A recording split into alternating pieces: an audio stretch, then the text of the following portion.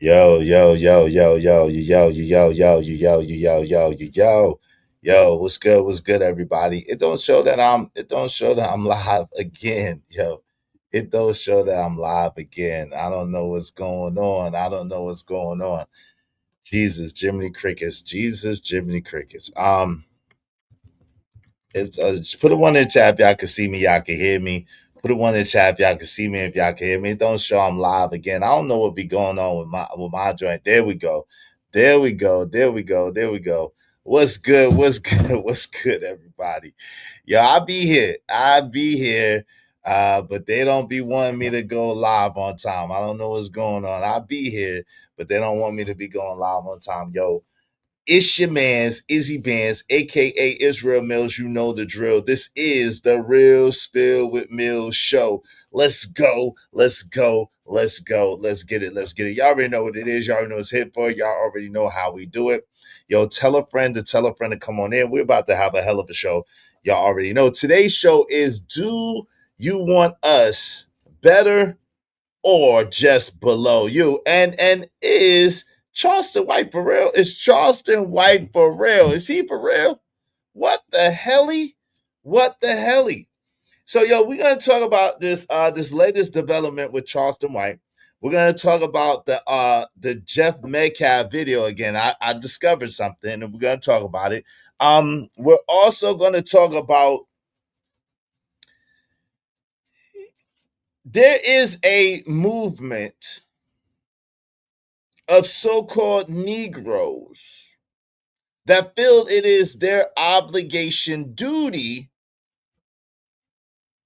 and right to criticize, critique, condemn, ostracize, alienate, and downright disregard, disrespect, degrade other so-called Negroes, black folks in America. It's about this that I want to talk about. I know, like, I wasn't around when Kevin Samuels was doing this thing. Rest in peace to Kevin Samuels. I never got the opportunity to really tune in to Kevin Samuels like that or to be a Kevin Samuels disciple. I'm pretty sure I probably wouldn't have been anyway. At the same time, what I understand is he had a saying, and that saying went a little something like this: shame, insults, and the need to be right. Same shame, insults, and the need to be right. Sign language, right? Sign language. That's what he called it, sign language. And I'm trying to understand if shame is the answer.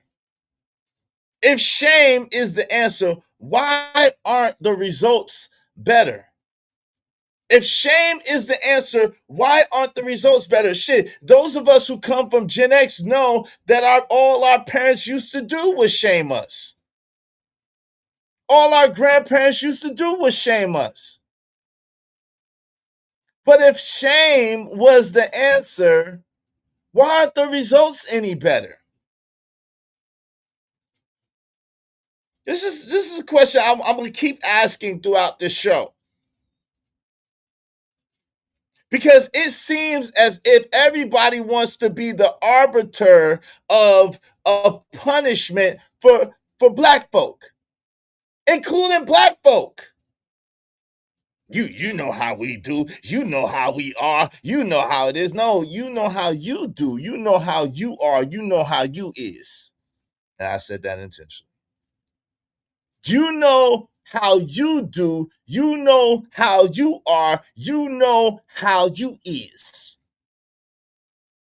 The projection that a lot of you do because your behavior is bad, because your mentality sucks, because you are the lowest of low is astounding.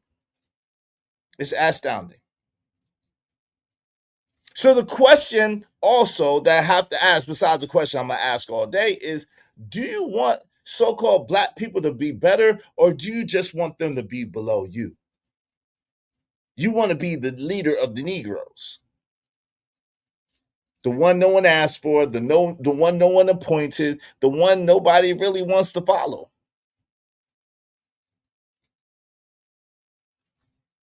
The one no one asked for, the one no one appointed, and the one no one really wants to follow.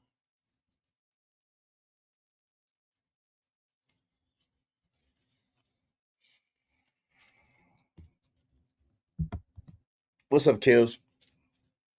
What's up, Chris J? What's up, Emperor Code? What's going on? What's up, number one? What up, though? What up, though? Make sure y'all subscribe to Izzy Band's Reacts. That's my other channel. That's where Dr. Izzy A. Doofus lives. And make sure you subscribe to Kojak 303 Gaming. Shout out to Chris J is in the building. What's up, big homie? Have a good show. Thank you very much, fam. Kills is in the building. I'm sick playing around with these Nigmas. My new upload is Epic Abundance to the platform. I really appreciate all the smoke. Okay, shout out to you, Kills. Make sure y'all check out Kills. Not right now though, but when we're over. What's up, JD 1975 is in the building. Yo, some criticism isn't correction. Some criticism isn't correction. It's competition disguised as concern. Let me say that again. Some criticism is not always correction. It's competition disguised as concern. These are the same Negroes who will tell you, don't do this, don't do that, don't do this, and then go and do the very same thing that they told you or asked you not to do. Let me say that again.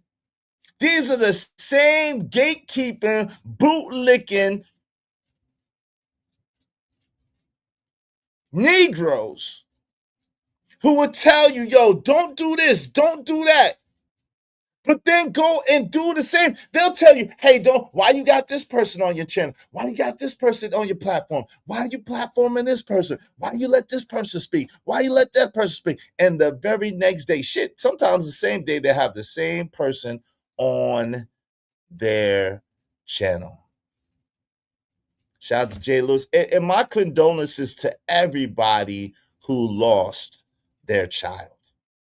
I couldn't even imagine. I don't want to imagine what it feels like to lose a child. A lot of y'all heard my visceral reaction when I thought I lost mine.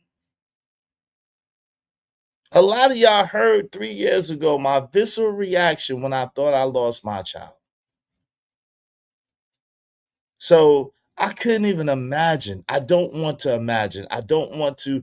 I pray that I never have to face that pain. And I'm sorry. And I have extreme empathy for Mr. Metcalf, Mrs. Metcalf, and every other person that lost their child. I'm of the firm belief that no one should have to bury their child. Their children should bury them. That's the proper order. So my sincere condolences to you, Jade Lewis. I'm sorry for your loss. I'm sorry for your loss. And also to the homie Corey Love and his lovely wife. I'm sorry to y'all loss. I'm sorry for y'all loss. Much love for y'all, much healing, much grace. And I know that no amount of well wishes, no amount of condolences, no amount of love, no amount of gifts, no amount of attention, no amount of anything ever replaces the loss of your child. And I'm so sorry that y'all went through that. And I'm so sorry that y'all, that's happened. Even to Mr. and Mrs. Metcalf. I'm sorry for the loss of their son. I don't celebrate, nor do I get excited about anybody losing their life. I just don't. I'm not that type of person. It's not how I was raised. So that's not me in me at all, right? With that said, shout out to CJ Brooks. What's up, CJ Brooks? What's going on, Jay Lewis? Hearts to y'all both. What's going on? Willing to win. Willing to win is in the building. Good to see you, my brother. Uh, shout out to you. Shout out to you. What's going on? What's going on? The attacks out there on both sides going, wait, yes, it is. But I just want to talk about this though aspect of it. We're gonna get into the Jeff Metcalf video. We're gonna get into that. We're gonna talk about that because I found the clip that I was looking for yesterday. I couldn't find. I found it, and we're gonna dissect that. We're also gonna talk about this new surfacing information from Charleston White. Wow, is he for real? Is he for real? And then this is what I'm talking about right now. Some criticism isn't correction. It's competition disguised as concern. And there's a lot of people in these spaces. They scream out fake outrage, yet they are the fakest of outraged. They are the ones that if you're in a conversation with them, they will invite you to a gun. They will invite you to a gunfight. They will invite you to getting jumped. They will invite you. They will invite you. They will be the first ones to tell you you cannot control how somebody reacts once you do something to them. And these are just words. These are just words. Because you can't do no physical touching to nobody through the internet, can you? Not that I know of. We ain't got that far in technology yet, have we? These are just words. These are just words. And these people are willing to go to war for words. But yet and still, they would sit up here and they would condemn this young man to life in prison. Some people said firing squad. Some people said firing squad. Some people said hell, he go hell. Some people say all kinds, he's this, he's that, he's this, he's that. The same people that tell you don't go on this person's platform, don't go on that person's platform, don't talk to this person, don't talk to that person, and they'll be right there with them the very next minute. At what point does helping become ego? At what point does helping become ego? That's what I need to know. At what point does helping become ego? And at what point does accountability, they're trying to push accountability on people, is really an act of superiority? Give me 1 second, y'all. I'm trying to get my background right. At what point does helping become ego? And then at what point does accountability become superiority?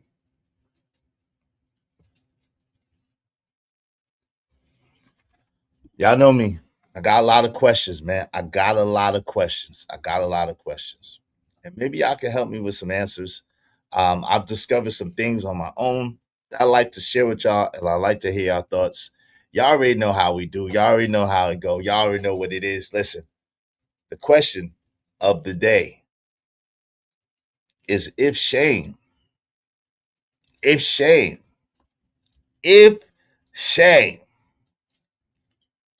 makes things so much better and it works so well, if it's the answer, why aren't the results better? That's the question. That's the overall question of the day. Because when I'm hearing these people talk, I'm hearing sign language, sign language, sign language, sign language. I wasn't even around for daggone Kevin Samuels, and may God rest his soul. I wasn't around for that, but that's all I hear is a bunch of sign language. A bunch of sign language. Shame, insults, and the need to be right. Bunch of it from a bunch of people. Everybody grandstanding and on their soapbox and on their platform trying to see who could be the biggest disparager of black people, who could be the biggest condemner of black folks, who could signal out the loudest to signal that black folks ain't this, that black folks ain't that. They need to get a refund, need to get their money back. We're going to get into all of that. Make sure y'all hit the like button. Likes are absolutely free. Likes cost you absolutely nothing. Don't cost you at all. They free 99. So do like the homie Trish say and smash that like button. Come on, push a button. You heard her. Likes are free. Push the like button. Push a goddamn button. Now the LIKES are free, the likes are free, but the LIGHTS, the likes, they cost money and they cost money. So if you be so kind, if you feel so inclined, support the show, support the stream. You know what I mean? Help us reach our goal today. I appreciate y'all. Show me the money. No! Spot 4 o'clock. I took a loss over frost, but still got a knock. Show me the money. And we're going to talk about this and much, much more. Make sure y'all tap in. Make sure y'all tune in and come up on the panel. Just don't say no F-bombs or dox nobody, but come on the panel. I don't care if you don't agree with me. It makes for a better conversation. Y'all know me. I ain't scared of no conversation. Shout out to Mo Love. What the world needs now is Mo Love. Show Mo Love. Show Mo Love. Shout out to Mo Love. I appreciate you, sis, for being here. Thank you for the $5. Y'all be like Mo Love and support the show, support the stream. You know what I mean? Yeah. Hope you don't mind if I say this out loud. How wonderful life is, 'cause you're in the world. Can't stop this money marathon, but they gon' try regardless. Can't stop this money marathon, but they gon' try regardless. I love you. I love you. I love you. I love you. I love you. Shout out to Mo Love in the building. Good to see you, my sister, always. Kill said, I'm ready for whatever drama for my truth. Buried this space. Burned this. What is it? Buried this space down or burned? What you got going on? Is it burned or buried? I don't know what you're talking about, Kills. Do you? Do you? Yo, but anyway, we about to have a hell of a show. Y'all already know. Let's go. Excuse me. Did I hear someone say, wait, hold up? He said, dope conversations deserve dope donations. Ladies and gentlemen, let's show love and hype them up. You are locked in with Izzy Bands. Let's keep this energy going. Mr. Izzy Bands, Izzy Bands, Izzy Bands, Izzy Bands, Izzy Bands, Izzy Bands, who? Izzy Big Bands. Welcome to the Real Spill with Mills. Welcome everybody to the podcast with Izzy Bands. Make sure you support the show, support the stream. Now I mean, Let's welcome the host, Mr. Izzy Bands. let's go.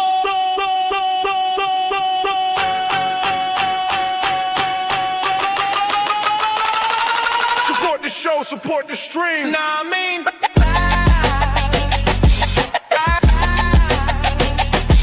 yeah.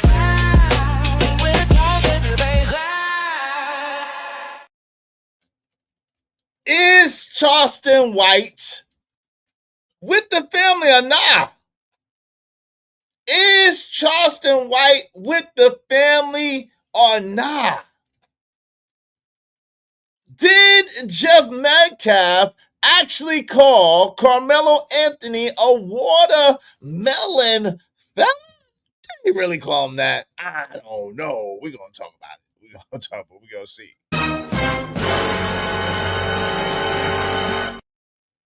What side is Charleston White really on?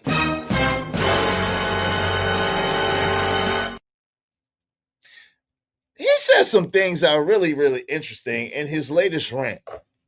And I'm trying to make hay of it. Usually, I don't really try to make hay of Charleston White statements because normally they're really nonsensical. Once in a while, he'll drop a bar, he'll drop a gem, he'll drop something that makes you be like, damn, that maybe he ain't no bumbling idiot that just be doing crazy stuff, right? But then then after that, he'll do a whole bunch of stuff that like, yeah, maybe he is, right? Maybe he's just out here and he went to clout chasing university like Dr. Izzy A. Doofus did. Maybe he's a graduate, lottie from clout chasing university. Because first, he was against the family adamantly, and I spoke against that because that didn't even make no sense. Then he was for the family. I praised that. I was like, okay, cool. He's trying to help the family out. Now, what is he doing now? What is he doing now? We got to find out. We got to find out because this don't make no mother fudging sense. He said, Quay no more, Quay more. What's that mean? Shout out to Robert W. What's up, Robert W? Oh, pay more? Is it pay more? I don't know, bro. I don't know. Kill said no sides. I don't know what that means, but we're gonna get into it. So, among the many questions that I have, and these latest antics have given me, I want to know: are we addicted to tearing each other down? Are we addicted to tearing each other down? What if some people would rather feel superior to others than to see them succeed? What if some people would rather feel superior to others than see them succeed? Because if your favorite solution is always ridicule, is always criticism, is always harsh critique, maybe improvement isn't actually your goal. We told you about the study with the daggone plants. There was a study with fish. There's been all kinds of study with trees. When you speak negative in death, life and death is in the power of the tongue. So when you excessively speak negative things over a people, how do you expect to have a positive outcome? And my guesstimation is these people don't want a positive outcome for their quote unquote people. They just want to be king of the god doggone hill. They want to be king of the trash heap. Shout out to Dawn. Hey, Dawn. Good to see you, my sister, in the building. Shout out to Dawn. He playing chess. He's showing or saying one, but doing another. I don't know. I don't know, bro. I don't know what kind of chess this is. I understand tactics. I understand diversions. I understand, you know what I'm saying, discover checks and all this stuff. I understand that, right? I play chess, but I don't know what's going on with this. I'm going to be real with you. I don't know what's going on with this. I understand discover checks. I understand, you know what I'm saying, strategies and tactics, sacking your queen to win the game. I understand all of that. I don't understand this. It's not helping. It's not helping. I'm trying to figure out, and I've been asking this question for the last few days, and nobody has really been able to answer it for me. Why is everybody so preoccupied with the money that so-called Negroes, black folks, get? When that woman said, Sarah, whatever her name is, the racist woman that said that about the black child, nobody didn't clock out what money she got and where she spent it. I didn't never heard nobody ask Kyle Rittenhouse where he spent his money. I never heard anybody ask or do a forensic account of where Jeff Metcalf or Mrs. Metcalf spent their money. I never heard anybody do a forensic account of why George Zimmerman was broke after that and where he spent his money and why he was trying to sell the pistol online for the money. I never heard nobody talk about that. But every time I hear someone talk about the Carmelo Anthony situation, they're always talking about the money that they got and how they spent this money. I don't get it. I don't get it. His fund's still active, though, is it? That's because, folks, I don't know if it's still active though. His GoFundMe. You say, yo, Robert W. Your text. Maybe you trying to drive a text. I don't know, but I don't know. His GoFundMe is not active as far as I've seen. Corey checked it yesterday. Shout out to Corey. His GoFundMe is not active, and his Gibson Go is not active. Oh, you said Kyle's is still active, right? Because he got found not guilty. He got found not guilty. That's why. But Carmelo's is not. All right, Carmelo's is not. What's up, Ski Mask? They were keeping tabs on the racist white broad from the park with that little black boy. Were they? They itemized how she spent her money, and they did a forensic audit on how she spent her money. They did. I didn't hear it. I'll be honest. So if they did, it was quiet. It was nowhere near as loud as everybody, especially people that look like us, that's coming at Carmelo's family for the money that they received as a donation. Now, what so many names. What Charleston White is saying is interesting. let's get to this. Let's talk about this. Charleston White, in his latest rant. Shout out to this brother. Shout out to the brother Sting K. Sting K. I got this from Sting K. I'm gonna put this in the description of my video, Sting K. I appreciate you, bro. Shout out to Sting K who posted this video. Very, very interesting. And this is about Charleston White and Charleston White going off. Let's see what he had to say. Let's get it. His daddy too goddamn weak for me. I don't like a weak dad ain't willing to die, kill, or go to jail for nothing. And they want some bills paid. Carmelo, my heart go out to you if you ever see this video one day. I'd rather stand with the Jeff Metcalf than I would with Carmelo's daddy. This weak, Doc silence and conservative. I ain't standing with no weak ass black man. I'm off the case. I'm sending the money back. Go get them weak ass Trump there. I'm out. Now, as y'all Stand with off the Carmelo Anthony case, I ain't putting no money toward that boy. His daddy too goddamn weak for me. I don't like a weak dad ain't willing to die, kill, or go to jail for nothing. And they want some bills paid. Carmelo, my heart go out to you if you ever see this video one day. I'd rather stand with the Jeff Metcalf than I would with Carmelo's daddy. This weak, Doc silence and conservative. I ain't standing with no weak ass black man. Well, God dog. Shit. That was quick. That was quick. What the freak? That was quick. That was quick. Is Charleston White the new Don King? That was quick. Is Charleston White the new Don King? He ride with one, and if they lose, he leaving out with the other? What the freak is happening here? What is happening? Is Charleston White the new Don King? He said that he'd rather ride with the Metcalf family than ride with a weak, subservient black man. He said he ain't ready to delete nothing or let nothing die.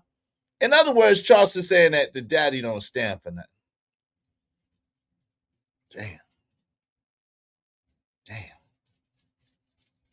You think this is a play? How could this possibly be a play that could help Carmelo Anthony, Robert W? How could this possibly be a play that can help Robert W? Help me understand. I mean, Robert W, how could this possibly be a play that helps Carmelo Anthony? Help me understand. Shout out to Philly Ambitious. What's up? I think it's loud. With Carmelo because his defense was cheeks and they had the money to afford way better representation, in my opinion. This is the thing, though, Philly Ambitious. This guy that defend Michael Howard is a highly rated attorney in the DFW. Michael Howard is a highly rated attorney in the DFW. They didn't get no scrub of an attorney. He just was part of the fix, evidently. That's what I see, according to my opinion, allegedly. He allegedly was just a part of the fix. But he was and is a highly decorated attorney that has handled some high-profile cases and had some good results. Duck Goose Go said, well, know that a lot of fathers will probably die for their sons, but how many dads are really going to jail for their sons? I don't know. And listen,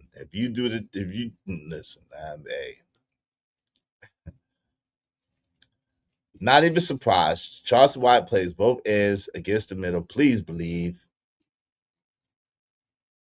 Charleston makes it too loud. He had to take his face off of it. Big Boy said he presented the case that was given to him. I don't agree with that, Big Boy. You can't present the case that was given to you if you don't make no objection. So first of all, if the fact, listen, even me as not an attorney, I'm not an attorney. I've never went to law school, but I have enough common sense to understand that even if it's allowable or admissible by law, you have got to give your client the best defense. Now, listen, it's not on the defense to present evidence it's on the prosecution to provide the evidence to say that it wasn't self-defense. Now, this is the thing. The defense was supposed to object at the very least to the prosecution continually to ask people who are not experts for their expert opinion. Meaning, there was no way possible that the defense should allow the prosecution to continue to ask them children. That's why there was no cameras in the courtroom, right? Because of all the children. The defense should have never allowed the defense should have never allowed the prosecution to continue to get away with him asking unprofessional people their professional opinion about, is this murder or is this self-defense? No way possible that should be a thing. No way possible that should have went down like that. No way possible that you don't at least object for the record. At least object for the record and let the judge strike you down. He did not give his client adequate or sufficient defense. He did not put up a fight against the claims and the tactics that the prosecution was doing. The prosecution was breaking the rules often. Even though a defense attorney cannot perjure the witness, it was very clear that these children were lying. And at the very least, covering up for Hunter and for Austin. That was, Stevie Wonder could see that. Stevie Wonder could see that. So the thing of it is that they should have, at the very least, he was supposed to have been a little more aggressive in the defense and in the accuse of these witnesses that were not telling the truth. He did not get adequate defense, period. That's not even a question. It's not even a question. Even attorneys that are conservative have said as much. They're like, yeah, nah, he didn't get it. That wasn't the proper defense. That was not good defense. Phil the Ambitious said, I would agree with you on that, because how can he be so highly touted and do such a horrible job? I think we can all agree Carmelo's defense was cheeks. Yes, it was cheeks. It was cheeks, but it was intentionally cheeks. I believe, and I have no proof of this, no substantiation of this other than the transcripts and other than what was relayed to me from people who was in the courtroom. I have no other recourse but to say that I believe, allegedly, that defense attorney was a part of the play. He was a part of the play, allegedly. Yeah, Charleston just said shit to piss off people. Big boy just laughing. I don't know why you laughing. I ain't said nothing funny today. Shout out to you. I ain't said nothing funny today. Salute. I think most people, especially men, would rather die than go to jail, prison. I think it's kind of accurate. It's a play. It's not supposed to help Mello. It's supposed to help Charleston White. Good point, Taylor Bell. Shout out to you. Yo, if y'all want your comments highlighted red, do so through the super chat, through the Cash App. Y'all be like Mo Love and support the show, man. Support the stream. Now, man. Shout out to my sister Freedom in the building. What's up, Freedom? How you doing, my sister? Good to see you. Good to see you. Let me make sure I celebrate you. The dad absolutely seems weak. I hate to say it, but shout out to you, Freedom. Man. Yes, Charleston White was just crying on the phone with Anton Deus over Mello. Yes, I guess when that interview came out with that girl, because I guess they're not following Charleston White's advice. But now Charleston White has to understand, he already admitted that he was the one that told them people that they could be okay with the all-white jury. He already admitted that. Charleston, you already admitted that you told them folks that they could trust in your lily white jury. That they was gonna have mercy on Carmelo. Them people don't know what to believe or what to think. You told them people that Carmelo was going to be all right. You assured them of that. You said as much, Charleston. So now you mad at them because they don't want to listen to you? Now you mad at them because they probably ask you questions and probably trying to like second guess what you're saying? Now you mad because they probably like, wait a minute, I gotta. They're a little more cautious and a little more. They son just got sentenced to 35 years listening to people. Why do we act like we don't got no common sense? Like my nana said, common sense ain't common to everybody, baby. It just definitely ain't, Nana. It definitely ain't. May you rest in peace. It definitely ain't, Nana, because these people are crazy. Stevie Wonder could see what's going on. It ain't that the man is, oh, well, he weak. He listened because he don't know what to do. So he listened to people who he thought was experts. He listened to Charleston White, who works with kids in these situations. And Charleston led him astray. Now you want to betray him and leave him hanging? Because he done lost his job and everything. He won a couple of pesos. You told the man you was going to give him this and give him that. So now you like, oh, well, homie, he just want his bills paid. What? You told him you was going to give him 10,000 here, 30,000 there. You was going to put him on the road with you. You was going to make sure he was straight. You told him that. Now that's kind of maybe the expectation. Oh, you said you was gonna do this, Brother White. Yo, we need this and this and this. Now you like, man, that nigga just wants some money. Like what? Y'all are crazy. Y'all are crazy.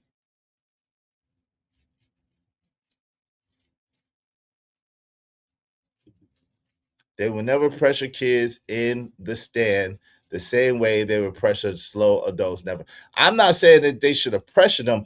I'm saying that they should have impressed upon the jury the fact that them kids was lying. I'm saying that they should have. They didn't have to press them kids. They just had to make a greater job of showing the inconsistencies in testimony and showing the disparity in what they said from the police report to the prosecution to the defense. That shit ain't hard. You ain't got to press the kid to show that. Just do your freaking job. I've never been an attorney, and I'm sure I could have gave Carmelo a way better defense than that. I could have came up in there like this and gave Carmelo a way better defense than that. I wouldn't have had to put no shirt on, no tie on, take off my hat or my chain. I'd have came in right here like this and gave Carmelo a better defense. And the judge would have absolutely been disgusted because he'd have been like, why are you coming disrespecting the court? And I'd have given him a better defense. Come on, man. Let's keep it. Let's be real. Let's be real.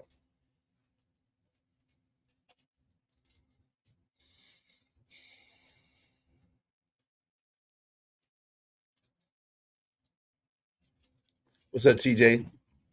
Charleston White is only concerned about attention and going viral. Why would anyone listen to him? Oh, Lord. I don't know, but let's listen to him right now. Let's see what he had to say. Y'all support the show's frustrated. I mean, let's listen to him right now. Let's get a good segue. I'm off the case. I'm sending the money back. Go get them weak ass Trump here. I'm out. Now, as y'all see, man, after all the hard work and everything Charleston White did to fight for Carmelo Anthony, he has officially announced that he is off the case. He say that Carmelo Anthony's dad is not strong enough to go against what is coming at him, and he would rather stand with Austin Metcalf's dad. Now, that got to be a hard pill to swallow for Carmelo Anthony's dad because Charleston White did come through, and he started using his voice and his platforms to fight for Carmelo Anthony when his father didn't even fight for him. So it is kind of like, but then I understand the father's point of view because maybe he feel like, he's paranoid. He see what they could do to people with our color, and he probably don't want to fall victim to them. But at the end of the day, Charleston White did work hard, and I need you to hit that like button, man, because we're finna get deep into why Carmelo Anthony's dad told Charleston White to pipe down, and that flamed Charleston White up and made him say what he said. Now let's see what Charleston White had to say to make his dad say all that. You seen it? Let me get the Uber. How long you done? Come home. Listen, look how bad that black soul food body. I'm like 2 of them. I'm over so good. I'm gonna change clothes and get a little chilly. It is getting chilly. Yo, why are these Negroes like that? Why are these Negroes like that? He got a Pooh Shiesty mask on with a hat over the Pooh Shiesty mask and some shades. Then he got the Dookie chair with the Dookie joint. Okay, cool. Because I got, hey, cool. No problem. But then he's smoking on the twigs. He's smoking on the twigs. What the freak? But these be the most loudest critical people against people that look like us doing the most debaucherous, degenerate shit. They be talking about themselves. It's weird. They're talking about themselves. Let's go, man. This don't make no god doggone sense. What the freak is happening here? I think about water. It's not. What? It's not. Hold on, you don't know the name of that soul food place? What's this? Yep. They must go. Dang. Breaking news. Breaking motherfucking news. I'm sorry to have to announce. I'm sorry that I have to announce. Then he got the grill on. Shout out to the Carrera shades. Those are pretty dope Carrera shades. Shout out to the Carrera shades. Right, I got a few pair of those. Right, so he got the Carrera shades on. Shout out to the Carrera shades. But then he got the grill on. And this is breaking news. He's about to break some news. Let's hear what he got to say. I am stepping away from the Carmelo Anthony family. I am removing myself from the Carmelo Anthony's case. I am no longer involved with the family. And here's why. I'm not getting in bed with Black Lives Matter. I'm not getting in bed with Benjamin Trump. I'm not getting in bed with Dominic Alexander. What? Huh? When did Benjamin Crump, Dominic Alexander, and Black Lives Matter come back in the game? First of all, Dominic Alexander was there from the beginning and then they ousted him out. When did he come back? Dominic Alexander literally said multiple times, I'm not speaking for the family. I don't have any connection to the family. I'm just speaking for myself. So when did Dominic Alexander come back, number one? Number two, when did Black Lives Matter ever pick this up? And when did Benjamin Crump ever say shit about this case? I ain't never heard Benjamin Crump say shit about this case. Have y'all? Yeah, uniquely stunning. He's conveniently removing himself now. He's the Don King of YouTube.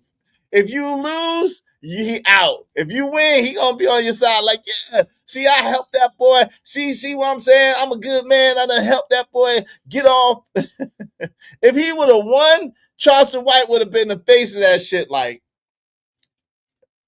gangs, I've been there.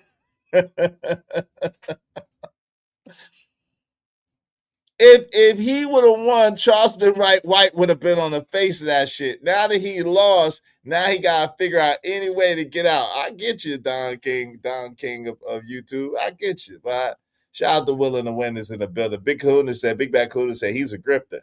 You're right. None of those big names ever picked that's why I didn't think. I ain't think Ben Crump or Black Lives Matter ever picked up this case. So what you talking about getting in bed with them? Charleston White is the king grifter of YouTube. Oh, Lord. Goose Gus said, we don't know God's mysterious ways, but a sacrifice is always needed to reveal the evil. Oh, Lord. Damn. P said, he's scared. Yeah, P, he's scared. Our system audit said, I believe Charleston was legit in his feelings and what he said. I'm not a fan of his antics at all, but he did give his father a job. To me, that's proof beyond a reasonable doubt. But then why is he switching up like that, system audit? Why is he switching up like that and citing Ben Crump and Black Lives Matter having anything to do with this, which I haven't heard. Has anybody else heard besides Charleston White saying this, Ben Crump and Black Lives Matter having anything to do with this? Anybody heard about that? I haven't. Have y'all? Shout out to King Mike's World. Appreciate your family. Thank you very much, brother. He's right. These Democrats are about to turn this very political. Now that it's over, they talking very loud. I haven't heard nobody. You heard somebody, King Mike? Shout out to King Mike. Y'all be like King Mike and be like Mo Love and support the show, support the stream. You know what I mean? Appreciate you, King Mike. Thanks, man. Make money, make money. When shit hit the fan, we'll take money.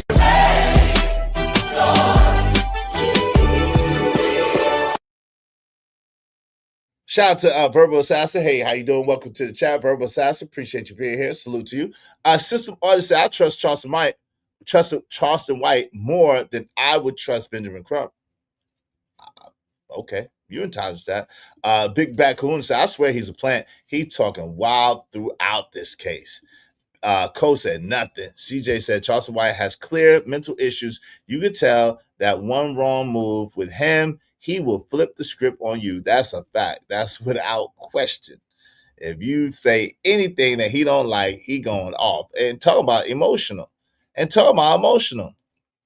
Jasmine Crockett was talking reckless. She is out there in Texas, ain't she? But she ain't been vocal throughout the case, though. That's the thing. Jasmine Thor Pocket Crockett says something after the fact. That's it, though. He ain't say nothing about Jasmine Crockett. She ain't helped them people the whole time they was going through the trial. So what the freak? So you gonna punish them because Jasmine Crockett says something? Yo, that's wild, bro. What's up, Roswell? That's wild, bro. That's wild. Yeah, Charleston White is very emotionally unstable. That is some wild shit. But let's go. And I'm not playing for money to pay people bills. This money is going to the Boys Appeal.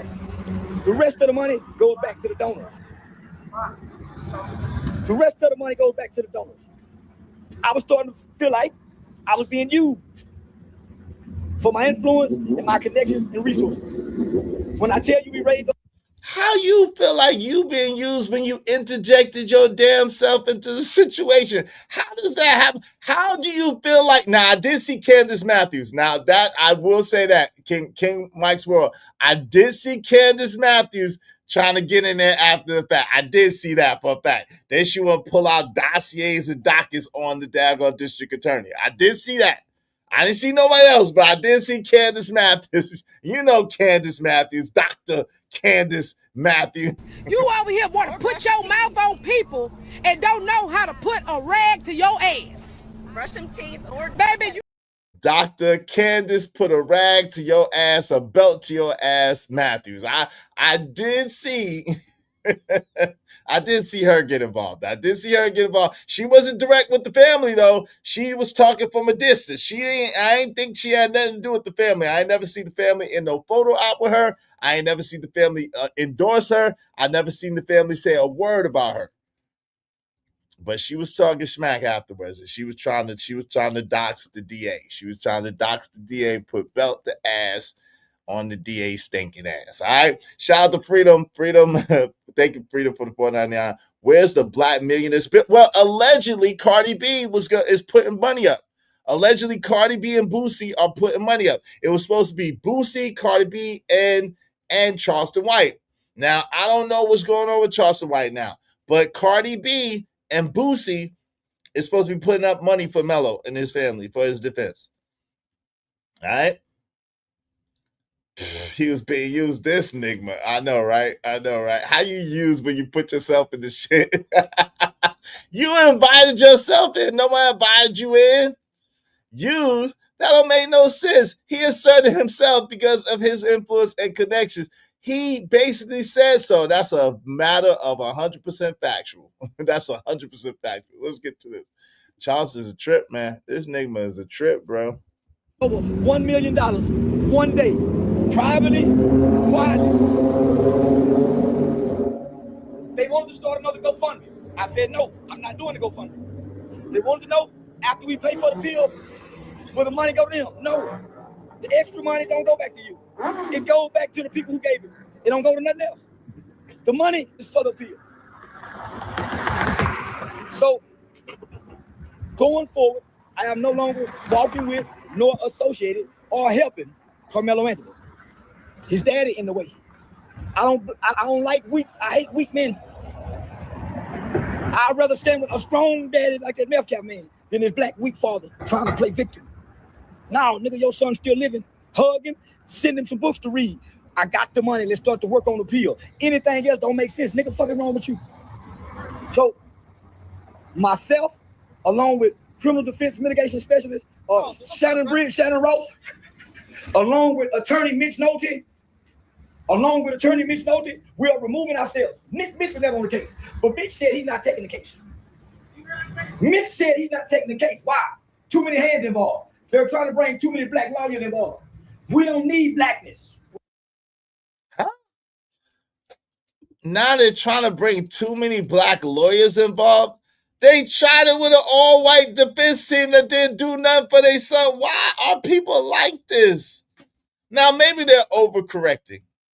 Maybe they're overcorrecting. Maybe they're overcorrecting. Maybe they're, you know what I'm saying, maybe they're grasping for straws. That's possible.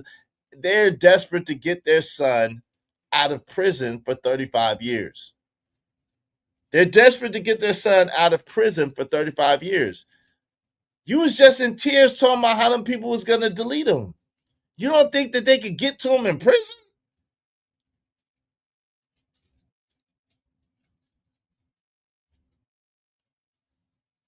Yo, what's up, Marcus Evans? What's going on, man? Good to see you. We definitely need a black lawyer. I don't know, bro. Y'all listen, King Mike's World. Y'all need a good lawyer, and regardless of the race. Y'all need a good lawyer that care, that want to help that boy get a fair defense.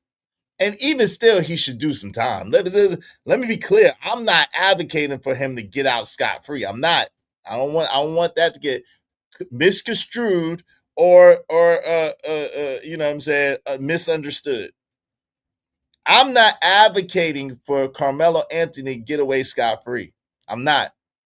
I'm advocating for Carmelo Anthony to get a fair trial and to get a fair defense, a good defense. That's what I'm advocating for. And then let the chips fall where they may, right? If he got 7 years, I wouldn't be mad. Because again, a life was lost.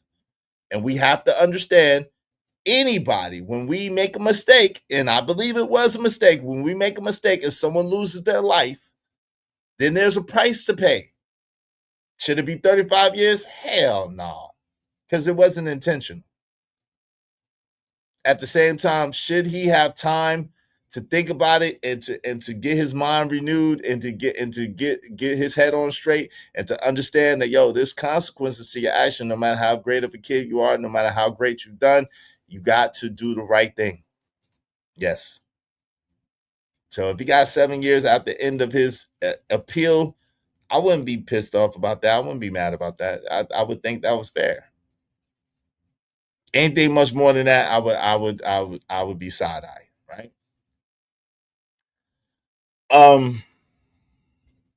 I don't believe it. The white jury showed their true colors.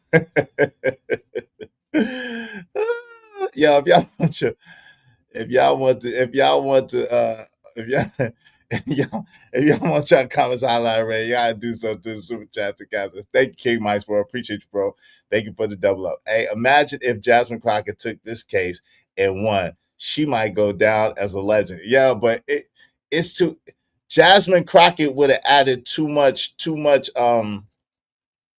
would have added too much theatrics, too much added drama, added pressure, added politics to the case. It wouldn't have been good for her to take the case.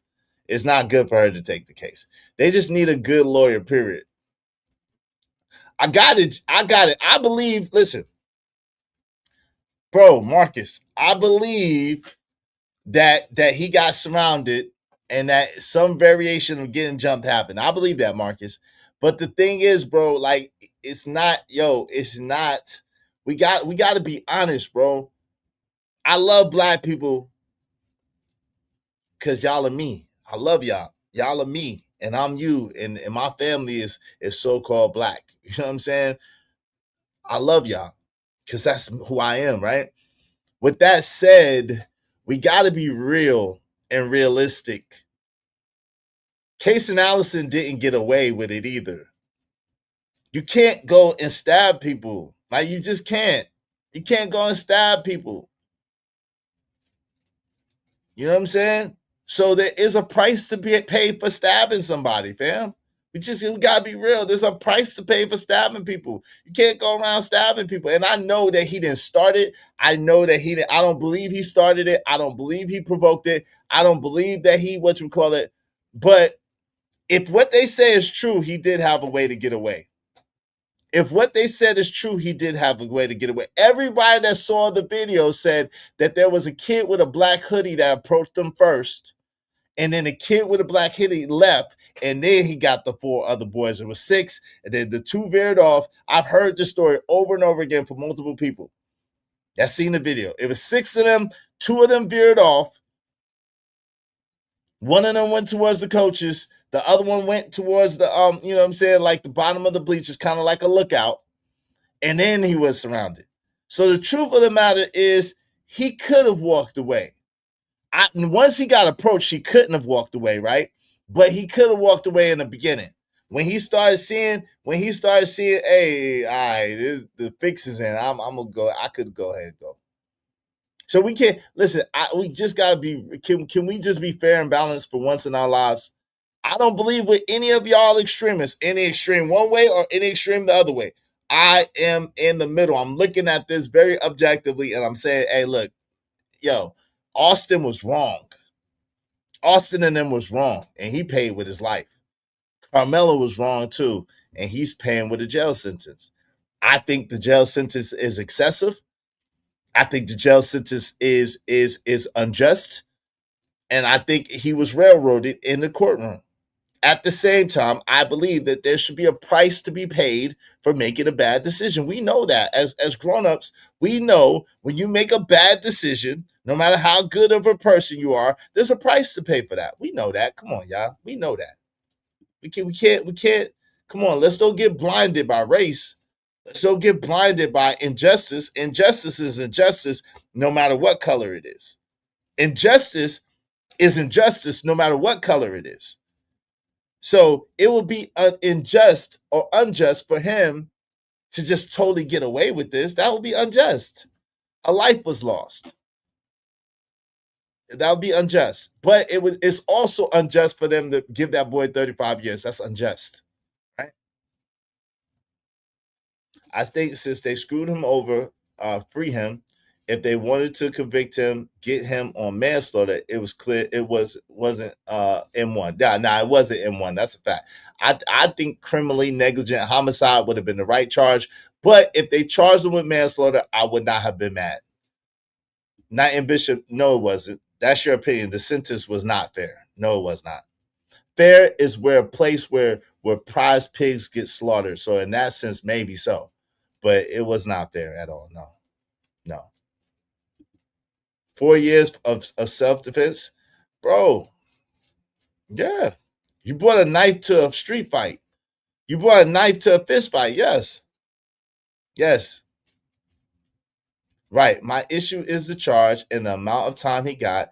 It was just too much in his defense through the case. Right. I agree. I can't say nothing else than that, y'all. I would be lying. If I said anything else than what Verbal Assassin just said, I'd be lying. I'd be lying and I'd be trying to grift y'all. And y'all know I don't lie or try to grift y'all. I'm just keeping it real. I'm just calling it like I see it. Like I seen it from the beginning. I said, yo, in the very beginning, I said, I think that it was self-defense. I believe that. And I said, man, but yo, if he got manslaughter or if he got criminally negligent homicide, yeah, I wouldn't be mad at that. I said that from the very beginning. I said I wouldn't be mad at that because there's a price to pay for a life being lost. There's a price to pay.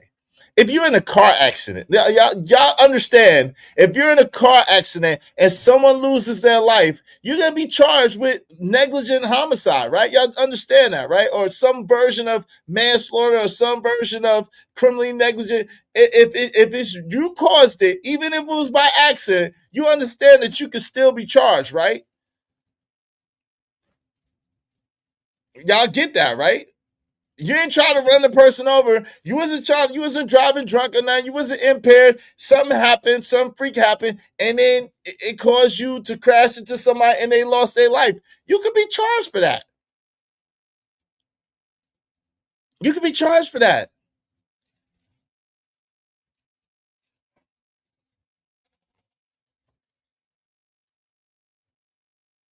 Yeah, the sentencing being so soon after the trial was weird. Yes, all of it was weird and unusual.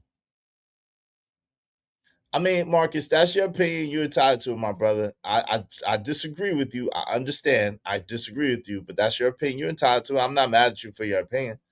Ari Nicole said, I told my daughter if she was outnumbered just to run.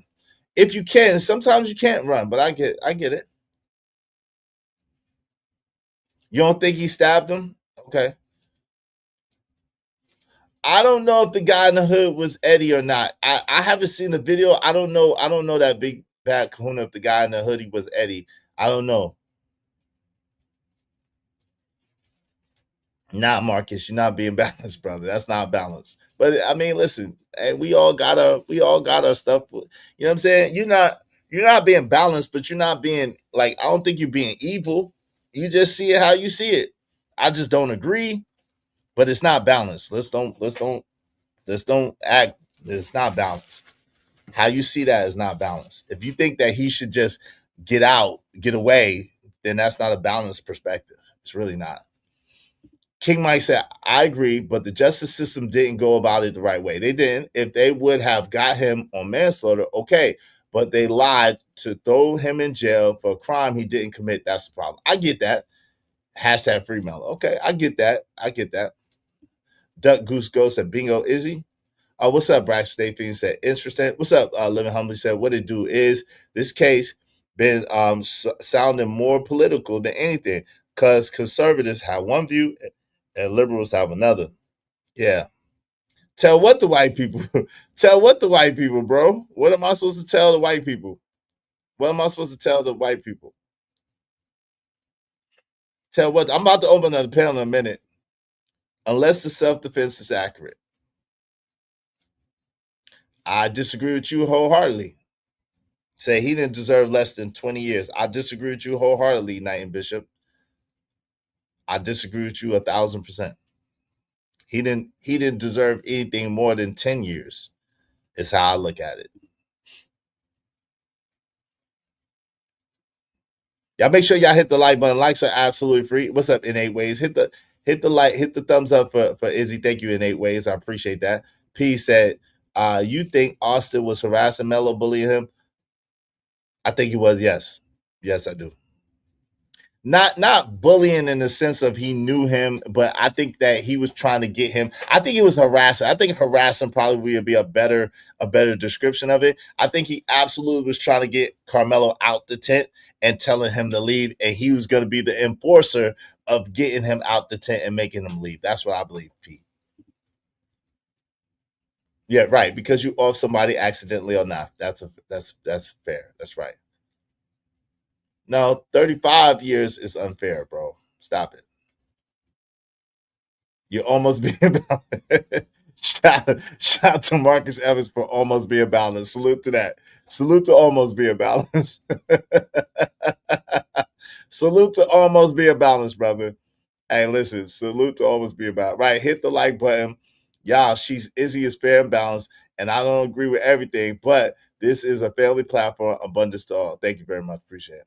Hey, that makes sense. That's why the court system is supposed to investigate and figure what degree is according to the law. That's right, King Maxwell. You're right about that. It wasn't weird. He was that guilty. What do you mean by that? Chicago Losa, what's up? I can't believe you're worried about him when we got 11 and 10 13-year-olds deleting each other in Chicago. Bro, I mean, like, I can't be concerned about both. You don't think I'm concerned about the people in Chicago? I got people that live in Chicago. Of course I'm concerned about Chicago. I got people that live, I got friends that's real close friends of mine that live all over Chicago. Of course I'm worried about Chicago. I ask them about it all the time. If they come up here, they'll tell you. I ask them about them all the time. Yo, everything. How's everything out there? How y'all doing? Y'all good? What's going on with y'all? La la la la. So of course I'm concerned about that. But I could be concerned about that and be concerned about Carmelo Anthony and be concerned about Austin Metcalf's family too. Y'all, y'all do have a big capacity like that, right? I could care about multiple things at one time. Y'all, you can't. I've heard some things over the last day about this. I think he fell on the blade. I don't know. That's something that the defense is gonna have to prove. That's something that the defense is gonna have to prove. Yeah, TJ. It was like the trial was just a formality. They knew that what they was gonna do all along. That's a fact. I could give y'all that. Hey, yo, make sure y'all so that's what I'm saying, Chicago Low. So we could care about more than one thing. I don't understand. Y'all make these crazy like you know what I'm saying? The daggone yo, I could care about Carmelo and care about the kids in Chicago. Now, what I know about Chicago is me caring about it or me talking about it ain't gonna change it. It's a very deep seated thing. A lot of these people that's battling each other are family members. That's what I know about Chicago. I got peoples in the shop all over out in the South, out west, and the east. I got people all over Chicago. I was out there for a little while. But yo, so what I'm saying is that I already know a lot of the people battling be cousins, be brothers, be sisters, be aunties and uncles. It's families that been battling for years, forever. It's feuds over stupid shit that will never stop. And then the OGs being locked up, the YNs is taking over, and the YNs don't give no Fs. They ain't listening to nothing. They ain't backing down for nothing. They ain't listening to nothing, and they ain't stopping for nothing. That's what I know. Not what I think. That's what I know. And shoot, recently 2 OGs had came home like diehard, like OGs, and they got them up out of there. They say y'all ain't coming up here running nothing. Y'all ain't telling us nothing. They got them up out of there. Rest in peace to them. They got up out of there. Rest in peace to them. Ain't no structure, ain't no order no more, ain't no rules no more, unfortunately. I'm gonna open up the panel shortly. Yeah, King might say I say 5 to 10 would have been right. I get it. What's up, Empress Karma? How you doing, my sister? Good to see you. True, no more than 10, Freedom said. No more than 10. It's fair. I think Hunter played a big of course, Hunter played a bigger role than what they're saying. Okay, you good, you good. I hope your hair do come out good. What's up, Braxton? What he, the Metcalf boy, did through his bully, evil, disruptive spirit caught up with him. That's debatable. Hey, it's my turn. 61. Good to see you, my sister. What's going on? Good to see you in the building. Hey, Bridget M. What's up, Bridget M? My sister's in here. What's up? Let's get back to this video in a second, and then I'm going to open up the panel. Y'all make sure y'all supporting the show, though. Help us reach our goal. Help us reach our goal today. I appreciate you, King Mice World. I appreciate you, Mo Love. I appreciate your freedom. Thank y'all. Y'all be like them and support the daggone show, man. Help us reach our goal. Help us reach our goal today. Let's get back to this Charleston White shit. We need righteousness. We need righteousness. We don't need blackness.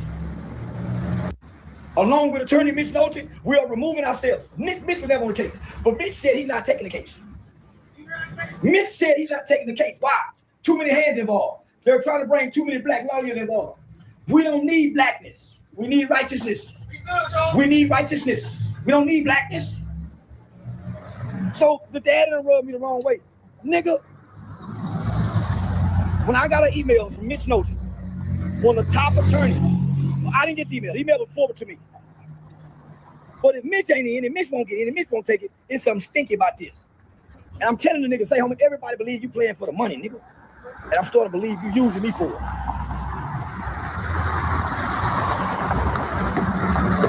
You want to get the money, but then disassociate yourself from me? Nigga, I'm here for that boy. I'm here for your son, nigga. And if this money don't go directly to your son's appeal. Okay, there it is. There it is. There it is. It's personal. He said, you want to get this money, but disassociate yourself from me? There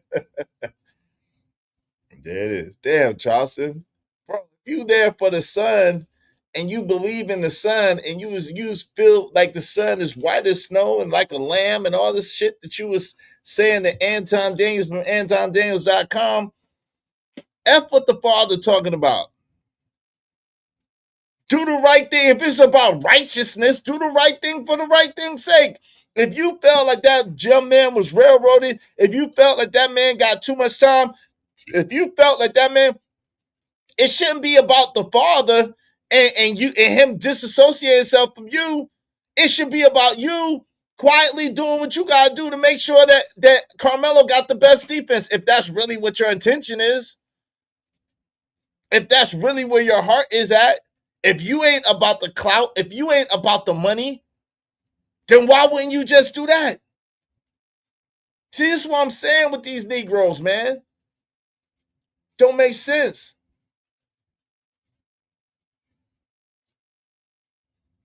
That's what I heard too, is from, yeah. And concerned about kids in general. No one expects to send this kid out and then you're planning a funeral or one is in jail. That's 100% facts. Right. I can walk and chew gum at the same damn time. Damn sure I can. Even though I don't chew gum. But yeah.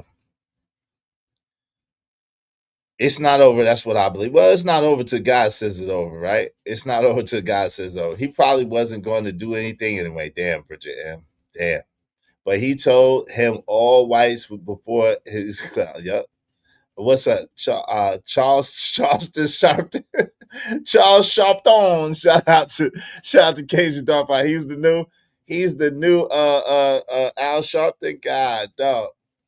Charleston, be quiet, Izzy. The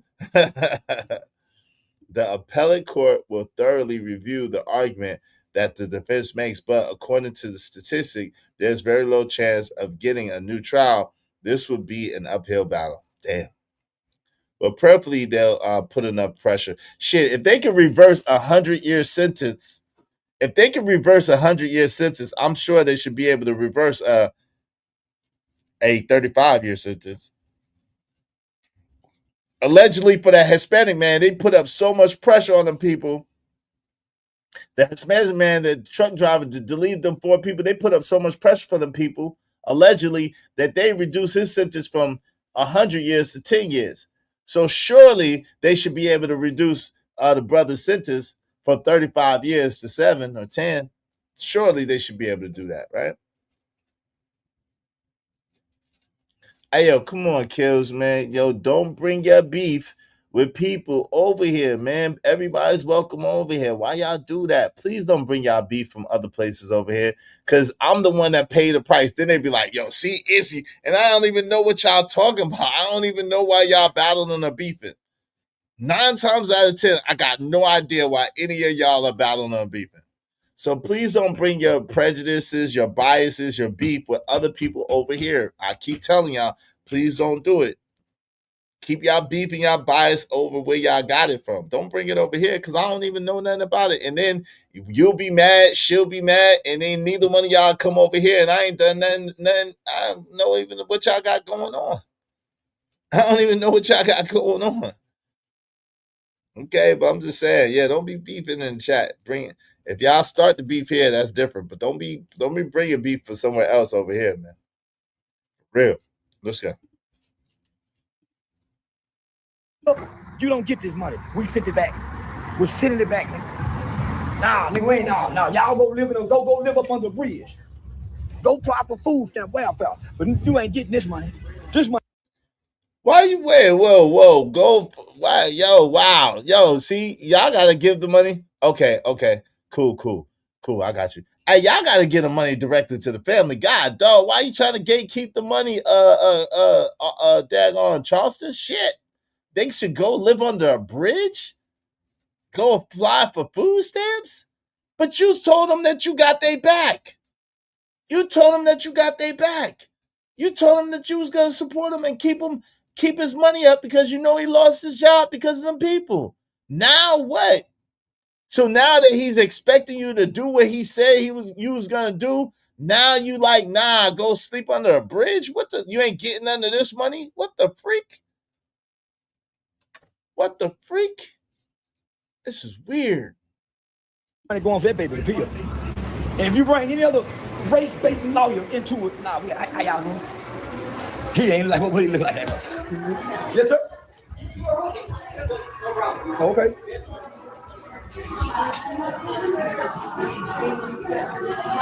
Yeah. So, I'm not in it for the money. Long before this internet thing, I've been working with children, helping children like putting away, helping children like yeah. So now, I hate to have to make this, but it was right.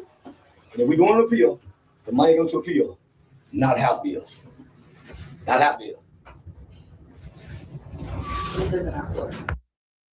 Now, I know a lot of y'all gonna be in the comments like, I told you it wasn't gonna last a week.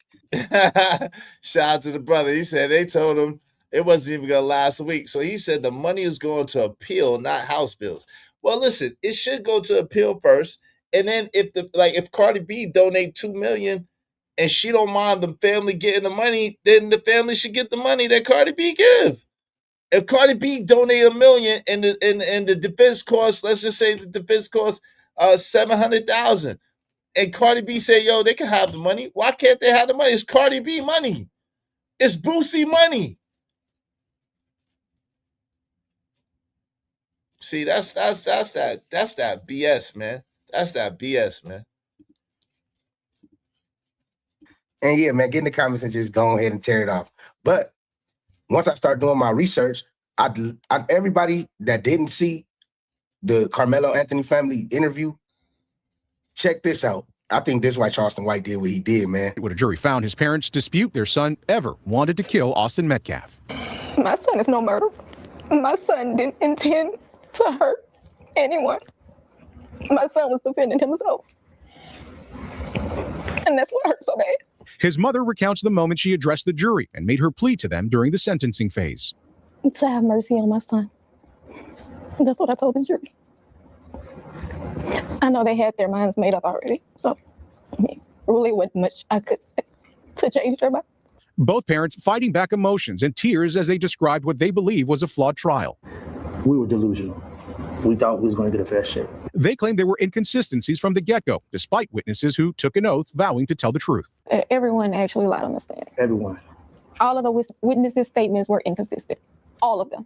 His father says the court of public opinion had made up their mind about his son long before the trial began. He was convicted when he walked out of the jail. If you look at the news, all that shit, he was already convicted. If you look at it, it was already done. It was no innocent until proven guilty. He was already guilty. He says the threats of violence against them continue. People want us dead. That's what. After they still got what they want. After they still got what they want, they still want us dead. I can see. You see, I go look at my phone. People want us dead. They want our family dead. And now they're preparing to appeal. They did a number on us.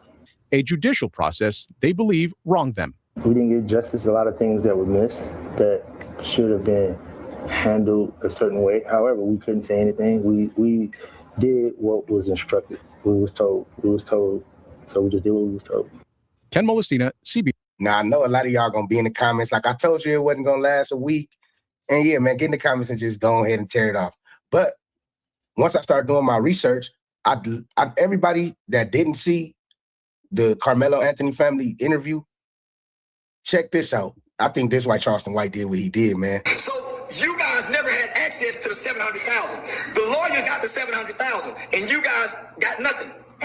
So you couldn't fire the lawyers when we brought in Mitch Nolte, because halfway through, about 6-7 months ago, we tried to bring in Mitch Nolte and criminal defense mitigation specialist Shannon Ross. And your attorney advised you not to have a mitigation specialist, which could have brought up the Metcalf brothers' violent history. Wow. So this is going back. What's up, Shadow Titan Wasp? Hey, thank you for sponsoring yesterday's show. Salute to you, bro. Salute. Hey, this is from shout out to my man Shadow Titan Wasp. Y'all be like Shadow the Titan Wasp and support the show, support the stream. You know what I mean? Let me celebrate. Thanks, man. I'm on my grind to get this money. I can't stop it till I'm filthy. With the people, Zebo like the rock. I drop. I ain't no trapper. I'm a hustler. So this was before. So allegedly, according to Charleston White, the money went straight to the attorneys. According to Charleston White, the money went straight to the attorneys. They didn't even get the money. According to Charleston White, they didn't even get the money. The money went straight to the attorneys. Hey, Bridget M said Cardi B is giving away Tasha K's money. I don't know. I don't know. Did Tasha K ever pay Cardi B? I don't know. But hey, listen, it's free money. She could do what she want with it if she did. It's like college football. I think Charleston White realizes more people will donate if he goes against the family. Donate to who though? That's what I'm saying. Donate to who? Charleston White? Donate to who, brother? Charleston White? I'm about to open this panel in a minute. Y'all support this show. Appreciate y'all. But because you didn't have a mitigating specialist to bring in the mitigating factors, no mitigating factors or circumstances were projected into this trial. I guarantee you we win hands down on appeal. So I'm putting the $75,000 up. I'm arranging interview money for you and your family to have at least $30,000 by Saturday so you can live, because they just shut down the account once the attorneys got the money, right? So Charleston White is talking to them about how much money he gonna give to them so that they could live. Charleston White is on the phone talking big boy noise about how he gonna get them this and how he gonna get them that so they can have money to live.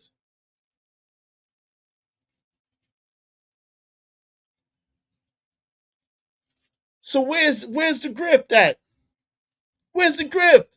He the one saying all this stuff. Where's the grift? Oh Lord.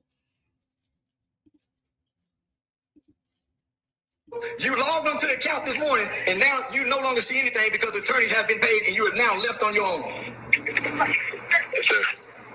How did you get the medicine how did you get the money to get Carmelo's seizure medicine?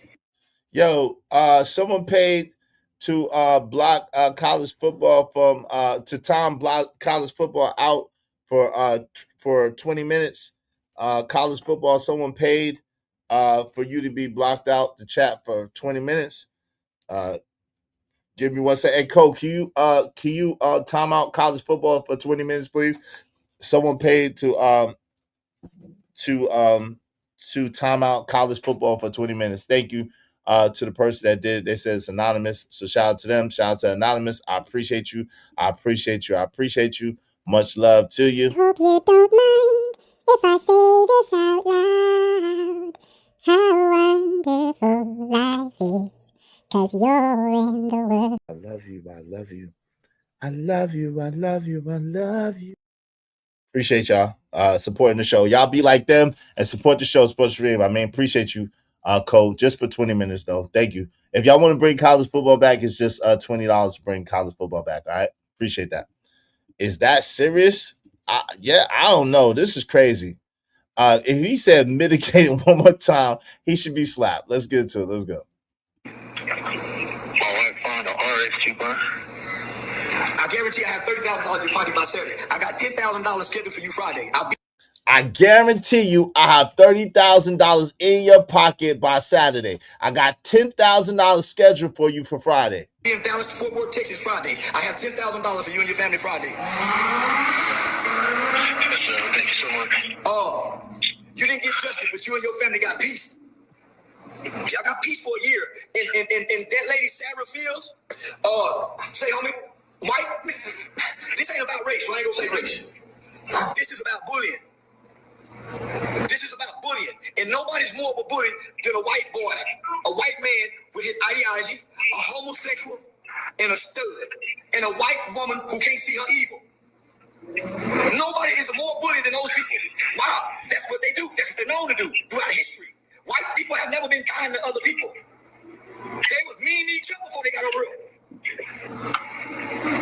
it. So why would you tell them people? Why would you tell them people that the journey it is you know what I'm saying, that you felt like the jury was going to give them a fair chance? And why would you tell them that if you feel that way about white people?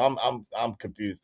Yo, Deacon Dave said ignorance. $0 today, Saturday. That's messed up, man. Yo, he's taking his manhood away, shaking my damn head. Damn.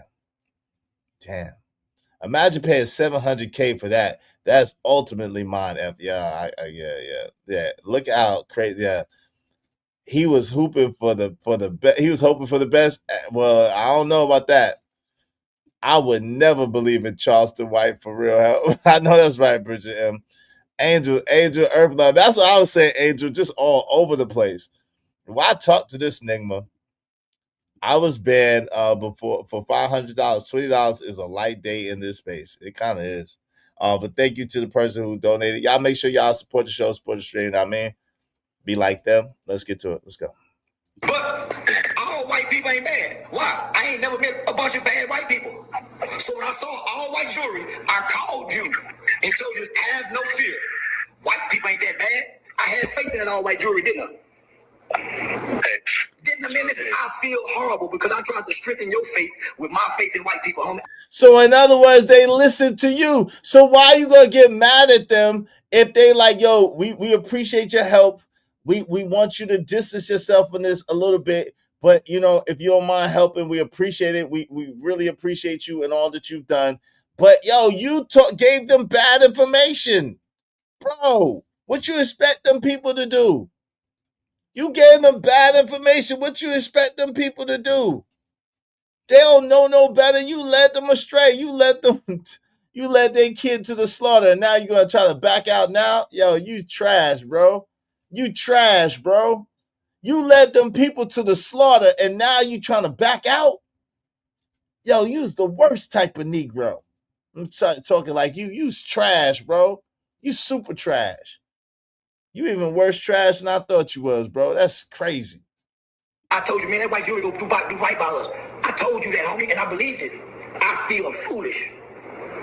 I feel stupid for even calling you, trying to make you believe what I believe. Because I really believe that, fam. Nigga, I don't want to get my own people trying to convince black people, white people is good, homie. Only to look like a fool in such a case. It's hard to defend. It's hard to defend what we see, homie. When they defend the Chinese man, George Floyd laid on the ground, homie. Boys and girls, stop right there. They had me to believe, based on Sarah and all my Republican friends and the white media, and even some black people, they had me to believe that Carmelo Anthony woke up that morning and took a knife to school with the intention on defending himself from a bully. If that was the case, he's dead wrong, and that's what I believe. So I was adamant about, no, he took a knife to school. That's premeditated. You cannot be in fear and in danger and not tell nobody and take a weapon with the anticipation of hurting. You can't do that. You surely can't do it to the school. And I'm going to tell you one of the reasons how you can prove he didn't bring a knife to school. They didn't charge him with a weapon. They would have stacked those charges on him had he brought the knife to school. Now that part is true, though. I've been saying that from the beginning. That part is true. If it was a weapon, if as defined by the law, they would have absolutely charged him with it off the top. They would have stacked it against him. But because it wasn't a weapon, it was considered a tool. That's why they didn't charge him with it. So it wasn't nothing premeditated about it. But you know what I'm saying? Again, it's crazy. It's crazy. Hey, what same person would talk to this crackhead about their case? Hey, well, allegedly he was an advocate for kids, man. This man needs to be studied. I don't know, studied or stayed away from him. I don't know which one. Which one, TJ? Studied or stayed away from him? I don't know, fam. Which one? Yeah, we already discussed that bringing that tool to the thing is not illegal. You're right, Ponder. We already discussed that. Charleston White found a way to fall out with the family so he doesn't pay. Damn. Charleston White is not bipolar. He's a piece of shit. Damn. A piece of poo. That's what Cole said. Y'all support the show. Listen, y'all got a lot of dope comments. If y'all want them highlighted in red, do so through the super chat, the Cash App. Help out the show, you know. Help out the show, you know. Y'all got a lot of comments. Y'all making my eyes sprains. My eyes starting to get like Charleston White and shit. Come on, man. I was in there, you know, leaning. Like y'all making my eyes do like this, man. Come on, man. Support the shows, but put it in color or in the Cash App so I can look at it close. Let's go. Let's get it. And the police did not charge him with having a weapon on school grounds, which is a federal law and a state law. They would stack that on top of the murder rather than enhancing the charges. Come on, Sarah. I went to Texas Wesleyan now. Dr. Greg Goulion and Dr. Linton. I made the dean's list now. This is documented. I made the dean's list. And I was going to law school before I started my youth organization, creating youth programs and curriculums to help teach inside the Texas Juvenile Justice Department. And by the way, Sarah, I used to also teach and train the United States Department of Homeland Security Human Trafficking Division at Eastfield Police Training Academy. What's up with this? I don't know. Yeah, I'm going cross-eyed. You know what I'm saying? They ain't helping. I support the show, man. Support the show. So, support the Izzy non-cross-eyed fund. Support the Izzy non-cross-eyed fund. Hey, Money, Power, and Respect was a classic web series. Damn, I missed New York show. Then what they got to do with it? Hey, make money, Izzy. I'm trying, man. I'm trying to make my pockets great again. I am trying to make my pockets great again. And them eyes are already like Charleston White, big dog. Salute. Hey, well, help me keep them keep them unlike that. Help me keep them unlike that, Lord Jefferson. Untreated vision issues can cause fatigue and affect brain processing, while vision loss later in life can speed up cognitive decline. Thank you for helping. So, hey, y'all help so I don't have cognitive decline, okay? Help me not get cognitive decline.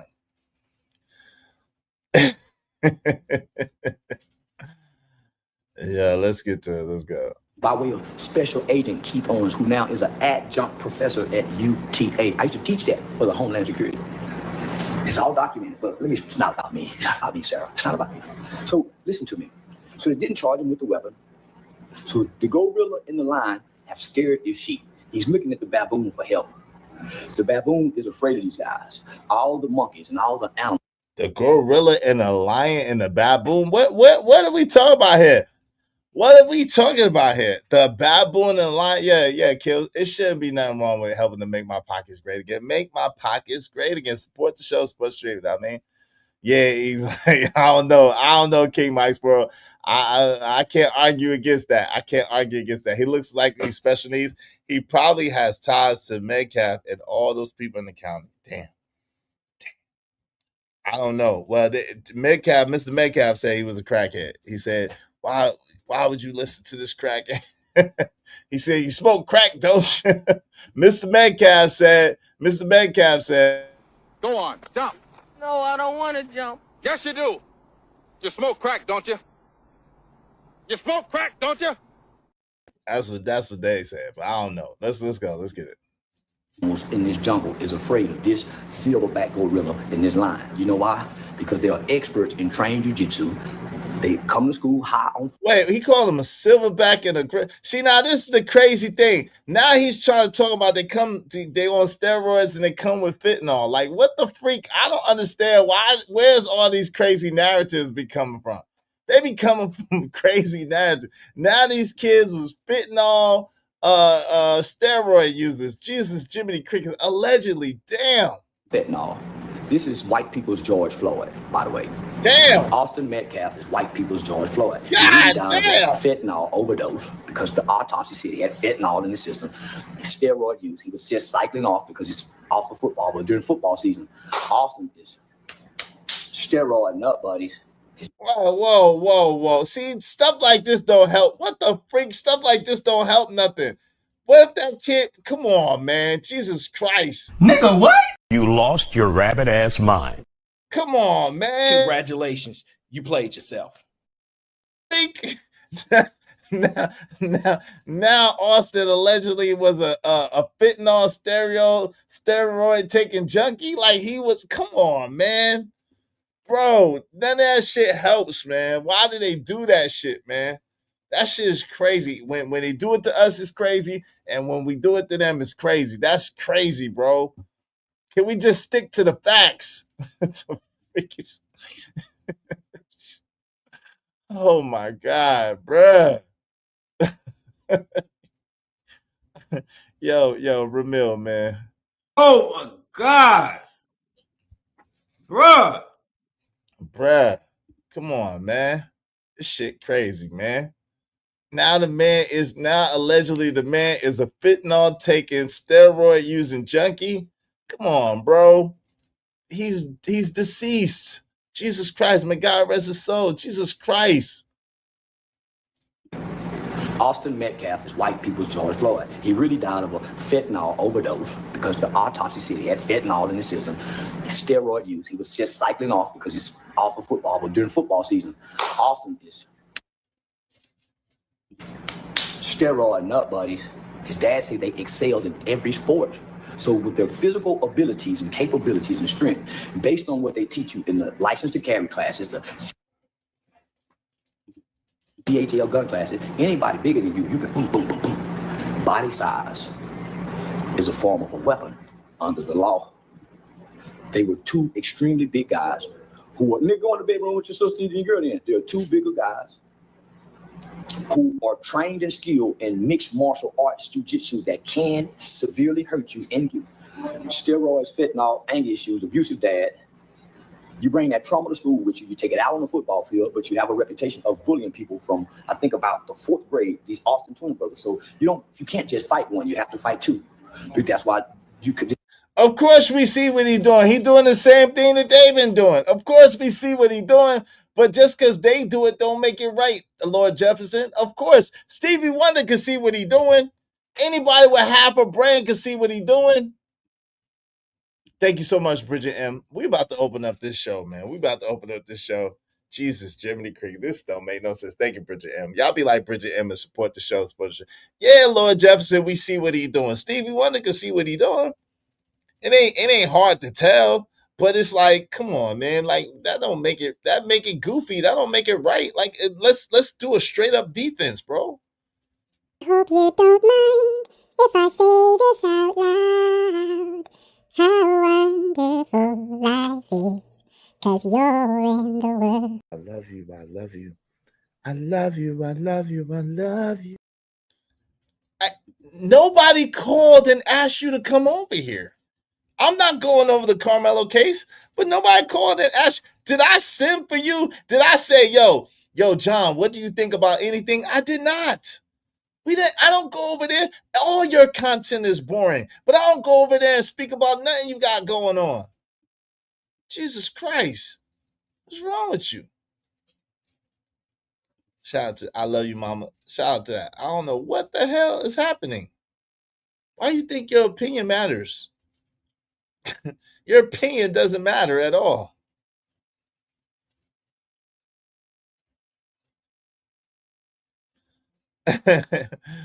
I'm not open up the pen. Yo, you more than welcome to come up and speak your piece, John Galt. John Galt, you more than welcome to come up and speak your piece.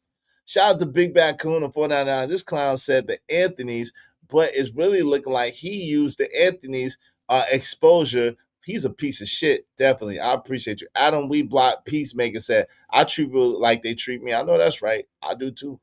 I treat people like they treat me. That's a mother effing fact. That's a fact, Jack. Shout out to you. Appreciate the support, y'all. Thanks, man. Appreciate that, man, for sure. Make money, make money. When shit hit the fan, we'll take money.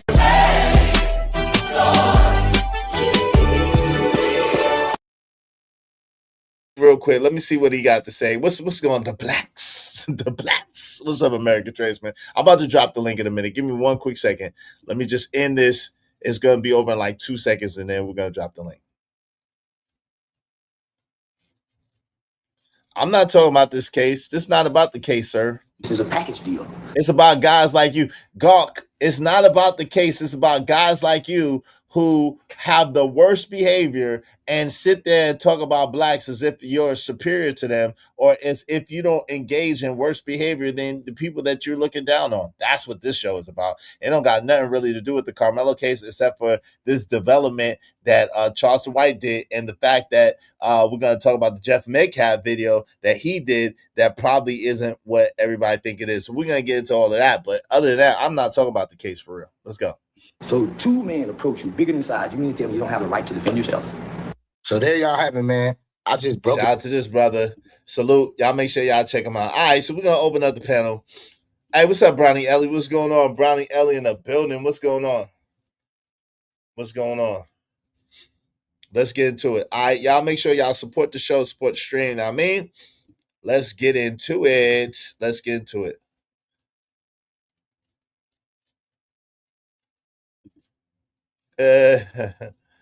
That's crazy. Oh Lord, we see where he got it from. That's insanity. We see where he got it from. Lord have mercy. Mm, mm, mm, mm, mm. Y'all more than welcome to come up and chop it up with your boy. I want to hear what y'all got to say, man.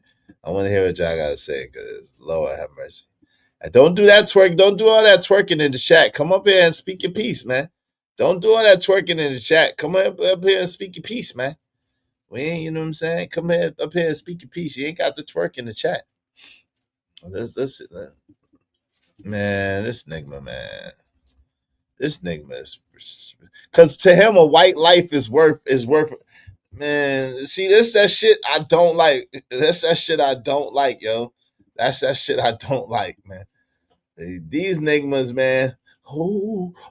Master, master. They don't kill Master Austin. They don't deleted Master Austin. Oh, they deserve a million. They deserve a million years. They don't delete Master Austin. Master Austin. They deserve a million years. Oh, Lord. Yo, what's up, man? What's going on, Kills? Hey, yo. Nah, you come up here and you bring me the clip, man. Come up here and stop talking from the chat. I don't know. I ain't even seen that clip. You bring the clip. Yo, what's up, Kills? You muted if you talking. Alexa, play Emperor Kojak Gawk Father in the cut. John Gawk this. Hey, man, come up here, man. I don't know. Yo, Kills, if you talking, you muted, bro. But yo, this is about. So we played that. So I guess Charleston. Yo, Ish, can you hear me, brother? Yeah, I can hear you now. Give me a second. I guess My Charleston. bad. I guess Charleston White done turned on the family. I don't know what's going on with that. I don't know exactly what the play is. It looks a certain type of way, but we'll see. Duck Goose Go said, "LOL." Instead of channel flag, LOL have a super chat. Exactly. Hey, thank you very much. I appreciate it. Yo, Kills, what say you on the subject, man? What say you? Man, my audio tripping, everything going crazy. Hope you can still hear me. But yo, when I come in the building, yo, first of all, salute to Iz. This is my brother from another mother, my online brother. Me and Verbo, yo, yo, the chat is a different world. I've been knowing Verbo for a long time. Yo, Iz, yo, can you hear me? Yeah, I'm listening. Yeah, bro, we good. Me and Verbo good, bro. We've been knowing each other for like over 5 years. I'm Brother. off that, bro. Come on, let's stick to the subject. I'm off of that. Let's stick to the subject. Let's talk about what's going on with Charleston White, what's going on with this, and then I want to talk about are you building people or breaking them? And I'm talking about the people who have this ideology and mindset that they every time they want to correct black people, but they want to correct so-called black people in a very aggressive manner. They're gonna tell we like this and we like that and we always do this and the blacks this and the blacks that, right? Because the easiest thing in the world is criticism. The easiest thing in the world is criticism. Building somebody takes skills. Anybody can identify a problem. Very few people can become part of the solution. So that's what I want to talk about. I want to talk about why everybody want to talk about the blacks and how devastating and dastardly and derelict the blacks are, and how, we ain't this and we ain't that. That's what I want to talk about. Why we ain't this and why we ain't that.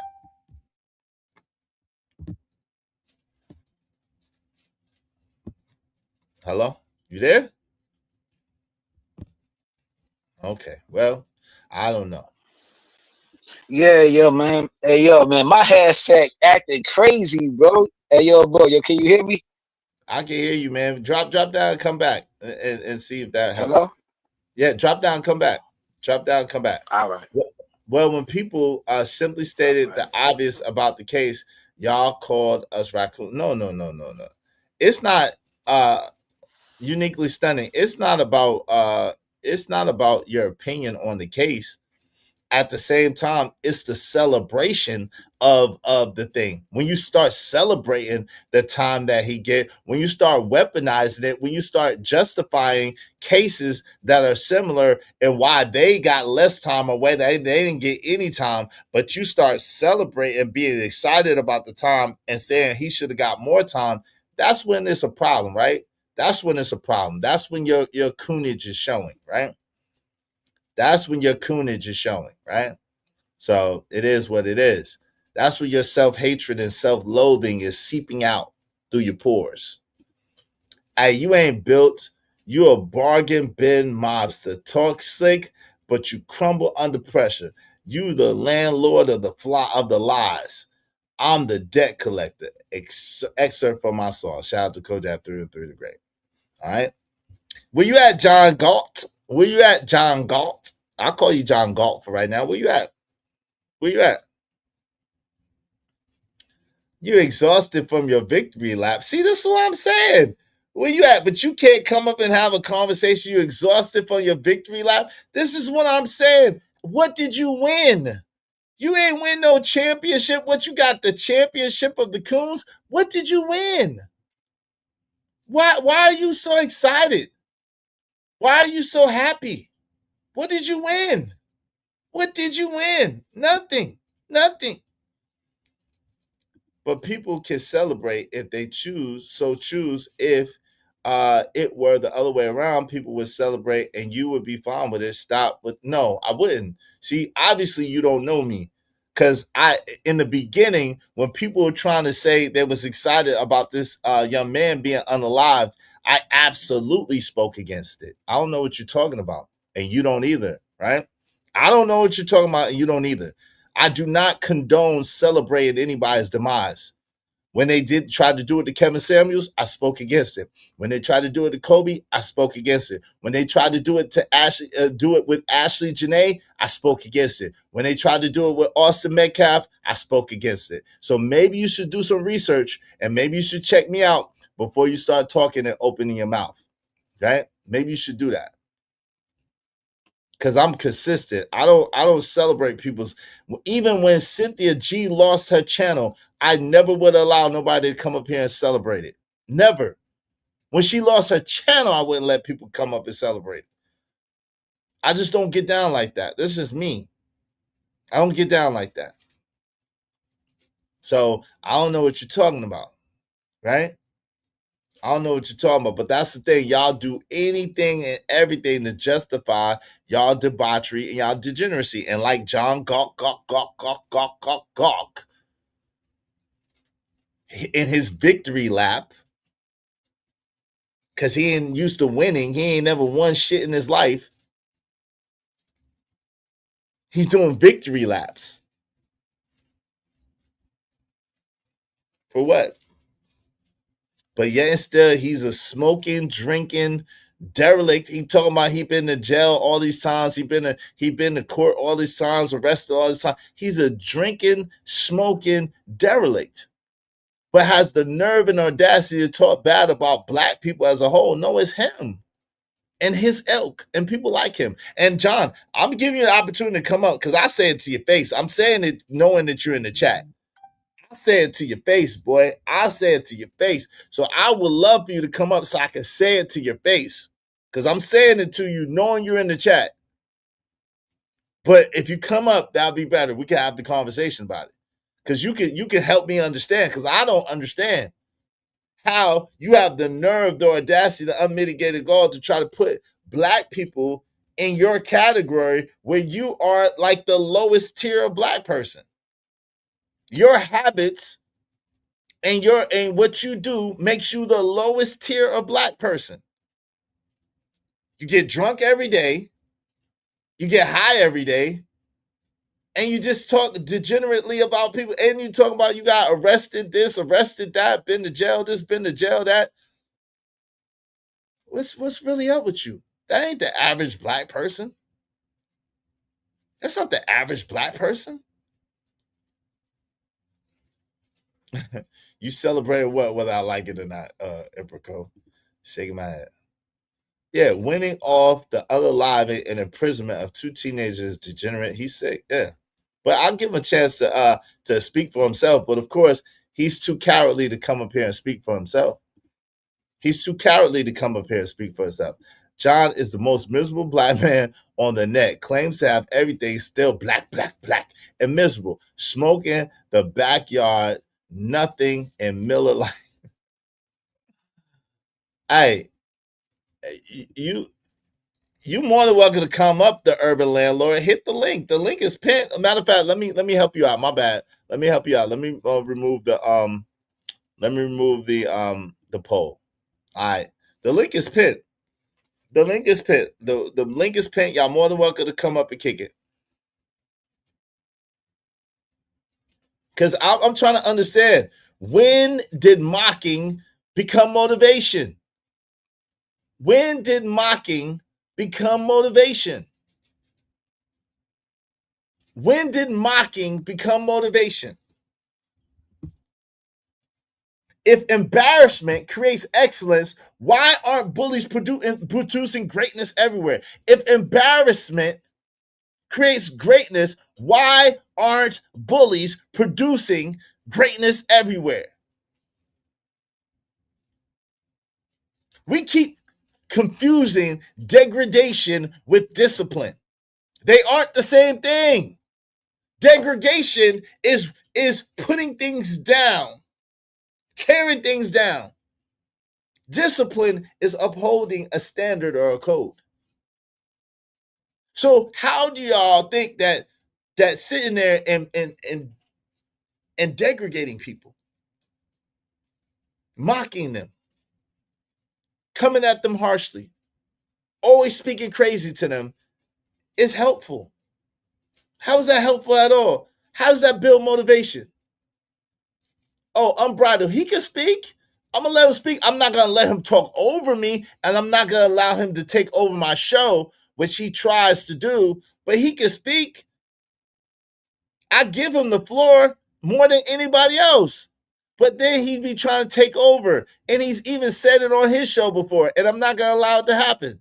So he can speak. He can come up here. He can say his opinion. He can speak. But he has to allow other people to speak as well. So that's all that is. It ain't no problem. Ain't no problem. Because I want to know, why is humiliation our love language? Why is humiliation our love language?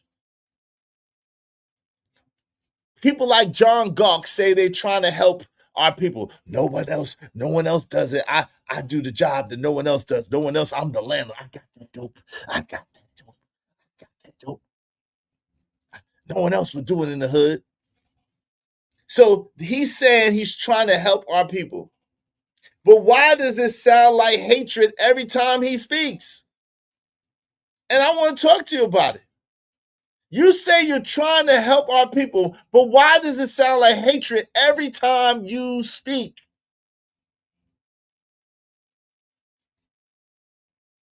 Imagine talking to your child the same way John Gawk talks to so-called black people and about so-called black people in our community. Imagine that. Would you call that love? Would you call that love? Would you call that motivation? Would you say that he's coming from a good place? No, criticism is not hatred, but it's beyond criticism. That's the point. It's beyond criticism. It's beyond critique. It's downright cruel and inhumane. Yeah, that man be drinking 4 Locos. Oh, Lord. Wow, you the guy he always talking about. 100. Yeah, I'm the guy he always talking about, Tracy Boyd. Yes, I'm him. Easy Bands. I'm him that he always be talking about. Keep my name in his mouth. I got that dope. That's how he said. I got that dope. I got that dope. I got that dope. I got damn that.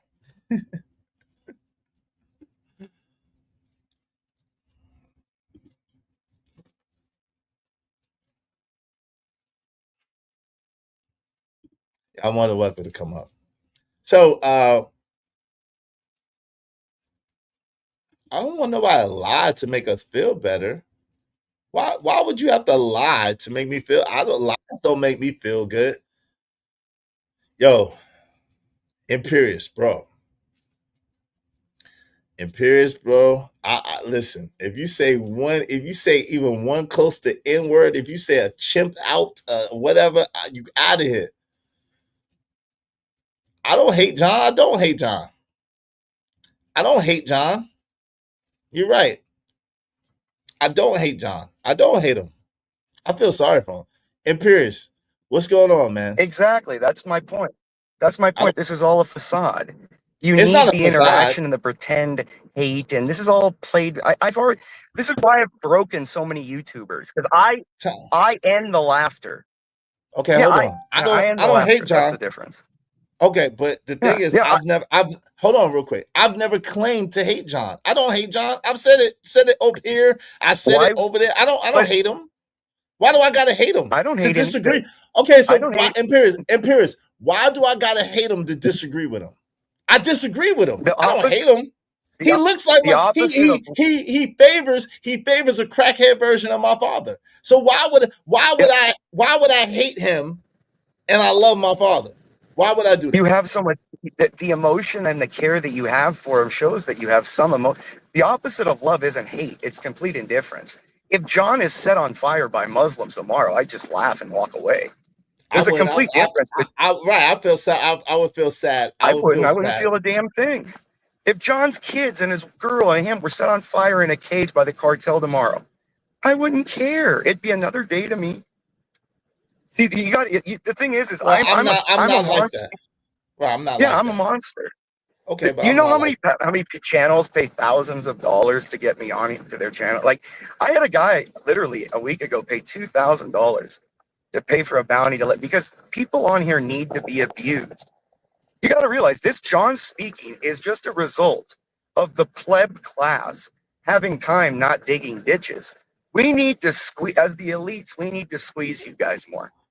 There should be no YouTube. You guys should be squeezing and working for your lives. Like, you guys should be sitting there having to work 48 hours a week, 50, 60, 70, 80, 90 hours a week. And you be working right there beside us, digging ditches right there beside us. I don't work like that. Oh yeah. No, I choose my hours. If they did it to us, then do it to you too. You be Sir, my right family's 1,500 years old. Oh, do you think we ever worked? Okay. Congratulations. I have a dual citizenship. My family was knighted in Italy. Congratulations. Yeah, I'm white, dude. Well, okay, so why tell us about it? We don't care. Like, we could care less. To be honest, we could care less. We don't because it's care good absolutely less about that. I instigate you guys. Hold on. I instigate lesser people to act out so that the system can kill them. Oh, delete. If you got, I can get lower minds to spurg out in front of me, and then I can put a bullet in them with my CCW, and I walk away scot free. Listen, being that you it's not the difference because Chud the Builder obviously thought the same thing, and he's obviously Chud the Builder is an idiot. He's not an attorney. He doesn't know the local district attorney. And you're not much smarter. He doesn't work personally with the local district attorney, does he? And you're not much smarter. He doesn't have an uncle who's a federal judge, does he? I don't know. What's up? I went to the top 20 law school. But yet, why are you talking to me? I don't care nothing about none of that. Why are you talking to me? Because I'm drunk on a Saturday, and I find it amusing that I find it amusing that you're coming up here trying to convince us of how. Hold on. I find it amusing that you're coming down from on high to convince us of how superior you are. I find that amusing. I don't have to convince you guys. I find that amusing that you even sit here talking to me and I could care less about what you're talking about. I find that amusing. I have so much influence that John won't come up here while I'm here. Of course he won't come up there. Look, now he said, "Is he platformer Imperious?" There you go. Oh yeah, the scary white man. Well, why are you scared? Why are you scared? The tough black guy who abuses other blacks because he wants to be white. Right. Is reminded where he is on the totem pole. John. That's John. Yeah, John, I remind you that I am the pinnacle. I am the old white families, John. And John cares about as much as you, John, as much as you. Let me hold on. John, as much as you want to think, John, that you abusing other blacks will make you a white man, it will only make you the poor white man in Appalachia that I hate more than blacks. They're a waste of white skin, John. I should skin them alive and then throw them on some blacks that I actually think are worthy of being white. That's what I want to do, John. That's Chris. Hey, pull some strings, Mr. Lee. Shout out to VR Bear. What's up, VR Bear? What's going on? My guy, DJ Witch Doctor's in the building. What's good? Hey, the panel's open. Y'all more than welcome to come up. And listen, Imperius has to be on his best behavior because if he spews anything close to some racist rhetoric, he's out of here. Like, I'm not playing with Imperius. I have my other black channels for that. Like, most of the black channels. Do you know what's funny, though? I've noticed this about the blacks. If you're a crazy white guy and you're more psychotic than blacks are, they respect you more than blacks. So, like, if I'm a white guy that, like, wants to execute mass genocide, they respect me because blacks only want to do drive-by. I want to see, like, hundreds of thousands of people burned alive or melted in stadiums. I want to see women and children raped with poles and burned alive. All right. Okay. Come on, man. I got to mute you. Come on, man. I'm just saying, I want to see white shit. Okay, but listen, that's some shit that you gotta work out. No, but that's what we whites do. I know that, but you gotta work that out with your therapist on the couch, bro. I don't need to hear about your sick. I don't need to hear about We worked that out through the World Wars. I hear you, but I don't need to hear about your sick psychotic, you know what I'm saying, episodes. But when John, like blacks like John start abusing other blacks, it wakes up the white in me. And it starts reminding me where I came from. Wait, hold on. It makes me excited to want to. All right. No. Hey, shout out to you. Thank you so much, TMKC181 said Vanilla Roach up out of here. Now, if y'all want to bring him back, it's only 15 minutes. If y'all want to bring him back, it's $20. That's the rules of the show. Shout out to Imperius. Shout out to TMKC. Appreciate you. Thank you very, very much. Hey, thank you. I appreciate you, man.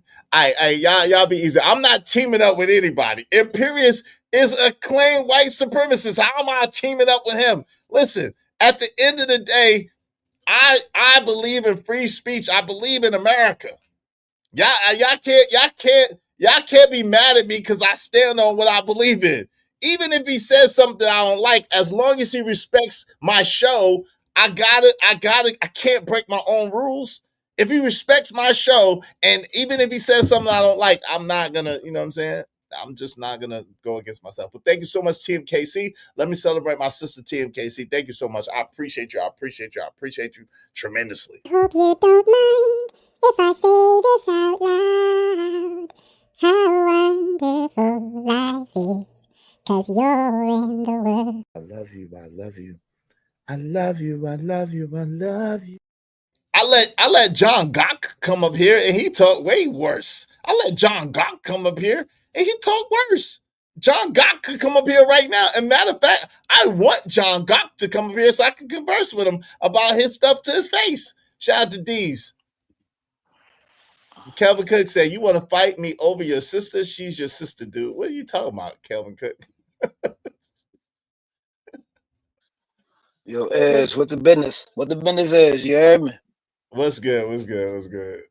I'm not impressed. I'm not impressed by John Goss antics. That's like watching New Jack City. I'm not impressed with Imperius. That's like watching Mississippi burning. I'm not impressed with none of these niggas, none of these white dudes or nobody in these spaces. These niggas don't impress me. Not even nobody. Not even niggas from other countries don't even impress me. I'm from a different hood. My hood is good. You know what I'm saying? What Nigma really impressed me, who I didn't go, I go on all my ops platforms. But y'all making, see, thank God that this happened, right? Thank God. Thank God for this happened. Because you show you how you Nigmas still have infighting. And the white man is still laughing at you Nigmas.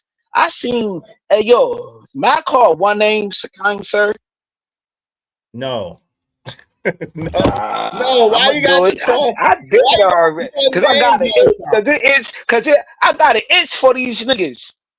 Why you got to call somebody? I don't care about none of these niggas. I don't care about none of these funny ass niggas. They all funny.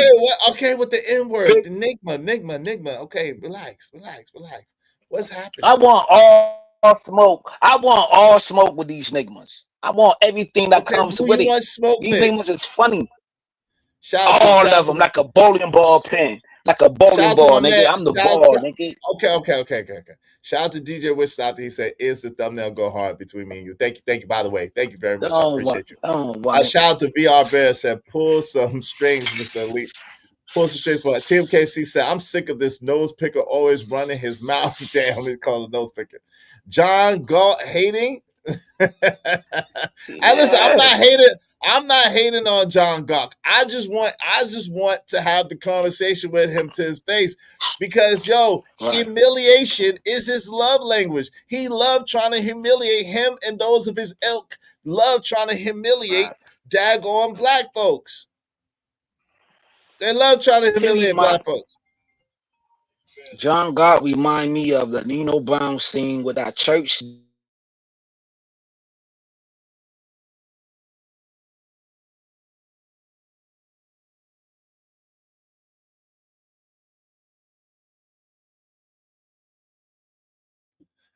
Yo, go ahead, fam. Why you stop talking?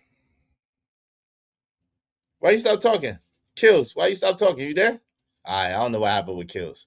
My Puerto Rican side coming out, huh? Who's Puerto Rican? Who are you talking about? Me? I'm not Puerto Rican. You talking about me? When did I become Puerto Rican?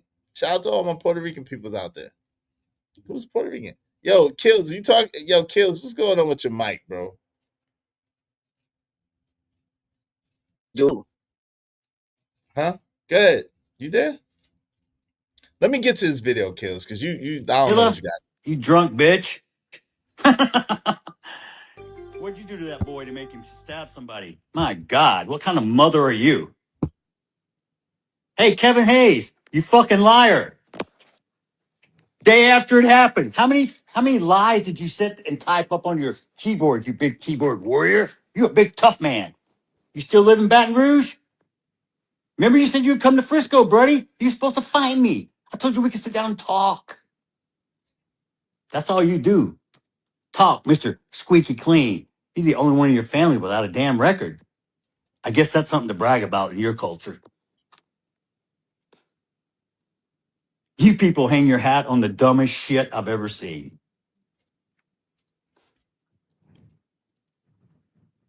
Let me make one up. Y'all can let me make something racist up so y'all can go viral. I got a new name for Mello, okay? Because he was such this little boy y'all were trying to portray. How about Watermelon Felon? How's that one strike you? So don't complain when shit doesn't go your way. So you don't do anything about it. So the first part of that was fake. The first part of that was fake, y'all. The first part of that was fake.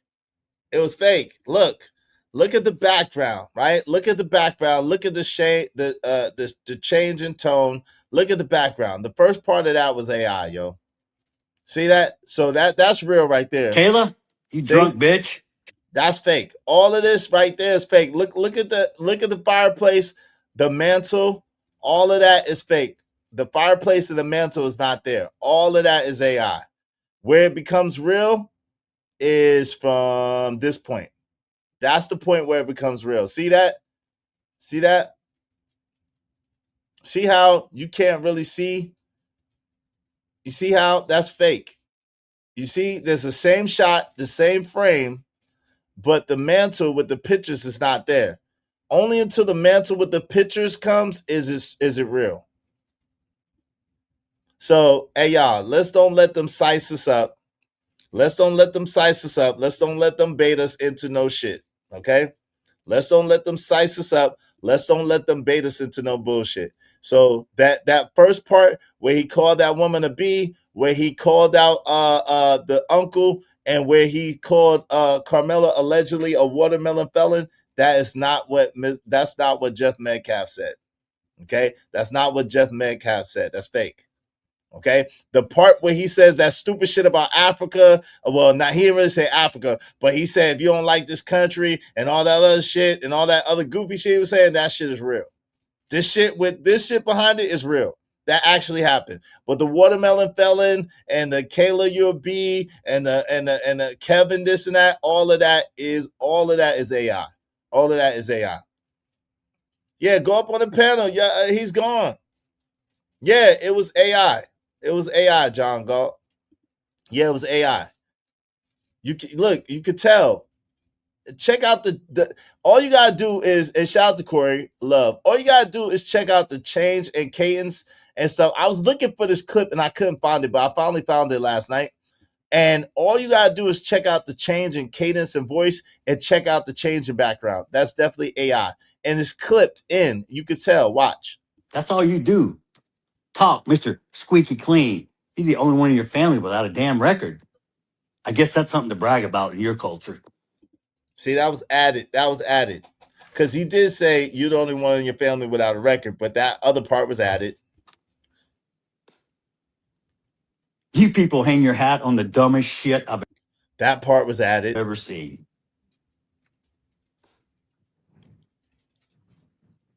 Let me make one up. Y'all can let me make something racist up so y'all can go viral. It's not. I got a new name for Mello, okay? Because he was such this little boy y'all were trying to portray. How about Watermelon Felon? The watermelon felon was fake. He did say the boy that y'all, he's such this boy that y'all is trying to play. Say, what's up, Joey? Joey 85, waving the back side. I know it's you, bro. Shout out to Joey. So what they did was they sliced in pieces of what he actually said, and they AI'd it. It's not real. It's not real, bro. That's the same scene, and I know what you're saying about the mantle. It's not real, bro. What's going on, Joey 85? How you doing, man? Yes, what up, boy? What's up with you?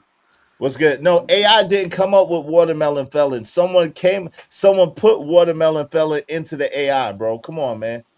AI didn't come up with watermelon felon. Someone put watermelon felon in the AI. You could tell the AI what to say. You don't know that when you create a video. This is insane. This is absolutely fact. Right. Yeah, he didn't say, he did say the part about if you don't like this country, you could go back. All the free shit that you get. He said all that dumb shit. He did say all that dumb shit. But the watermelon felon, Kayla's a B, and the fact about Brody, you still in Baton Rouge, right, Brody? All that shit. He didn't say that shit. He didn't say that shit. What about with slavery and all that stuff? I don't know. He said that part. He said that part, and he said he was a native. See, this is when he starts. This is where it starts getting real. Right here, where they see how they sliced it. Boom. That's where it's the truth. It doesn't go your way. The background, I can see when it. You don't do anything about it. Don't bitch because Trump's president because you didn't vote. That part, all that part after that is true. And they spliced in a couple of other things that he said and added to it to make it sound authentic. But go ahead, you got the floor, Joey. What's up with you? Nah, yeah. This whole situation, like with him venting and this part AI and all that, I wasn't even upset. I just was like, this man possibly still grieving. He going through some shit. You know what I mean? He went through a lot throughout this whole situation. I know a lot of people like, oh, you basically giving him grace and all that. Yeah, you gotta give both sides grace, man. They lost their sons. One is in the grave, one is in prison for the rest of his life. You know what I'm saying? It's a serious situation.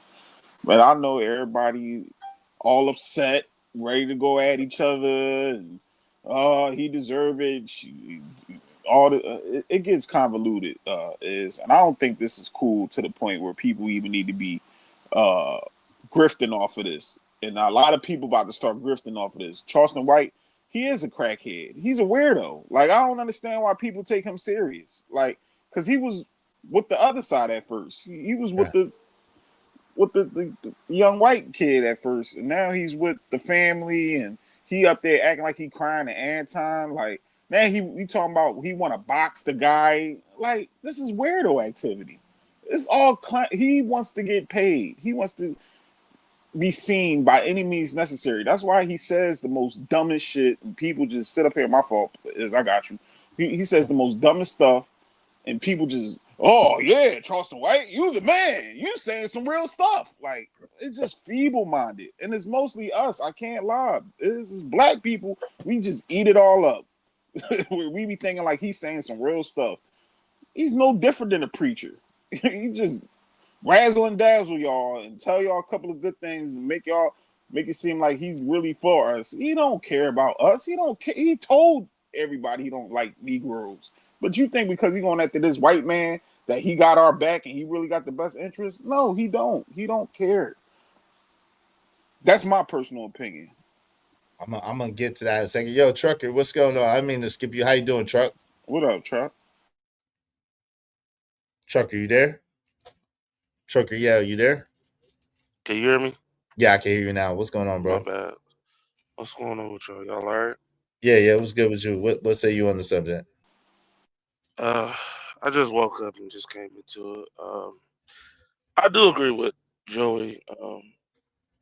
I think 95% of us is feeble-minded at the end of the day against our own people. So I'm not even surprised. I'm just not surprised. All I could do is shake my head, man. Let me ask y'all this. Let me ask y'all this, right?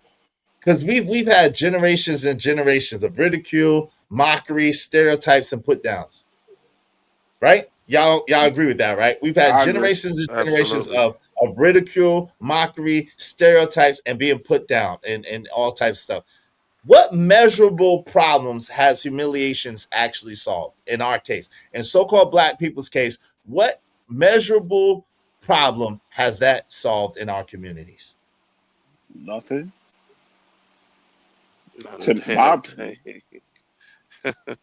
We run more towards it than run away from it, though. Man, I ain't even gonna lie. I was just about to say the same thing.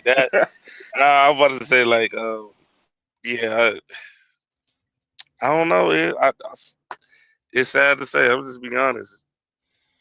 It's crazy. I don't know how to answer that, man. But that's what I'm saying. So people are in a competition to see how anti-black they could be. But in the name like John Gawk, in the name of trying to make us better, that never made anybody better. It actually deleted plants. It actually deleted fish. It actually deleted trees. So what you think is going to do to human beings if you keep calling them the worst of the worst, the less of the less? They ain't this, they ain't that, they ain't never going to do this, they ain't never going to do that. What do you think that's going to do for so-called black people? It ain't never help us to begin with. Actually, it's made things worse. So how do they feel like by competing to tell us how bad that black folks actually is, how bad the black folks actually do, how bad, how is that going to help us at all? The answer is it's not, but go ahead, I'm listening to y'all. And most times they're going to look at John Goff like, you a nigga too. John Goff. He's the worst of us. He's no different. He's the worst. He's worse than anyone that he talks about. He's worse than them. See, he's the worst of us. That's the lowest. What I've learned through I listen to them guys is throughout the years. They at the lowest denominator. I feel like when people grift to the whole black people ain't ish content, you don't have nowhere else to go because it's like it's way more stuff out here that's way more detrimental than just worrying about what black people doing. And most of the time, most of them people, they're not even around them. Now, John Goff, he around them people, but he loves that. He loves to just talk down on black people and not knowing the whole time, good brother, these people gonna look at you no different than the people that you talking crazy about. The black people that you think that's bottom of the barrel, they look at you like you no different. You around them. You lease them. They are your tenants. You live around them people. So they look at you no different. You just what they call it? What's up? Nah, I don't mean to be on your bill. I ain't mean your salute to the platform. This is dope. Salute to Izzy, Joey, and Chuck. What up, James? So y'all brothers, I really respect you, brothers. This is dope. This is like Atlantis to me. In my eyes, I respect you, brothers, and y'all know I go to war, right? My whole thing is dudes like John Gott are the churchgoers. When you watch like New Jack City and you see brothers doing a thing or whatever. When you see Nino Brown, and then you seen that old dude who was talking about the flag of the community, that old, you know what I mean, the one that deleted Nino Brown. That's like John Galt in a way. Imagine seeing a dude like that who's telling you don't do this, don't do that, but in his church, it's all types of effery going on inside of that church. It's all type of debauchery going on in that church. But he telling you to be upright, upstandard, and this, but he taking the toilet stool out for the residents. He putting residents on display. He taking the door panels off. He putting them online. He doing everything under the sun, but telling you, oh, the hustler is the bad guy. The 80s drug dealer is the bad guy. The 90s bad drug dealer is the bad guy. But they doing more effery and everything, but telling you out your own mouth. He's on that panel and telling you, make it fold. Don't make it jingle though. You know what I'm saying? Don't put the chicken wing inside the lesson plate. That chicken. Put that money in there. Put that money in it. You seen Coming to America? I got you. That's all I'm trying to say, bro. Trying to wiggle my way in this. I got you. Yeah. Good point. Let it breathe for a second. Shout out to TJ. He says some creators think Charleston White and Anton exposure is good. I don't understand people. Me neither. Shout out to Gemini 605 said Gawk 3000. Gawk. Imbico said not easy. The first part is also real. Second part, the camera panned up. I see mantle in both. Nah. The first part is not real, bro. Shout out to the man of the hour. The man of the hour. I would like for y'all to give room for him to speak because I have some questions for him. Here we go. Shout out to the man of the hour. Now, John Galt, because you came up here, I ain't gonna call you gawk until you start gawking. Okay, so unless you start gawking, I'm gonna say John Galt. Okay, so listen, this is the rules though. I'm gonna let you talk. I'm gonna let you have the floor, but you gotta allow me. If you start going too long, I gotta bring it in. And I gotta let other people, because other people on the panel too. Okay, is that fair? Yeah, go ahead. Okay. So the first question I have for you is: if humiliation creates growth, why do humiliated people often resent instead of being productive? Why do say the last part? Why do humiliated people do what? Often become resentful and bitter and do crazy stuff instead of being a productive citizen. Yeah, I don't know. I guess it depends on like what area you're humiliating or criticizing someone. Like I guess in football, you might see people on the practice field by their coaches and stuff like that. It's kind of borderline humiliation. I'm talking about as far as race, the blacks. I'm talking about as far as the blacks. You're because you said one time, and you could correct me if I'm wrong, because I thought I heard you say one time, you do what you do out of trying to see your people be better. You do what you do to try to help your people see themselves and so that they could be better than what they're portraying to be, right? So what I'm trying to understand is, why do you think that approach is a useful approach? Well, I think on the flip side, what we've seen probably the last 40, 50 years is blacks being babied. And is that an effective approach to baby someone, to make excuses for someone? And I think at this point in where blacks are, they're just like big babies. No one expects anything of them. They're just like children in this country being babied by the rest of the races of people to see their behavior but really can't say anything. Okay, I adamantly disagree with that. Let me tell you why. We've seen it when the court system, when so-called blacks perpetrate crimes, they are held to the fullest extent of the law and beyond.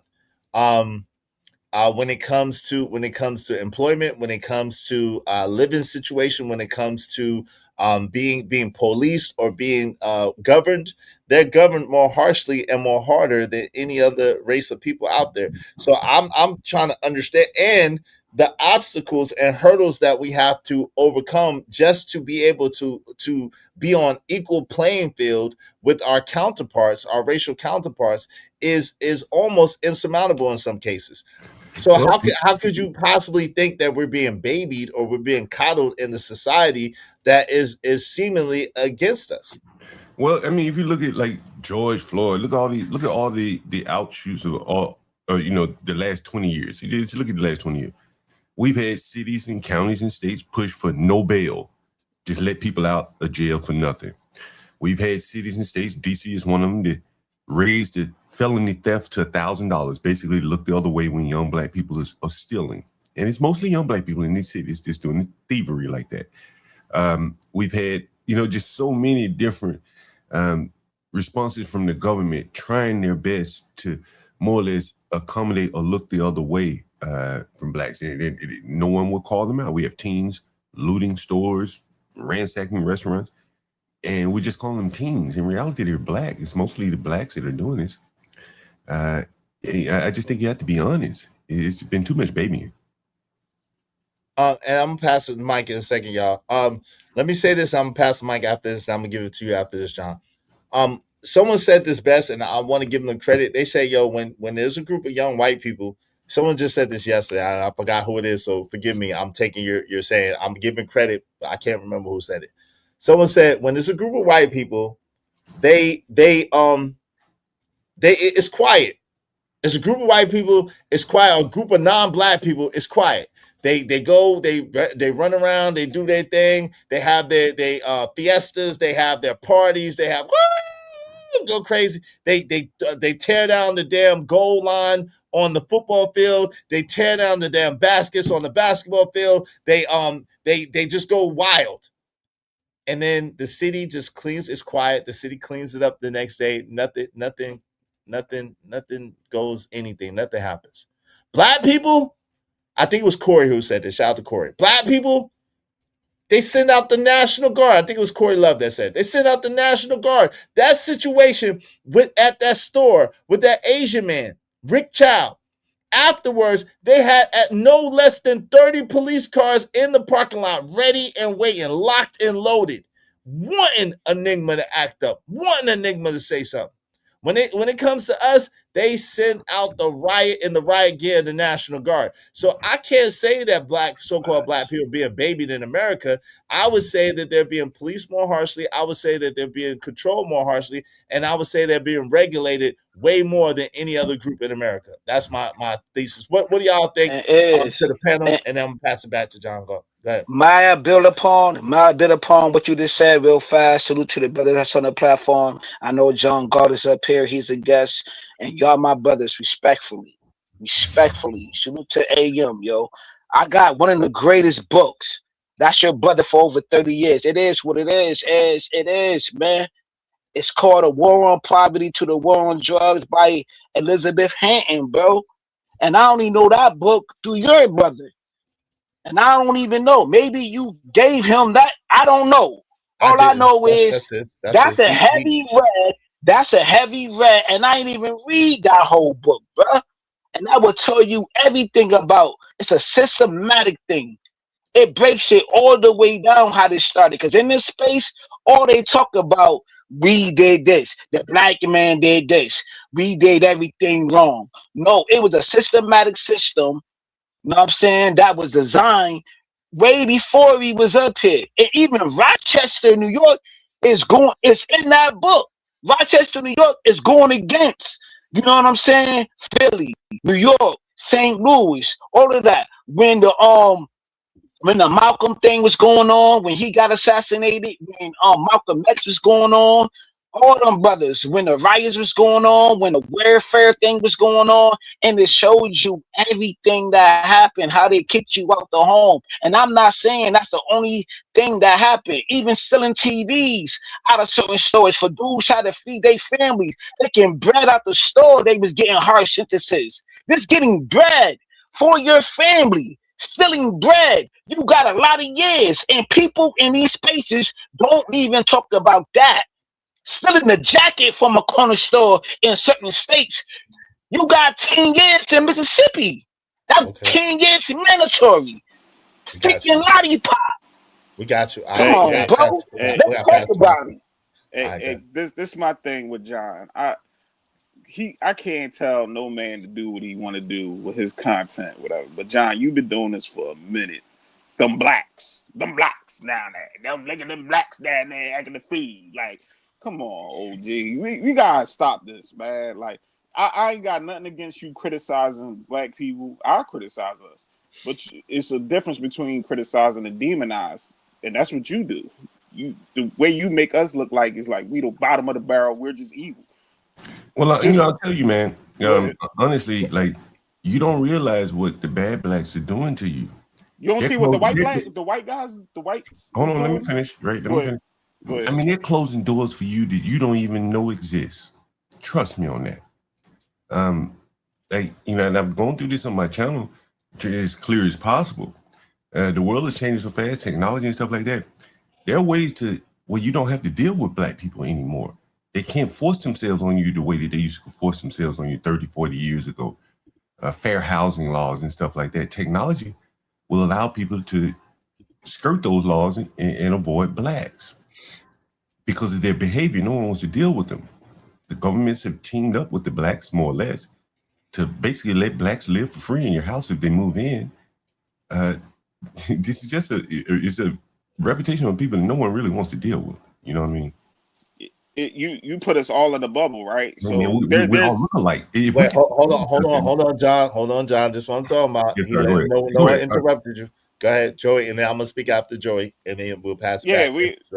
Because the way I look at it is that he look at us like he said we all the same color, right? But you also the same color too, John. And guess what? You in that bubble right along with the blacks. And I understand there's a difference between the N-word, what you call enigmas, call them enigmas. Enigmas, You got enigmas, and then you got productive black people. Me, you, all the rest of the guys on the panel. We productive black men. You know what I'm saying? You putting us in the blacks. You putting us in one little bubble, and that's why I don't really like that rhetoric that when I hear most of y'all guys speak upon with black people, we just not a monolith. Like we don't have different groups of black people. You get what I'm saying? And I understand we all come together when it's the cookout, but we are from different walks of life. We all in different areas. And my thing is, you talk about what the blacks doing.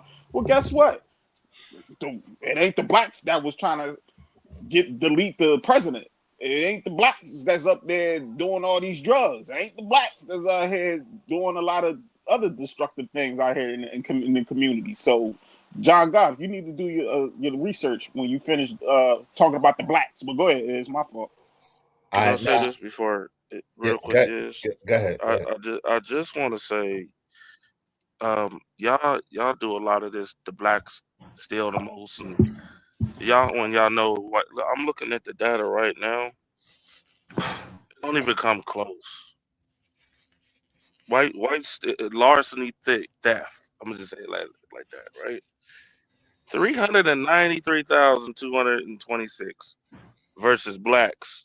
That's 178,900. The only thing of all of that we outdone whites is robbery. That's it. So this notion that y'all keep putting out here like the blacks do the most, that's a fallacy. That's bullshit. Y'all can miss us with that bullshit, man. Stop it, please. Give me 1 second. I'm gonna let you get in, John. Give me 1 second. Let me Chuck read these. okay. Hold on, Kills. Hold on, brother. You heard me talking, right? Jay Lewis said Franklin Street, Chapel Hill, they burn Ish down over their team losing. They damn sure do.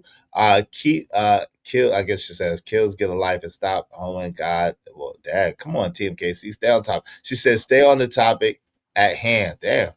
She said, I'm still trying to find out about the other people. She said, come on. Jay Lewis said, it's not just one way. Whites mess up and act a fool too. When you live in neighborhoods with them, then you know. That's a fact.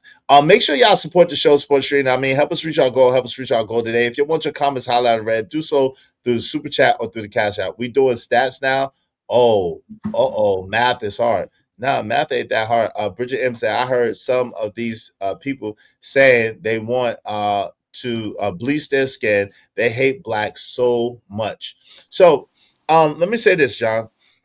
Um, I just want to understand, why do you seem to enjoy? Okay, I won't read it. I won't read it out loud. Silverback said, "It's wild that y'all spread falsehood per capita." Listen, that's not falsehood. He read the stat, and then y'all want to add per capita to try to make it any less than what it is, right? He read the actual stat, but y'all want to try to add per capita to make it seem like black people are worse than any other people, and they're not. The truth is, all people in America commit crime, whether they're black, so called, whether they're brown, so called, yellow, so called, white, so called. All people in America commit crime. And there's all people of every race, so called, that are good people in America as well. That's just how there's law abiding citizens, and then there's non law abiding citizens of every single ethnicity and race. But I want to know from John, why does it seem like you get so much pleasure and you enjoy exposing the flaws rather than building solutions? Well, I think, I don't know if you term it getting pleasure, but I think the flaws are just so obvious that probably what pisses me off more than anything is the people that get up and lie or act like they don't see things. That really burns me, to be honest with you. Everybody knows there's some decent black people, but they're being, overshadowed by the bad ones. You can't make anything, you can't grow anything with the bad black people in the position they are. They're just destroying everything. That's probably what pissed me off more than anything. Well, but that's just inaccuracy, right? And shout out to Jay Lewis. She said, "I'm black and I'm proud." Thank you so much, Jay Lewis. Y'all be like Jay Lewis to support the show, support straight. I mean, appreciate you, Hope Jay. you don't mind if I say this out loud. How wonderful life is, 'cause you're in the world. I love you. I love you. I love you. I love you. I love you. It's just not true though, John. Like there, most so-called black people come from good families, come from people who want them to have a good education, who want them to be able to eat good food, who want them, excuse me, to be able to take care of themselves, excuse me, and take care of their families, who want them to be able to be in right standing. And I believe that's most black people. I just believe there's a loud minority of black people who are kind of ratchet and who, you know what I'm saying, are a little wilding out. But that's not most black people. There are more decent black people than indecent. I believe that. Thank you so much. I appreciate that. Thank you, Tim Casey. I believe that. What do y'all think on the panel? Go ahead, Joey, and then kill. Hey, John, is you still like? I know you from DC, but is you still like near we could say the hood, the urban area? I'm in Southeast. DC. Yeah. So you surrounded around the blacks, the people that. Black so people. you, Black people. but you surrounded by black people. Just call them black. So okay. So do you think that it still ain't productive black people in in that community that you're in right now? Like every day, you think it's just degenerate? Like, bro. I've had 3 or 4 bikes stolen from me in a 6-month period of time. Most black people would have been gone. They wouldn't even be here. I take phone calls from black people all the time, say, I do not want to live around other blacks. These are black people. Because you got your bike stolen? No, they just don't want to live around blacks for a myriad of reasons, right? Hold on, John. I'm trying to understand. Wait, hold on, Joey. Let him finish. I know. I got you. If you would have heard like the context of how my bike sold, I mean, they basically walked in my damn house damn near and stole one of my bikes. Most people don't want to live in an environment like that. And so they move. Maybe it's the bikes, it's the lawnmowers, whatever. Maybe their car get broken into. On and on and on it goes, man. People start to say, I don't want to live around that. The insurance costs become higher, things like that. From a business standpoint, I've had businessmen come on my channel and talk about what it's like doing business with black people. Some of the things I didn't even think about. And you can't deny that. That really no one wants to do business with us. It's a fact. So you don't How can you see say the no one wants to do business with black people as a yeah. whole? Like what that Yeah. Well, doesn't even look make in their sense. neighborhoods. The only people in their neighborhoods doing business are people that really don't have any other options. Immigrants, by and large. Well, That's not no, really that's a lie. true. That's Look not at That's a lie. true look at at all. Hold on, Exactly. hold on real quick. Hold on Feed real the quick. man. Hold on real quick. Give me a second. That's not true, right? And you know it's not true because black people wouldn't be. If you look at any commercial, that would tell you that that's not true. And almost every commercial that you see on TV, there's at least one black person in it, whether it be a black man with a white or racially ambiguous woman, or whether it be a black woman with a white or racially ambiguous man. It's always a black person in every single commercial, and they target black people because black people are the number one consumers of goods and services in America. So the fact that you said that nobody wants to do business with black people is ridiculous. Even if you go to athletes in entertainment, if you go to captains of business, most people want to do business with black people because they want the black dollar and they want the black patronage. So let's don't do that and let's don't lie. Go ahead. What I would say to you, honestly, is that for the most part, not all, but large parts of the black economy is just predatory. Liquor stores, check cashing, frivolous things, superficial things, clothing, stuff like that. That's where when I walk around my neighborhood or any other ghetto neighborhood, that's what I see. Even you said MLK has never been good. You said that on my channel. And so again, like if you look around the ghetto, just walk up and down any street in any black area and look who owns the stores. It's not the blacks. It's the people who really don't have any other options, like Mr. Chow. And when Mr. Chow was run out of his business, guess who bought it? Not the blacks. Patel took it over. See, all that mouth talking, them blacks who talking. We're gonna stop doing business with the Chinese. Okay, well now you get the opportunity to do business with the Indians because you're not gonna do it yourself. You got to be honest about it. That's a lie. Well, why they didn't do it? Why they didn't take over Chow's store? They ran him out of business. They ran him out of business. I had a guy on my channel who is in that business. It's a predatory business in and of itself. There aren't many people that will look to buy your store. The blacks could have bought this store for pennies on the dollar.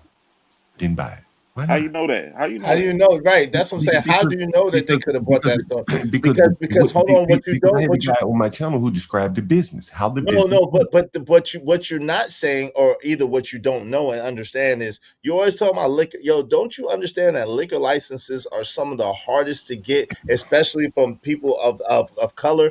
Those us, they make those damn near impossible for us to get in a lot of counties. So if you have a corner store and then you can't even sell no liquor, and then you have another corner store and they sell liquor, you know which one is going to get the most of the business. Unfortunately, in the hood, that's just how that goes. So we know. Go ahead. No, I was gonna say a lot of them is shutting down though. They turn them into little smoke shops and stuff like. So I understand what John is saying, but that's not. It's a whole different tide that's moving around too, John. Like this is not good times. Like things is changing. Do you think Mr. Chow's store is closed? Like if but you was that a gas station? It was a gas station. So you said in a liquor store? It's a gas station and convenience store. Okay. You think he's closed? That was a shell. That store is open, bro. A Patel owns it now. Why didn't the blacks buy it? John, hold on, yo. Do your research. Sean Galt. How many black farmers do we have? You got black people buying 32%, like 32% of black lawyers right now is doing a thing. How many black banks that we got right now? All black banks. Google is your best friend, bro. There's black banks, black owned banks. You got black people is buying a whole town, bro. I don't really think that you are not equipped to have this conversation, because the most people that's even doing the dope, the raw, it's white women, bro. Right there where Joey at, right there in Philly, there's a place called Kingston or something. Maybe I'm saying it wrong. It's a place where you see nothing but heroin addicts. Houston, all day. You could, and it's live all day. They got cameras right there, and all you see is white women, white men all day, hanging all day, looking crazy. Take your e-bike take your ass up there and go there and see it on live video. I don't think you about this life or about this conversation, because I Wait, will hold on. pull your whole card up. Okay. I don't think you about this conversation, brother. Chills. Okay, let's have a conversation. We ain't got to do all that. Let's have a conversation. Shout out to Bridget M. Bridget M said we robbed. They Already misappropriated did funds. all that. Is my bad. Hold on, bro. We robbed. They misappropriate funds. Exactly, right? If they call it white collar crime when they do it, right? And they try to sweep it under the rug. TJ said, "Why is the focus always on the bad? Build with the builders. That's a fact." What's up? Either man said, "LOL." I They agree with know. that. They know can take your bike. They know they can take your bike. That's crazy. Angel Horn, Angie Horn said, "Salute, Izzy. Salute to you, Angie. How you doing?" Jay Lewis said, What is the same? What? What? It's the same a doing business with a white person. Duh. Okay. TMKC said that's why he's running his building under code and ain't no one on these niglas ever reported him. And I bet they even know where his ran down foot dragon apartment is. Okay. What's up, SD? What's going on? What's going on with you? Liquor stores don't need to be in our neighborhoods, period, right? Hey, Easy, can I address that point right there? Can I address that comment right there? The ones that about the liquor stores? Yeah. Put that back up. Give me a second. Sure. I will. Give me a second. These businesses weren't even for sale. They just came offering money. One of the owners told me. Okay. TJ said to be fair, we do need to have more ownership in our communities. We do. But there are things like, and this is what makes me upset with John Galt. He doesn't acknowledge that there are things put in place that actually block us from being able to have this ownership that we talk about. It's not just like talking about like just because you have the money you could go over there and you could just get the property. No, it's not like that. They put you through all types of hurdles, hoops and layers. Because if that was the case, John Gold, let me ask you a quick question before I put a comment up. Why didn't you purchase a store in the hood? Why have you never purchased a store in the hood? It's precisely the reason why I say a lot of my friends, have gone on and got some form of education. Some have done okay in the corporate world, some not so okay.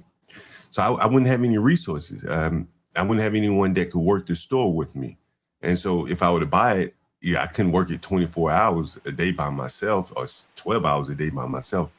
One of your ladies, you couldn't get one of your ladies to work. They're not going to come in together and work in no store. Fuck you ain't gonna have no friends. They don't know. Okay. I need you to send me $5 for that. My bad. I'm sorry, baby. But they definitely not gonna. And they definitely not gonna be able to tell their parents. One of my ladies is a nurse. She's not gonna go work in the ghetto and be like, tell her parents that she working in the ghetto liquor store, even if it's profitable. But on the flip side, the immigrants, they will do that. I have pictures in liquor stores and corner stores in my neighborhood where it's pretty Ethiopian women working in there. They're behind. Okay, but that's what I'm saying. But if you got the money to buy buildings to rent out, right? Then that means that you have the money to buy a store, and then you say you don't have nobody, but you don't have the woman. Huh? I wouldn't be able to staff it. Yeah, because again, like you can't. Those are the type of business that you really need like friends and families. It's a very cash heavy business. It's kind of a dangerous business of some sort. So you kind of need someone that will that you can trust.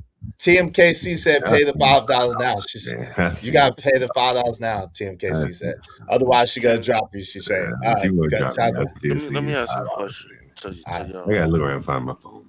Said no more talk, pay it now. All right, John, you can come back up when you pay it. All right, come right back. When you pay, you come right back. Go ahead. Shout out to Team KC. Thank you, sis. So here's my thing, right? I don't like when people tend to do this with this whole why the black people ain't got no businesses and groceries. Like, and it just seems like we gotta be like now on national TV for it to qualify, right? When a lot of the business I do with a lot of these with a lot of farmers are black. I'm literally at these farms. Like, do y'all know how many black farms there total in the U.S.? No, I'm not sure. It's close to 30,000. It's close to 30,000 farms, but they don't never talk about that. How many How many black farmers you got, Trucker? It's 102 black farmers. They just got $1 billion through with the government through that Oh, thing I they know. have, bro. It's like I know. 120, Wait, hold on, kills. 120 black farmers, roughly. Kills. My Trucker was bad. talking. Let Trucker No, finish. I no, apologize, but brother. I just had to no, add he on. good. I got it. Let him No, finish. no, he right though. But that's what I'm saying. Like, it's so many black businesses out there, but because they're not on national TV or local, or like a Living Farm, I think it was a Living Fresh Market, like the place in Chicago, Illinois, which is like I think one of the biggest. It's like 70,000 stores, 70,000 something like that, right? Grocery stores, but it because it's not it's just like it's frustrating. But we be on the first announcements of all this agenda crap, and you know what I'm saying, like all that bullshit that don't matter be the first be announced and celebrated. Y'all don't know, y'all don't even know who make the damn wires for your vehicle. A lot of them businesses, even in the medical field, y'all don't know them businesses. A lot of them is owned by black people. Like I already expressed, like Thank you, John. bro, one of the biggest medical people that own in the medical system is a black man. It's a black man, but nobody talks about this. But y'all keep running with this narrative that like black people ain't doing shit. Y'all, man, bro, this is crazy, bro. Hey, John, if I show you 10 thriving businesses here in Philadelphia, what would you say after that? That are black owned. Black owned is black owned. Let me say that's great. You know, I'm not Grocery. I can hating show on you groceries. I can show you what you call what you say liquor stores or so called these distribution restaurants. Shit, my dad he owns his own business. Like if I show you all these, what you gonna be able to say after that? That's just you showing me a random sampling. I can show you some black businesses too. That's not the point, right? Okay. That's not the point. Okay. I'm not saying that there are no black businesses. That'd be stupid. Thriving. I'm a black business, right? Thriving I'm not saying that there aren't some that thriving. That would be stupid too. But I'm saying in general. But you're gonna point at the ones that that you feel like we should be able to take over. Let him make his point. What's up, LA? When I go around, in my neighborhood, and there are a lot of neighborhoods like this, and ain't just mine. There are just plenty of just idle young black men under the age of, I would say, 50, under the age of 50 to all the way down to maybe like 12. They're just hanging out doing nothing. They got physical ability. They're standing up, but they were not willing to work. And that's what I'm saying. Like that's the undergird, like the foundation of what everybody else can do. Because if you can't make hay out of all these idle young men, then you got to go somewhere else. And the Hispanic men, like they're not just hanging out around idle. Some of them are clearly, but they're hustling. They're working. They're not comparing themselves to white people. I think black people shouldn't stop even talking about white people. And just if you want to compare yourself to Hispanics. That's probably a closer comparison as opposed to white people. White people are so much farther ahead of us that we should really be comparing ourselves to the next. That's not even true. But that's not even true. Now, hold on real quick. That's not even really true.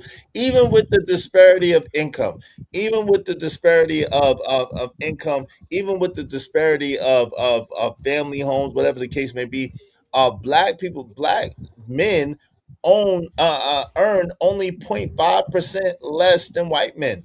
So we really are like almost neck and neck. Now where it does come and it does have an effect is that a lot more of them are married and have double incomes than we have. So their net worth is higher. They get better quality loans in a lot of cases, and they get better quality homes because of whatever. So that adds to their net worth because for some strange reason people put a house on as a positive on your income statement, but that's neither here nor there. But this is the thing that we're not so far behind with this. That's not true. We're not so far behind because American culture. But what I wanted to ask you, John, shout out to either man. What I wanted to ask you is You're saying that a lot of black men, you don't see a lot of black men going to work in your neighborhood, in your area. There's not a lot of black men that are working here or working there or going here or going there to work. You don't see that at all. No, what I'm saying is that it's, you can't unsee the number of men that are just doing No, nothing. but I got you. Sure, We heard people go to you. work. So, are But there a look, lot of black men? Hold on, real quick. Now, come on now.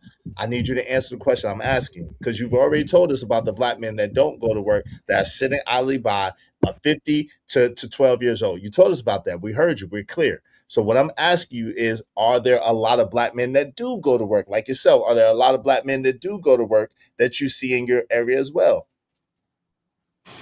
if I were to be honest, I probably would say no, because they get some type of transfer payments. How you know that? Wait, hold on. What is it? What is the transfer payment? I don't even know what that is. Like What is either it? welfare, maybe some of them are retired, Okay. or on some kind of SSDI, SSI type disabilities type stuff.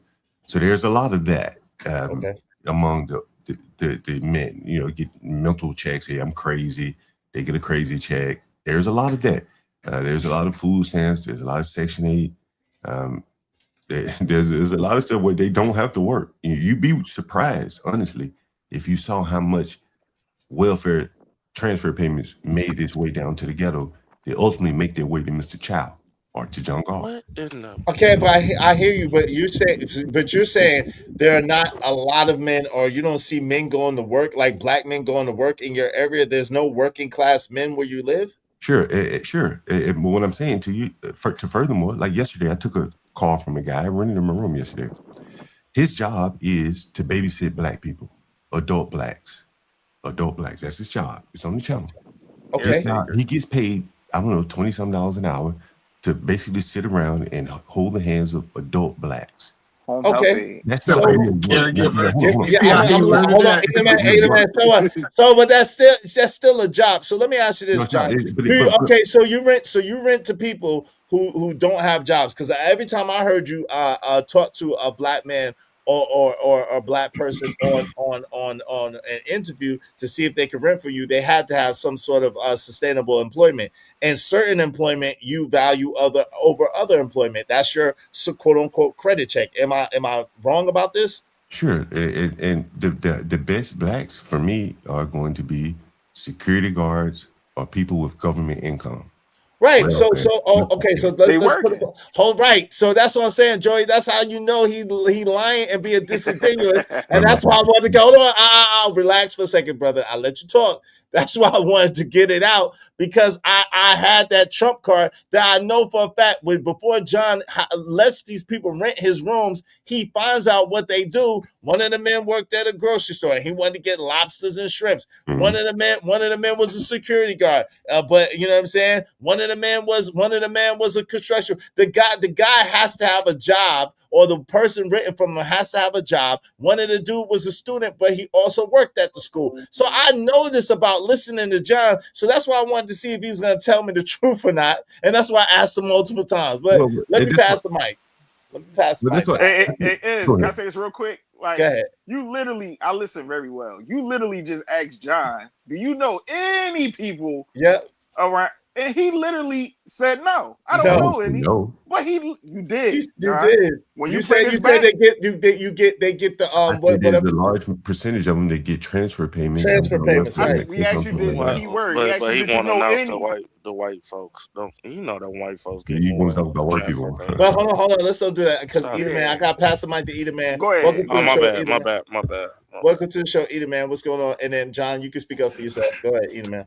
Yeah, I just think if we understand that in the black community, I think the unemployment rate is 6%. Maybe he only lived by the 6% and not the 94%. That's real talk. And then I also, one thing is, I remember when I was in college, they put this thing on the paper. It was a white piece of paper, and they had one black dot.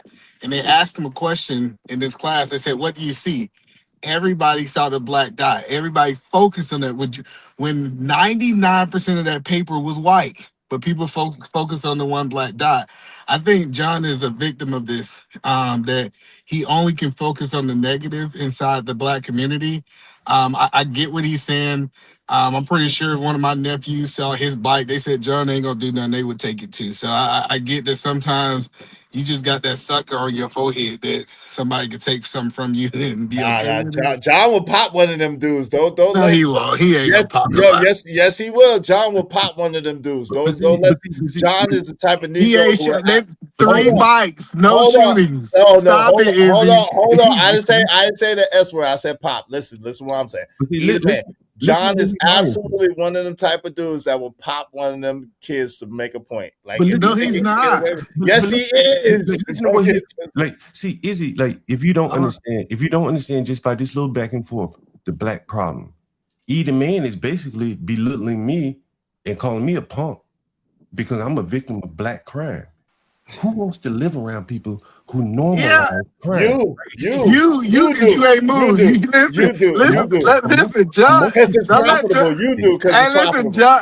Hold on, either man, let him finish. Cut me You off. would Go agree, ahead, like John. again, like, would a woman live in an area where people are basically breaking in her house? No, right? Now, here's the other thing that I didn't mention, is also mentioned on my channel.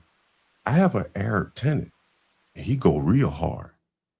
And when they stole his bike, he had GPS on that bike, and he was willing to, do whatever he had to do to get his bike back. And he went back and tracked his bike, went up to them blacks' house, and took it. See, I don't want to do that because I don't want to get in any trouble. I just go buy another bike. But someone like him, he go real hard. He ain't from America. He don't tolerate that thieving, stealing behavior of you blacks. Not you blacks. Right? And so this is what I'm saying. Like, you blacks are now running into people that are in this country now. You blacks. Let him finish. Is he? Let us talk about us black.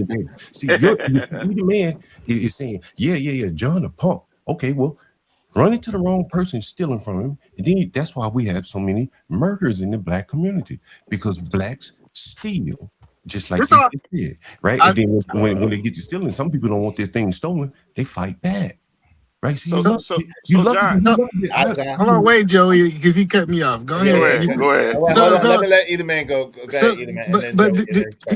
This is what I call being a prisoner of the hood. It's funny that I never hear John talks about the black suburban neighborhoods. I promise you, we can ride through black suburban neighborhoods, and I go yard after yard after yard with bikes and laying out there. Since he chooses to be able to live with the lowest levels of black people, he said, "Hey, let's act like this is all of them. Let's act like." See, the question that I ask myself is, why didn't you move to a suburban black neighborhood? Why are you so comfortable as a black man to be around? Hold on. Can I finish? Let him finish. Oh, you got just gonna go on. You got. Hold on, come on, You John. go on for 2 hours and now you back. Hold on, either man. Hold on. Go ahead, either man. Finish, and then John, you can answer it, and then I got Pastor Joey and Trucker. Yeah, go ahead, either man. Finish. So, like I was saying, we got to understand that it's classes of black people, classes of white people, and you got to ask your question: why do he feel like he only can stay with the lower class black people? Like, what's in his psyche that I really believe he want to be around black people that he feel that he's better than? So let me ask the question, John: why haven't you? Why have another question? Now it's the same question. Okay, so why you repeating it then? If it's the same question, you don't need to repeat it. Wait, hold on. Let him clarify. Okay, go ahead, John. I guess I offended John. Go ahead. When I first moved here, I moved moved into the richest black county in America. When I first moved here. PG County? Yeah. Uh-huh. It's no longer the richest black county because people like me moved the hell out of there because it was violent. It was crime-ridden. An old lady got beat up and they broke her arm in my apartment complex. And I didn't even know. I was like, damn, it's black and it's rich, it's affluent. I wanted to live there. But it was all fake. And this is what led me on it was just nothing really but government workers. They didn't own any businesses there. The carryouts were still Chinese. It's just like a black ghetto with high-paid government workers. So I've lived there. I've done it. And I saw how fake it is. Like in Prince George's County, probably is more affluent. It's still probably more affluent than any of your black counties where you live. You probably don't live in a county as affluent as PG County. And it was fake. It was all fake, right? DJ Hamp owns property in PG County. He'll tell you. It's PG County right outside my back door. I just go out my back door. I'll be there in PG County in 5 minutes.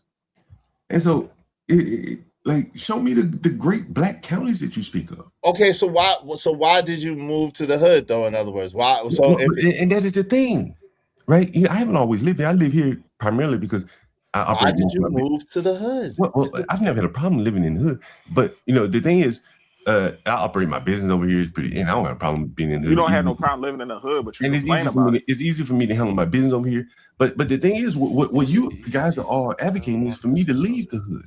No, we're not necessarily. But the man just said, he said, why don't you go live in the suburbs? But around black, hold on real quick. But there's black. Hold on real quick. Hold on real quick. There's black suburbs. You just named one, but there's black suburbs. I told you where I live. You didn't want to believe me, but there's black suburbs where people that make decent money, that have nice homes, that own their homes, that take care of their homes and take pride in their family area. There are lots of those all around the countries. He ain't talking about Bowie and Mitchellville and you know what I'm saying? Bowie Marlboro. Come on, Mitchellville ghetto is hell, bro. Let Trucker finish. John, go. No, I'm just saying, like it's plenty. Again, like I said, because I be out there too in the DC area, and bro, it's plenty. You got Columbia, you got Columbia and Heights, bro. Come on, man. Columbia, what? What'd you say? Columbia, what? Columbia Heights. That's more Mexican and Hispanic and white than blacks. That's in the inner city. That's not a suburb. Columbia Heights is in the city. Cool. What are you talking have about? area? Okay, cool. You, because I seen more black out there. You got a lot of black areas. You got more blacks out there. I got you. Columbia Heights is all Hispanic, bro. They all up and down the street selling fruit and shit. Like it's all. I just want John to tell the truth is he only can make money on lower end blacks. If he had to make money with the suburban blacks, he felt that he would not be sufficient or educated enough to do it. Bro, just tell the truth. Bro, I was a software You believe that? Hold on. Boy, you don't even know what the hell you talking about. I was a software developer for 20 years, boy. You don't know what the hell you talking about. I made my boy. Oh, perfect. Hold on. Let us have it back and forth. So if you was that smart and you can go make money with the black suburbans, why are you choosing? If you said that you can do it, why are you choosing to make money with the lower blacks? Well, that's a complicated question because I've been doing this for a very long time. And one thing the answer you probably ain't gonna like is, well, I'm black. It's easier for me to deal with black people, and then low-class blacks are probably more profitable to deal with than halfway educated blacks who got jobs that they could lose at any point. And there are more lower-class blacks than there are these smarty-arty blacks that you speak of. Oh, man. So it's a numbers game, and I really go with the numbers, and I really deal with what the numbers are. You a slave to the hood, John. Get out of here, But I've never always lived in the hood. I don't have to live in the hood. Shit, I'm not always in the hood. You just see me in the hood. I'm talking about the hood, but you don't know what. No, you stuck in the hood. You one of them old niggas stuck in the hood. You just assuming. You don't know where I lay my head. You can't go nowhere. You stuck in the hood, and that's all you do is complain. Wait, hold on. Wait, hold on. So you said that you slum in the hood for money, but you go live somewhere else. You lay your head somewhere else. That's what you're insinuating, though. Because you just told Joey he don't know where you lay your head at every night. Joey is saying that you basically live where you're saying that you live at. But by your assertion, if one has deductive reasoning, one could articulate and come to a rational conclusion that you slum in the hood to get your money, but then you live outside the hood. Because you even said your ladies would not never dare. They wouldn't dare. I know they wouldn't dare work in a corner grocery store or live around blacks. Right. So that's beneath them. So maybe you live in the hood, in the suburban around them that don't even live around blacks. See, you see how that works, John? We ain't stupid. See, you be trying to lessen people. We ain't stupid, John. I know you don't. I know you don't get what I'm saying. I know you don't get what I'm saying. You got to have a certain IQ to get get what I'm saying. Hey, shout out to J. Lewis. She said liquor stores don't need to be in. Okay, I'm gonna give you a second to comment on it. Give me 1 second. She said, "Go to the city hall meetings. Let your voice be heard." That's a fact. Money Marker said, "This guy weird with his delusional grandeur. John get money. He just a piece of shit." J. Lewis said, "Hire someone that would." He ain't gonna do it because he just like to talk. He like to talk and complain about black people. It makes his soul feel good. That's all he likes to do. Hey, Jay Lewis said the black farmers are suffering. Yeah, they are. It's a tiny speck, man. Shout out to TMKC. Appreciate you, sis.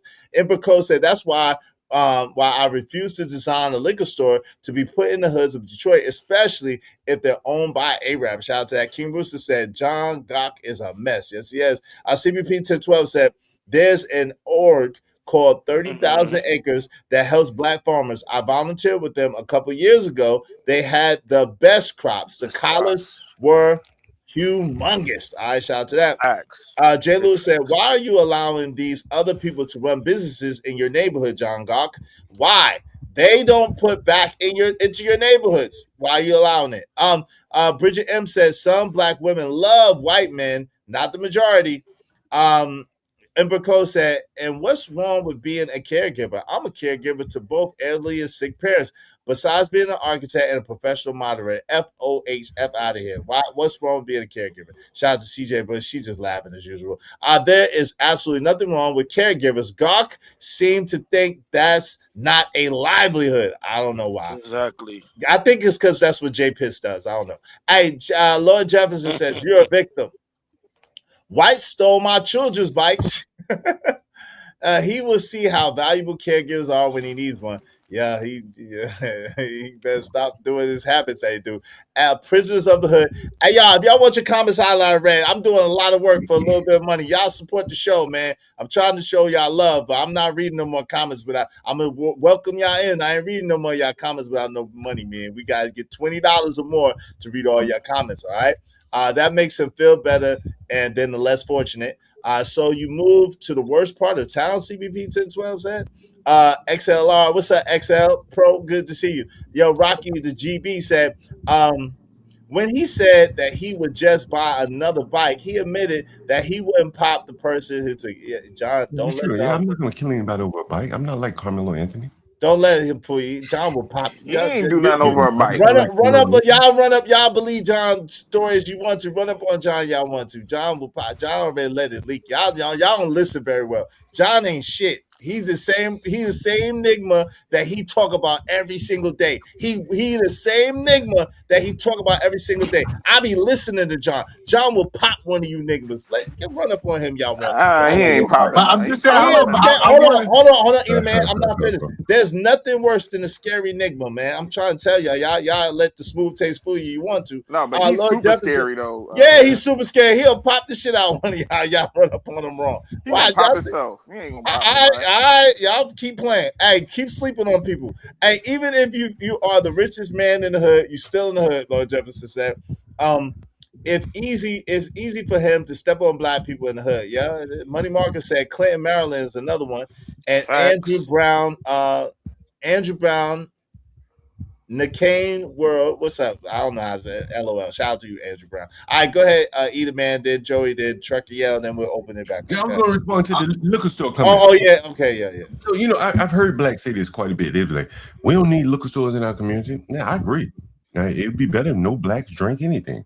But in reality, where we're saying today, black people do drink, and they got to go buy it from someone. And probably 90% of their liquor store receipts are spent with foreigners. You got to tilt that number kind of in your direction until you get the people off the alcohol. So since I had a liquor license before, John, you agree that it's easier for a foreigner to get a liquor license than a black citizen, correct? I don't know how to get a liquor license, so if you say so, you know more than me. Yeah, like we say these things, like I seen, like, especially like open up a club, how people spend $30,000, $40,000, $50,000 and they wait, and eventually they run out of money. And I see a foreigner come in with a gas station and get their liquor license in 3-4 weeks. Like, I'm like, you gotta understand it is a level of injustice. Well, no, you just made two different examples. is it probably a lot different and difficult to get a club license than it is a gas station selling beer license. No, those are two different things. Now, no, it's the same process. It's actually harder. It's actually harder to get a store license than it is to get a sip and serve license, which is. But I mean, like if you open up a big club where there's liability, people can get hurt and stuff like that. This city's gonna pour through what you're doing more so than if you're taking over an already existing liquor store. If a liquor store comes for sale, anybody could buy it, and I'm assuming you assume that anybody can't get the license. You got the money. I want to be clear. Hold on, John. Let me ask the question. Do you believe that a black person can walk up into these businesses and just buy it from them? Like, I mean, they go on business is sold, so someone buying it. What are you trying to say? I'm saying it's discrimination in who they sell to.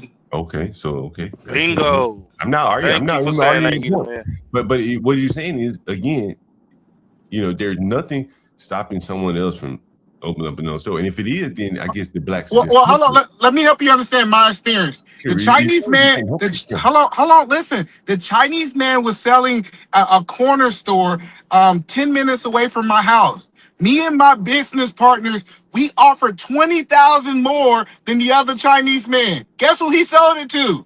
The other Chinese man. Like, what are you talking about? Talking about these people don't have, they can sell to who they want to. Wait, okay, yeah, that's true. But is that discrimination? Yes. I guess not. Because again, like nepotism, discrimination, keeping it in the family, keeping it within their race. What you want? Okay, let's say there's discrimination. Is there anything wrong with that? That he sold it to who he wanted to sell it to?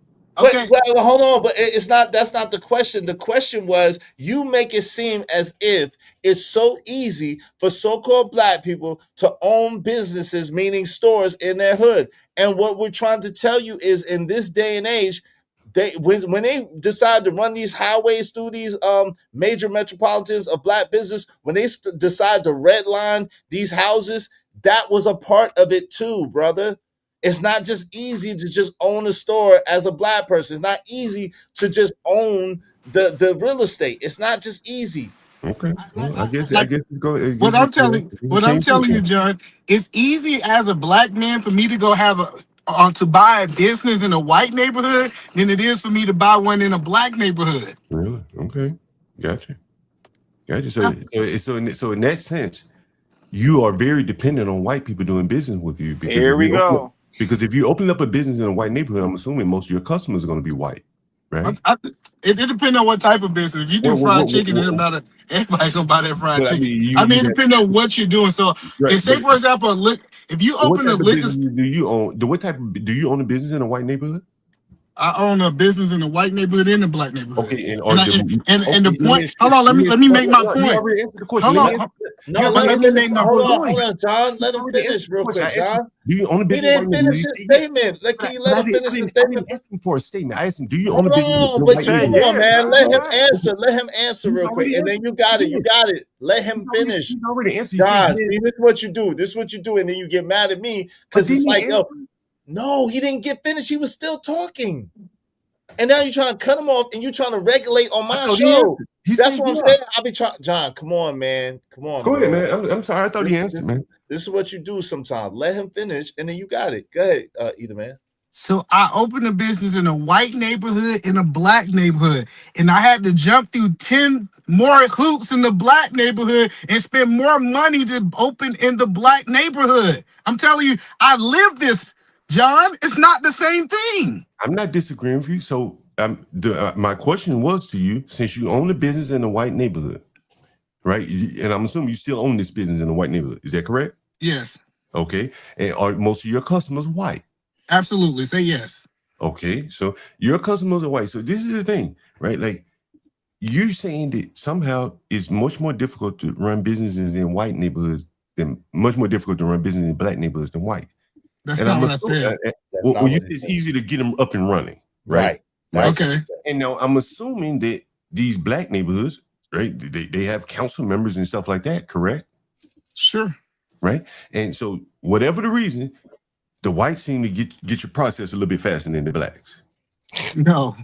No, because the reason I say no is because just because it's a black neighborhood doesn't mean black people are sitting on the councils.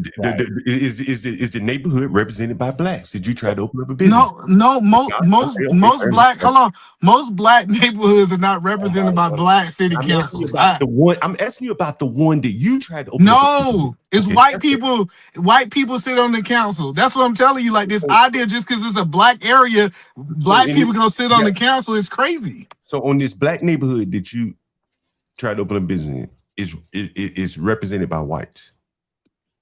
I mean, you talking about in the if you understand how Washington is, most of our legislation is white. But I'm saying, don't they have a like a regional, like a council member for that area? See, like we have regional council members, like yeah. And so that, but he's white. To answer your question, he's white. Okay. So the blacks just can't get anything going. Then I guess that the white man probably holding them back. Then I guess so. That's what I didn't say that he was holding them back. Well, something's holding them back in the black side of town. But there you go with the mess, man. But in the white side of town, you're able to get your business up and off the ground pretty fast, right? You're getting goofy, man. Right?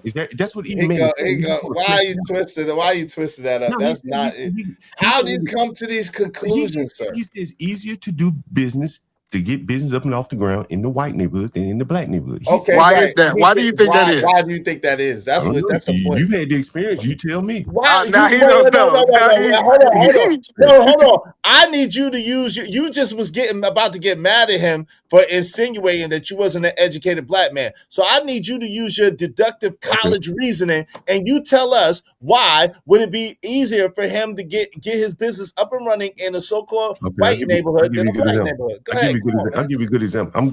Can I give you an example?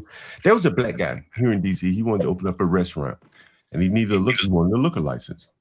But he was about 499 feet from a church, a black church. And the black church fought him tooth and nail till he ran out of money. He was like 1 foot away from being, 500 feet away from the church. You had to be like 500 feet away or something like that. They fought him tooth and nail for the liquor license. So he tried to limp along without a liquor license. It was a vegetarian restaurant called Vegetate on 9th Street, Northwest DC. They beat that black man down, beat him down. The churches. Fast forward 10 years, the churches are gone. They out of business too. But that man's dream, they killed that in the process. And so maybe that is part. So if you'd ask me, I would say probably because the politics, the black churches, the attitudes of blacks who say they don't want liquor stores and shit like that in their neighborhood. That's probably what I would say. Give me 1 second. Give me 1 second. So 979 DC, Young DC. Fam, it's even only a stupid person would think this. Only an idiot would think this. I'm being honest. Shannon B is a dumb idiot. Oh, what a loser. Only an idiot thinks this. It's even more funny because y'all proved John right every episode of Enigma 2. Only an idiot thinks this. So congratulations for identifying yourself. Congratulations, you played yourself. Salute. You get Congratulations, you played yourself. Go ahead. Yeah, he is a dummy. Yeah, shout out to you, Shannon B. Yeah, you've been an idiot for a long time, bro. So yeah, keep typing in the chat. Keep typing in the chat, idiot. What an idiot. Just an idiot. What's up, Malik Wilson, Pothouse? Izzy, brother, look how they did Nipsey Hussle. Yeah, when he had his store in a black neighborhood, he was constantly harassed by LAPD. Bro, we know what it is. What happened to Nipsey Hussle? Hold on real quick. Oh, God. What happened to him? He was deleted eventually. Come on, man. Hold on. I don't know anything about it. I'm playing stupid. Okay. I see you playing stupid. You do a good job at that. Hold on real quick. He does a good job at that. The point was that the police was harassing him from the door. The point was he had to jump through a lot of hurdles to even open up that store in the hood. A whole bunch of them. So that's the point. But you know what I'm saying? What happened to him? I don't know. I don't even know. Who is Nipsey Hussle? I don't even know who Nipsey Hussle is. You ain't the only one can play dumb. I just don't sound as crazy as you. Frida says, say it again, Izzy. No doubt. Jay Piss is not a caregiver. He's a very shitty entry-level CNA. Brownie Ellie said, John want to be around the less fortunate because it builds his ego. I don't have an That's ego. true. I don't have an ego. That's a lie. When either man just challenged your intelligence and your credentials, you was about to go crazy. You should see yourself. That's a lie for the put down that you're having. I'm telling you that. And so I just listen. I'm not knocking John for making money where he can make money at, right? Because I understand that, right? I just don't understand why he feel like he have to prey on black people. That's kind of like he said they do. If you heard what he was saying earlier, he said we all do this to black people. He included himself. He said we kind of he didn't use the word prey. He used a different word. Dang, what did he say? But he was saying that they prey on people. They understand that these people might not be as wise as him. He understand that if he written in the suburbs, like I have properties in the suburbs, you might have to be able to have you might can't have a shady contract month to month. Like you might gotta actually do good business.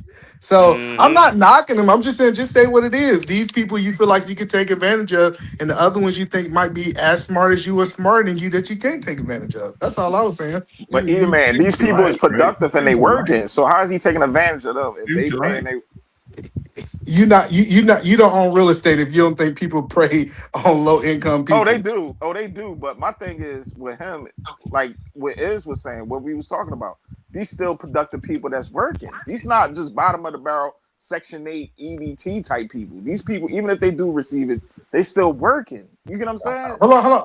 Let me give you an understanding.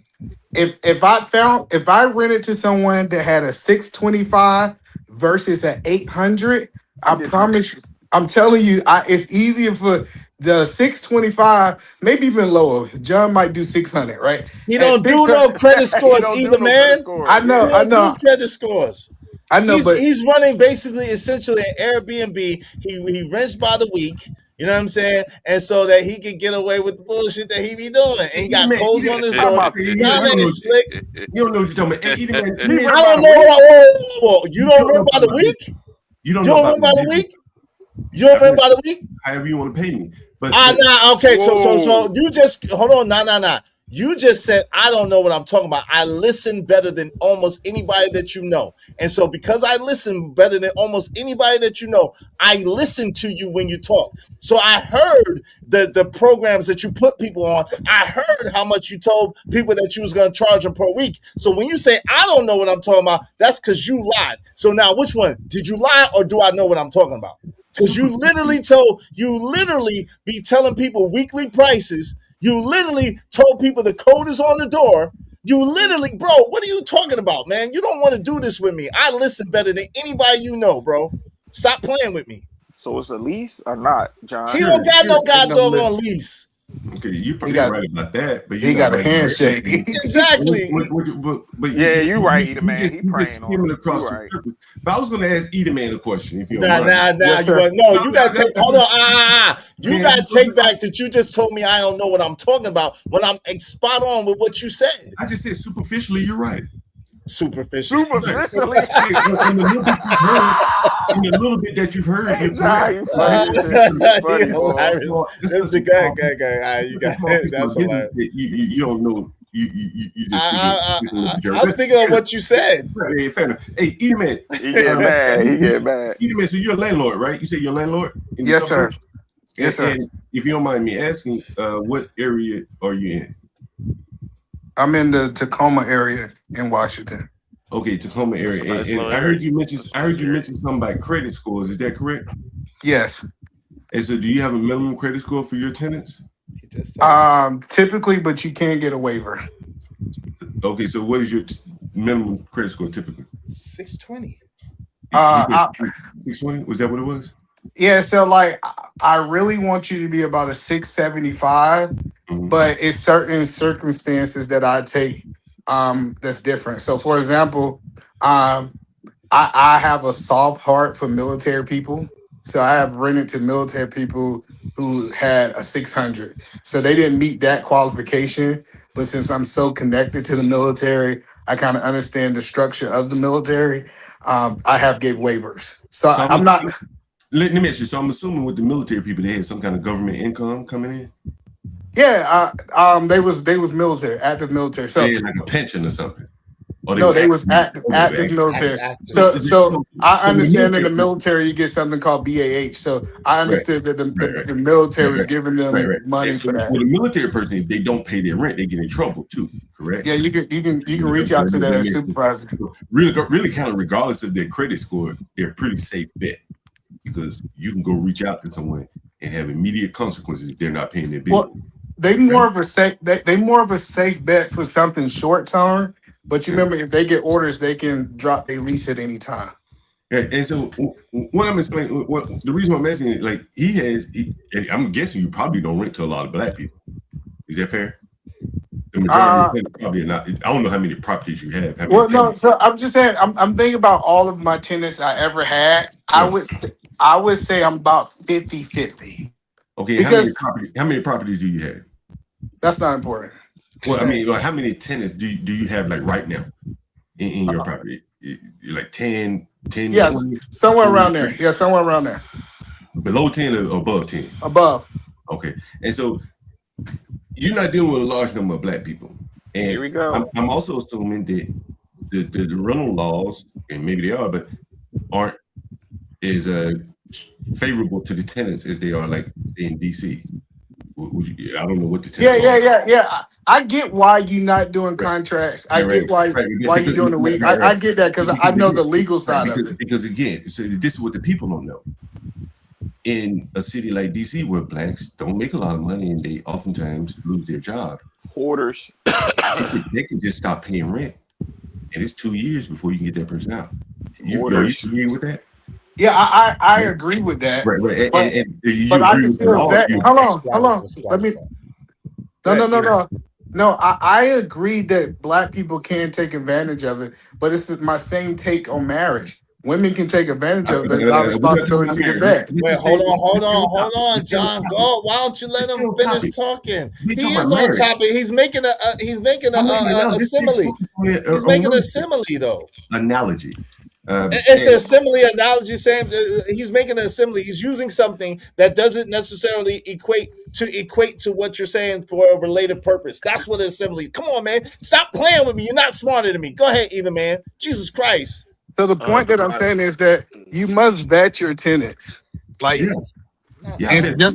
but see again, like I don't have military tenants, so I don't. That's a different class of tenants. I have people where the most important thing for me is that they don't get in the house and beat each other up or have their baby mama over there fighting. See, that's the black dynamic that you probably are not aware of, right? Like I had a black the other day, so angry at the world, he destroyed the microwave. I don't know what's funny. He literally destroyed the microwave, and then he stopped up the tub. You love this stuff, John. Right. So white people don't do this. But what I'm saying is, either man is speaking from Tacoma, Washington, where it's not majority black, military tenants and stuff like that. Whereas I'm dealing with regular black people. And so either man chose not to deal with that. And so what I'm trying to explain to you, either man, is like the same crime and violence you see in the street. Oh God! It starts in their home. This guy broke a man's microwave, committed assault on an elderly person. He assaulted one of my other tenants, an elderly man. Like, this is what you see out in the street. This is the Carmelo Anthony behavior.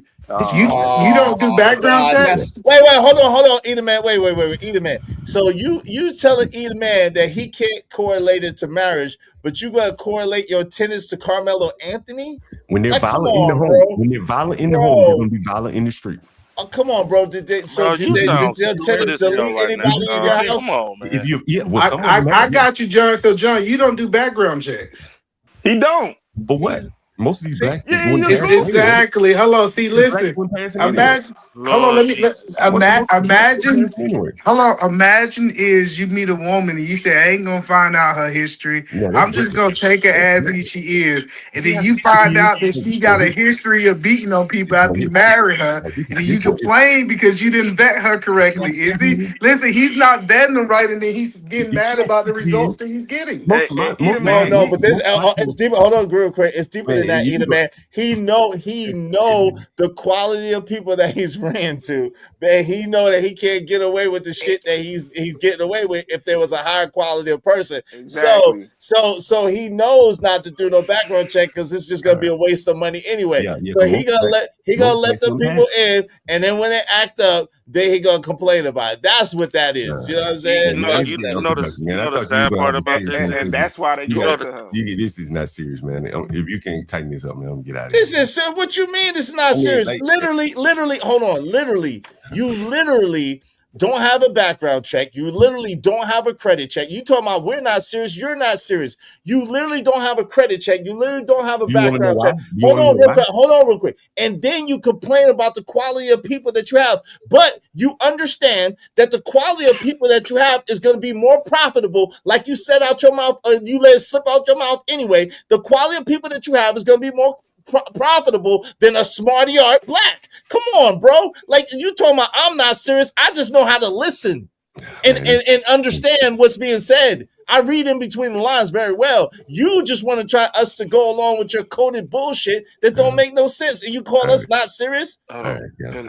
If y'all, I think all you really got is calling names, man. I thought you were trying. I didn't call you no name. I mean, what name did I call you? I mean, casting aspersions. I can't do this. I can't do that.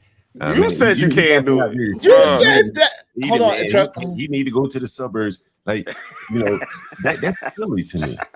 I think that you don't want to do it. Hold on, Joey. Let him go. Go ahead, John.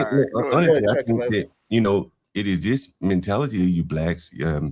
That's why other black people who probably would have a hankering to open up a business in a black neighborhood. Look at the resistance that I get. Man, people call me all kind of names. And it doesn't bother me, right? But people, make songs about me. I find it humorous. But the name calling slumlord, white people don't do this to me. It's really Did I call you slumlord? Did I call you slumlord today? Have in the past. Today. Not today. But what I'm saying is, and I'm just saying, making a general point. Like the level of criticism that I get from black people, I can understand why no other blacks want to be landlords to other blacks. My mother tells me every day, get out of the business. Just sell the property. Just move on. Or stop renting to black people. She says it all the time because she knows that they're violent, man. I tell you, because you complain about them. Exactly. Listen, I had a young man attack a 70-year-old man. And he's about to start it up. You guys don't have a problem with that, right? Like, it's something wrong with like you gotta say something's wrong with these people. And the reason why he attacked me is basically what's in CJ Brooks here. He clogged up the tub, and the old man told me that the tub was clogged. And he attacked the old man for telling me that he clogged up the tub. And you tell me that this kind of behavior doesn't manifest itself out here in the street. Hold on. Go ahead, Trevor. Go ahead. So, the sad part about this is because I just looked it up, right? The black medium income in DC is between 65 to 82,000 versus Tacoma, where it's far less, but they pay more. You know what else is interesting? In my neighborhood, DC is broken down into 8 quadrants. Right.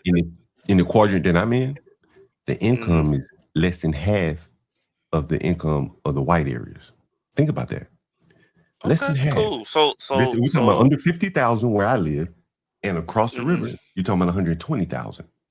Okay, that's but the difference in black and white. Okay, but this is hold on real quick, Trent. This is the point though. Why buy property and rent to people? And that's probably your mother's point. Shout out to her. It's probably her point that she's making. I don't know her, but I would be willing to assume that the point that she's making is, baby, if you're going to complain about it, if it's going to stress you out, if it's going to cause you all this anxiety, then why not just get out of that, take your money and go do something that's going to make you happy instead of being miserable, instead of complaining, instead of being in a state of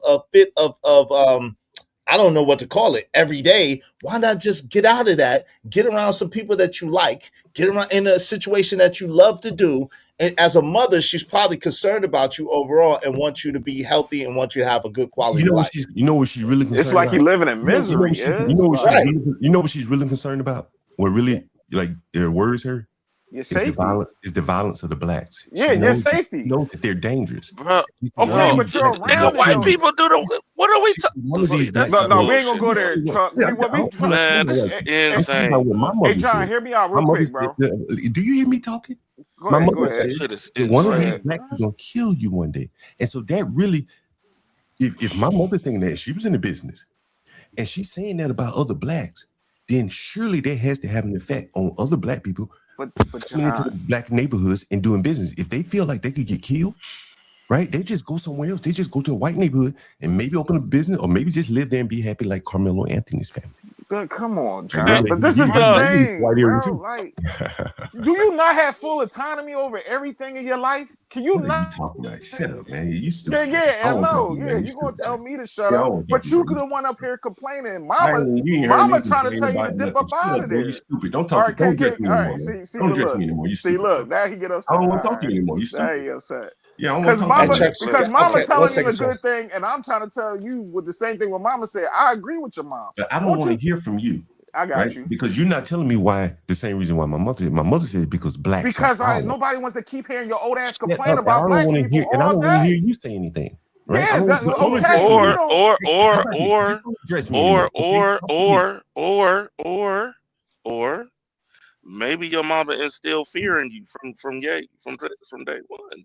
Maybe. I Like don't want to talk to you anymore listen, either. So you talk listen, easy too. See, listen. look, he Don't address get me mad. anymore. Hold on. You can't. You Why go you to can't? I'm just young saying black people talk to everything me. you said that black people is the forefront of. As I'm looking at the list, white,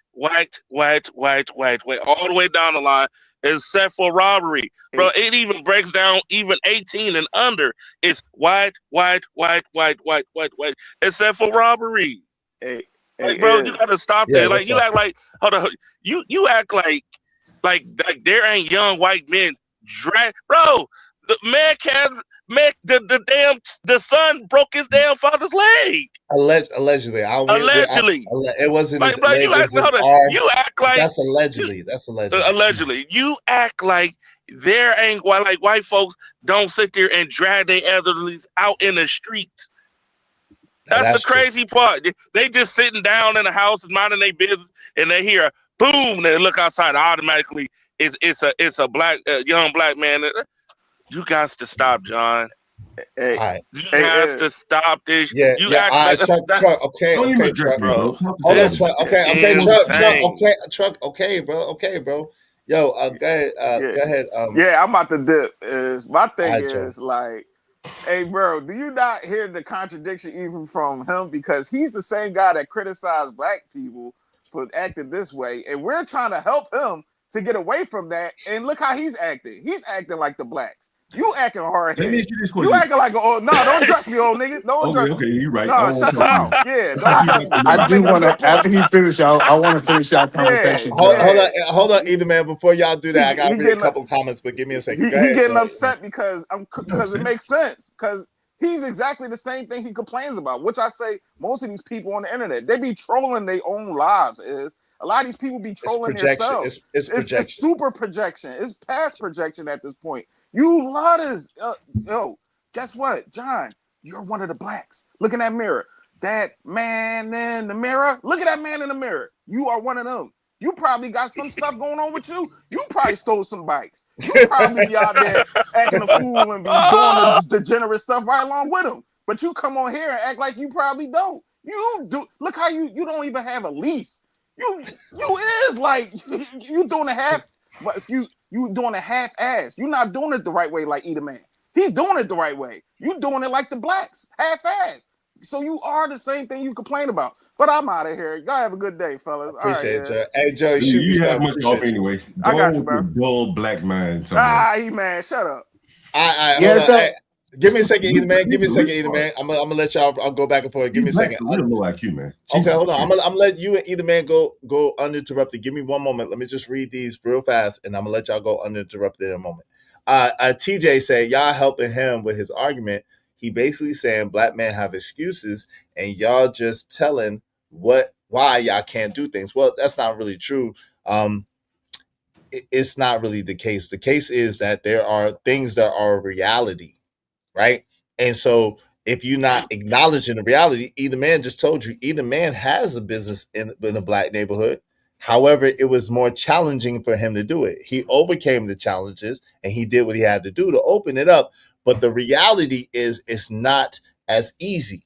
And so because it's not as easy and because they make the entry harder, then sometimes that weeds a lot of people out. That's the point. But we got you. Scorch Earth, what's up, Scorch Earth? Said Nipsey Hussle had the whole corner, and then people didn't want him to take over the block because that was his next move. Shout out to that. CJ Book said he has halfway houses. It sounds like that's hilarious. Halfway houses, hilarious. Shout out to Mo Love. Who done made me is mad? Nobody. I'm not mad, Mo Love. Good to see you, Mo.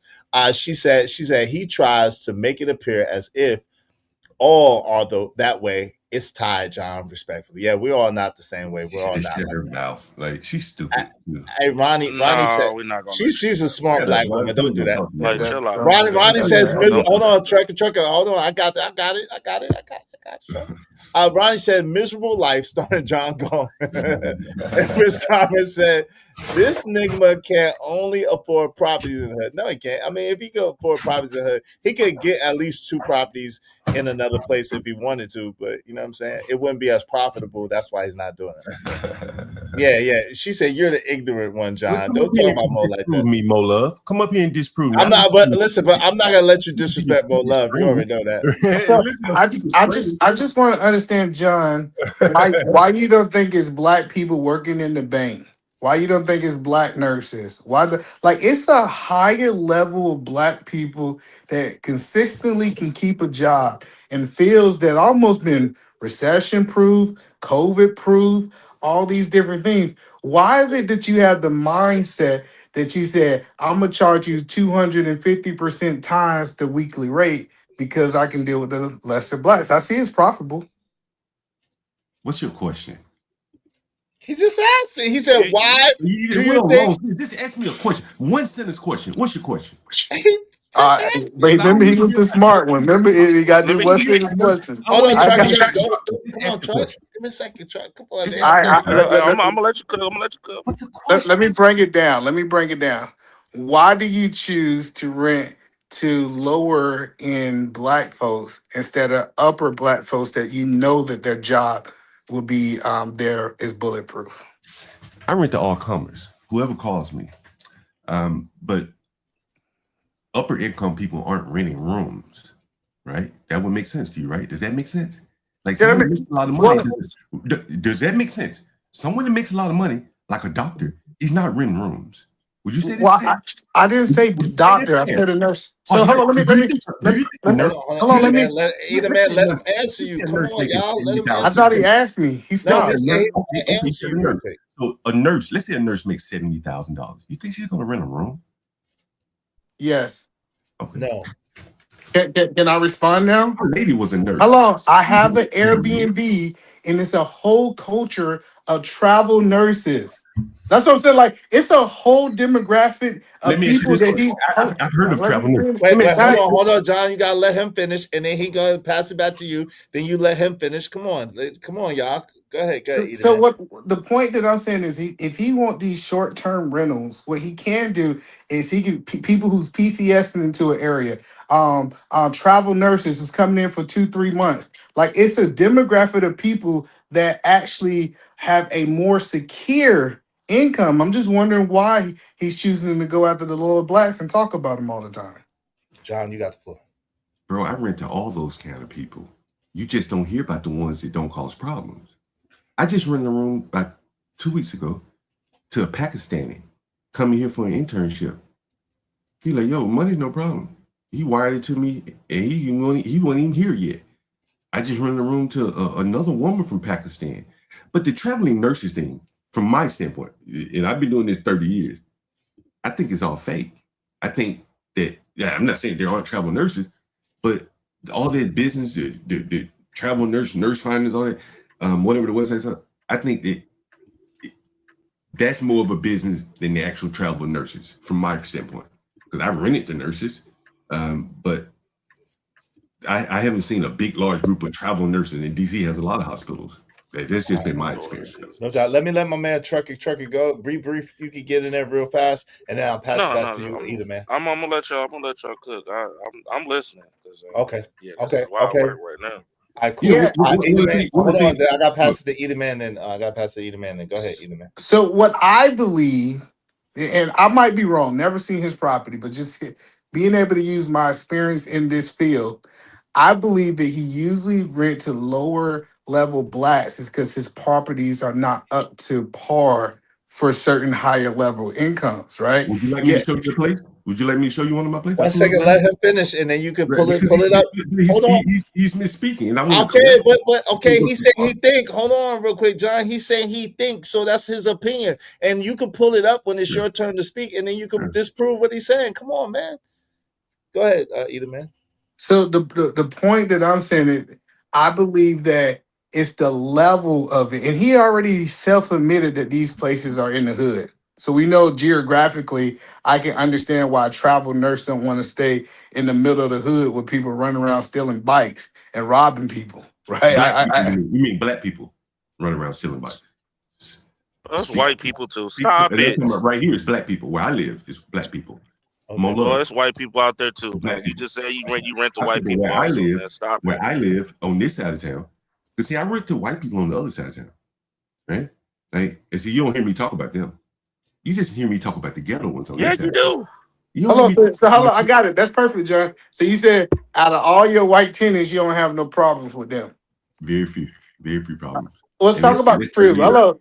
I got that. Like, cause even what you said on the black side, it sounds like hold on. I got you. Let me finish. You want to talk about the white? Because even on your black side, I'm starting to realize that the problems you have is if you had 10, maybe 2 or 3 are problem childs and 7 are good. Because you said you even admitting here that you don't talk about the good blacks. You only want to talk about the bad blacks.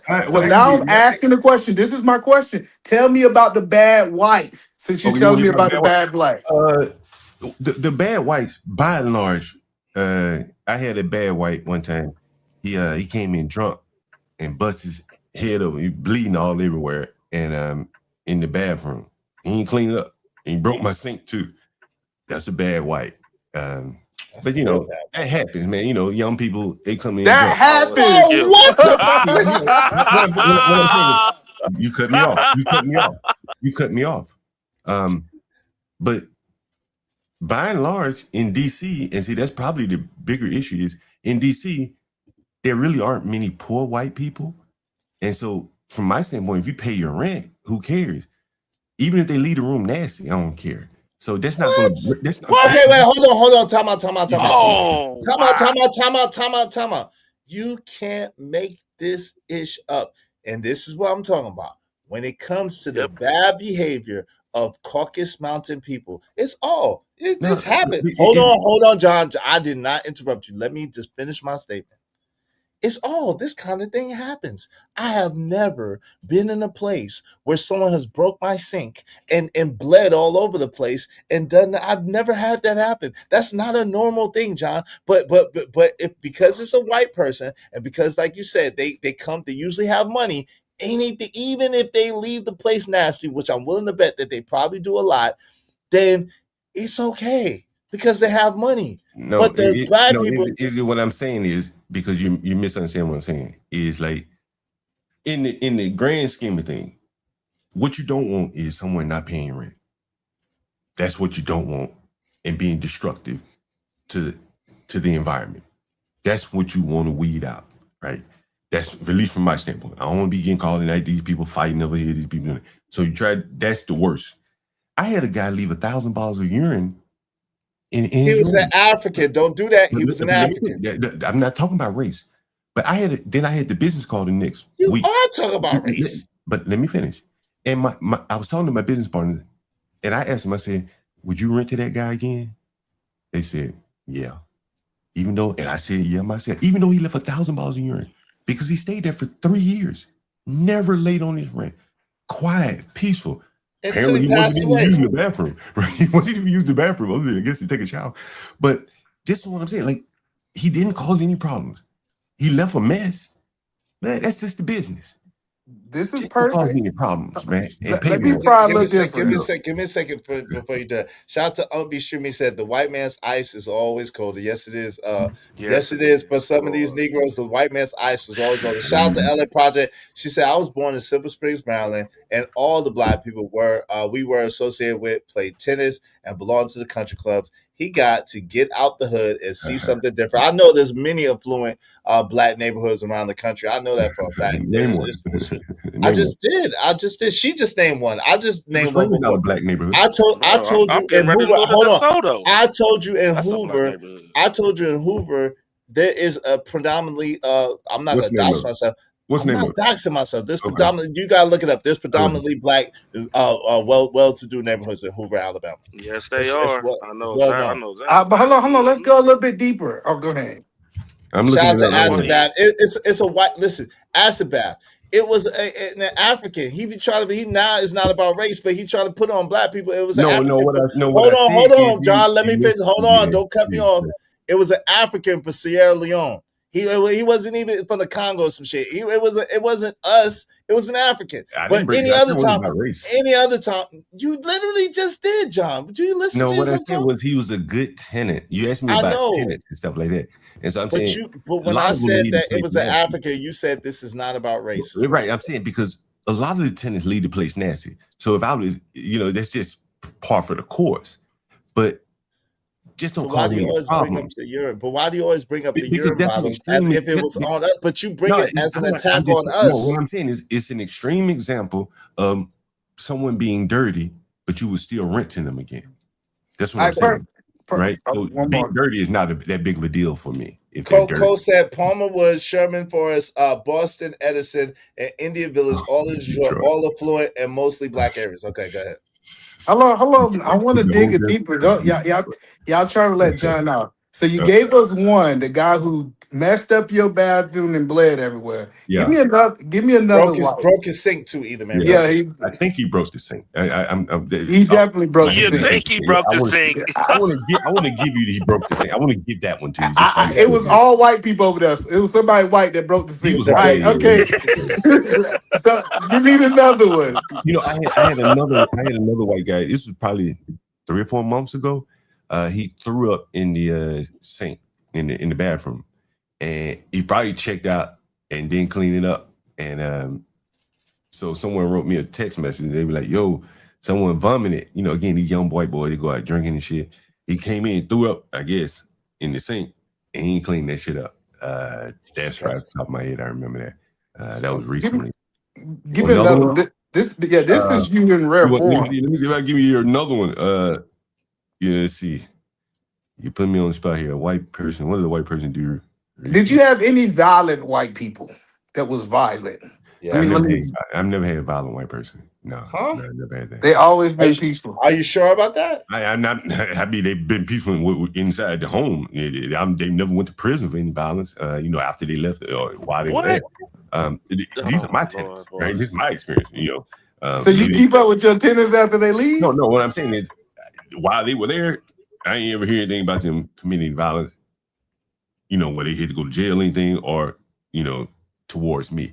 The bigger thing, honestly, the young blacks will get violent. Not even just the young ones. They will get violent towards. That's perfect. But give me another white one. I want to hear about all your black. Because you told me all the bad about black people. I want to know what I'm thinking, and I'm about out here.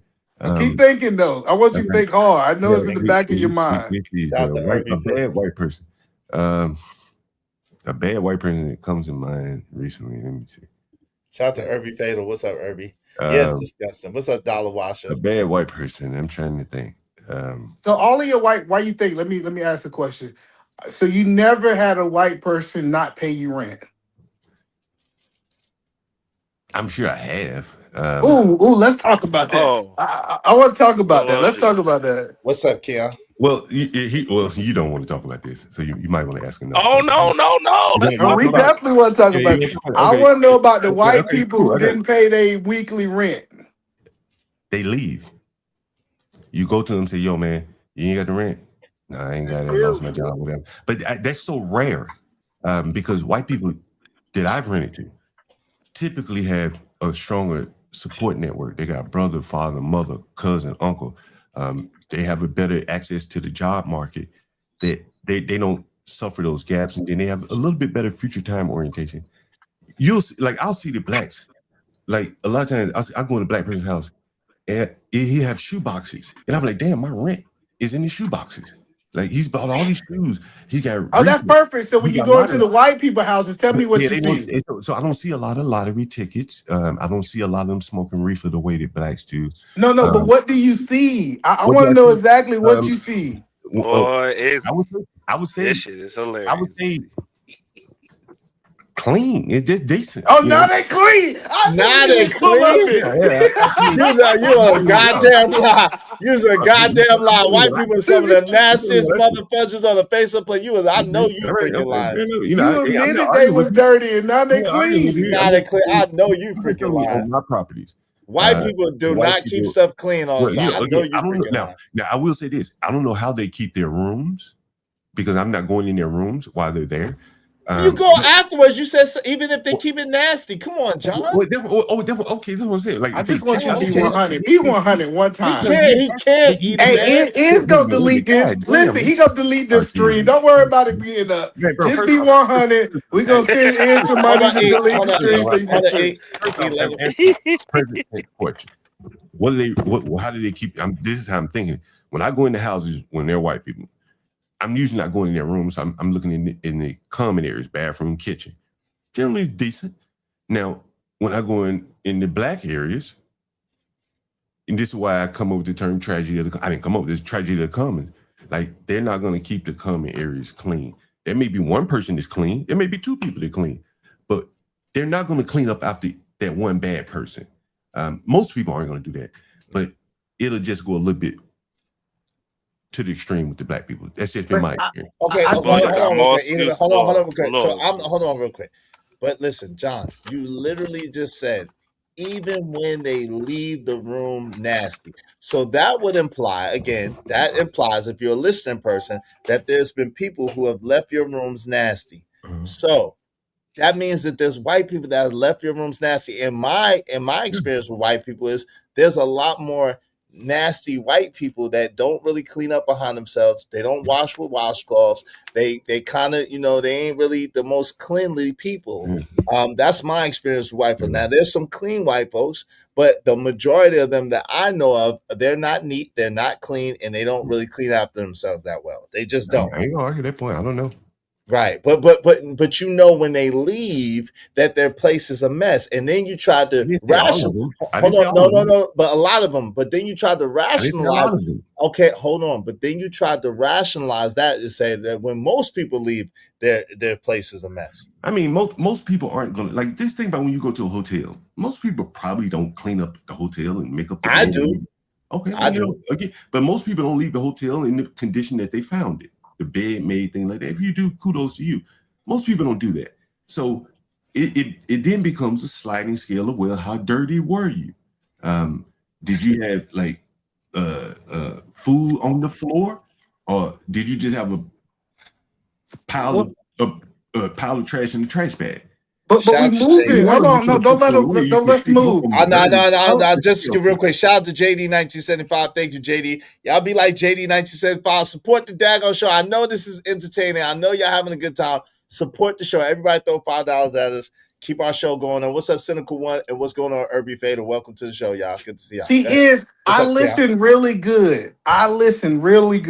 He said, when I enter into the blacks' rooms, I see shoe boxes. I see my rent over in the corner. That's what he said. That's what he said. My question, John, why are you entering these black folks' rooms and not entering these white people rooms? Good question.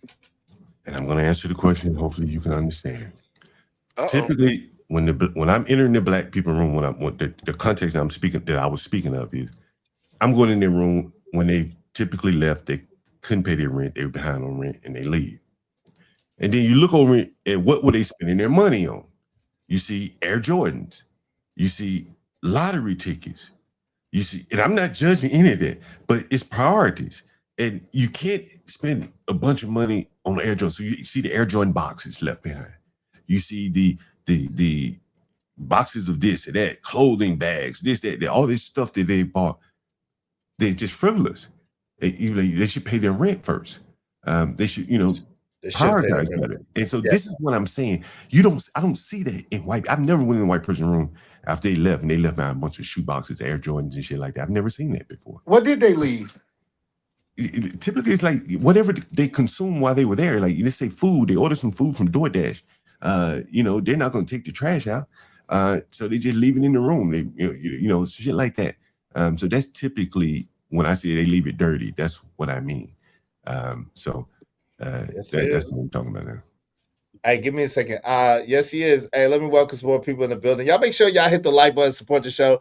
Mo said, "Oh my God, really?" I know, Mo. Hey, Coach Ferg said, "Bro is lying. Poor white trash. Don't pay rent on time. This Nigma hates being black." But didn't I just tell you I don't rent the poor white trash? Is he stupid? Coach Ferg is half retarded. Okay, let's don't say the R word though. Let's don't say the R word. I got hold on, very low IQ. Sorry. Okay, cool. Let's don't say the R word. Yeah, he's very low IQ. Okay, you can feel that way, Coach Ferg. You can come up here and defend yourself. I don't talk to him, man. Get the hell out of here. He's stupid, man. Okay, Bridget M said you got to be lying. Emperor Co said white folks nasty as F. I used to be a janitorial service. I had to clean their state-owned and ran offices. F out of here. White folks. I know. I've lived around white people a long time, and generally speaking, white people are not the most cleanly people on the planet. I'm just telling you. Do you live around white people right now? No, not mostly white people. No, I don't. I live around mostly black people right now. White folks don't even use washcloths. They grab a bar of soap and rub it all over their asses. One bar of soap in the whole crib. F out of here. That's disgusting. I don't know about that one. Ignorant TV said, John, you're literally talking about homeless people. Most of the blacks are damn near homeless. Yeah, most of the blacks are damn near homeless. That's crazy. El Chivo said mostly the blacks is damn near. El Chivo said he hate to see my room. It looks like a shoe store. There you go. Shout out to JD90 says, cook Izzy Bands. We need fresh grease. Shout out to JD. Appreciate you. All right, go ahead. Y'all got it. No. Hold on. He made a statement. Y'all got hold on, John. Hold you. So are most of the white people homeless? Did you rent to?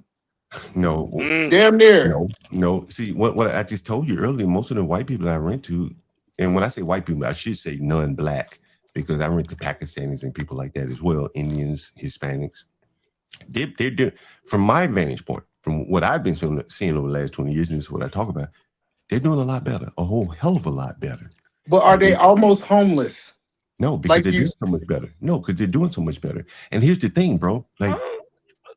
Okay. Hold on, what's your definition of homeless? They don't got a home if they rent from you. What are you talking about? That is homeless, technically. Why are these niggas laughing so much? What is they cackle like? I get it now. You said they rich homeless versus poor homeless. That's maybe what you're trying to argue. Hold on, either man. Let him answer. Hold on, either man. Let him answer. Come on, stop saying the R word, bro. You must not. What else words? I know that's a trigger word, though, bro. Understand anything? Listen, I said most of the white people that I rent to, and clearly you don't follow me, so it's fine. But they're coming to DC for a purpose. Jobs, school, stuff like that. Most of the blacks, by and large, not all, they're around here working. I could get into it a little bit deeper. And what I would say that the Hispanics have really boxed the blacks out. The black city council raised the minimum wage so high that you can't really hire blacks. They're almost unhireable in many cases down at the bottom, because the Hispanics are so much better workers than them. So the blacks that do work and get jobs, I mean, mostly, Home Depot, Lowe's, and there's nothing wrong with it. Retail stores, stuff like that. And, you're not going to go high in those jobs. You're not going to move out of my room and get, an apartment or something. You're always going to be bouncing about, particularly if they lose their job. I mean, I've seen people, I've had people begging me, or begging family members for $50 just to stay for one night. They ain't even have it. Couldn't get it from anyone. So tell me about the non-blacks. A lot of, and I know you're gonna say, "Well, I ain't broke like that," and I wouldn't expect you to be. No, I'm not saying that. I want you to. I want to get that same take you said about black people. But I want you to tell me about the non-blacks, because you said not white. The non-blacks are doing better in this city. If a white person or if a non-black person comes here, even the Africans, if you want to throw them in, they're going to be doing a whole hell of a lot better than the blacks. What do you mean by that? They're not even in competition. Man, listen, you can make $1,600 just driving DoorDash here on them scooters and stuff. I've had people call me, rent rooms. I got a guy renting a room for me right now, and he's African. He said he makes anywhere from $800 to $1,600 a week delivering food. Well, okay, maybe he's lying. Why is it a lot, Trucker? It might not be a lot. They don't because it might be true in DC. It might be true. Exaggerated. Hold on, I'm gonna tell you why it's a lot. Right, but again, I've heard, but he's not the only one that's told me that, because again, I take a lot of these calls live on the stream, and they'll tell you that they can make a hell of a lot of money driving Uber, and they seemingly not Uber but DoorDash. Now, seemingly they must be able to do it because they're always able to pay their rent. So the non-black, hello, because this is what you said about the blacks.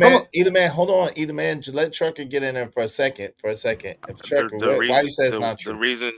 The reason why, maybe a couple of years ago that was possible, but now they drive by the mile. They don't get paid. Like I said, DoorDash like they Uber. used to be. DoorDash or Uber. It's to say, okay, cool. They get paid by the mile. I thought you get paid by the delivery. Wait. They get paid by the mile. Trucker, I don't know about that. That doesn't even make sense. No, I'm serious. They do. Trucker with DoorDash. Hold on, Trucker with DoorDash. That does not make sense that they would get paid by the mile. That like it would make sense that they get paid by the delivery. I know some people that do DoorDash. They get paid by the delivery, Trucker, not by the mile. No, and I know some people too, and that's why I said that's why I'm saying what I'm saying. Keon said they get paid by the delivery. We talking about delivering food, bro. Like it's by the delivery. It's not by the mile, bro. Yeah, no, the car would be by the mile. Yeah, I have a friend in Atlanta. He did the Atlanta airport. He made about $2,000 a week. But let me explain something to you. What kind of car you got? Let me explain something to you. Like, and this is what I've been seeing over the last 5 or 10 years. This is why I said the immigrant groups are really beating the hell out of the blacks, and that's one example. In these inner cities, man, Americans, and blacks, we're Americans, we're oriented to drive a car. You hear how many people criticize me for riding a bike? But the only way you can make that kind of money on that DoorDash stuff is by bike. You can't do it in cars. That's how the immigrants get into the bag. You see them in the inner city, man, they zooming past you on these bikes. They're making money. You can't do that in a car. And why not? Because you got to find parking, right? Wherever you go, you got to find parking, right?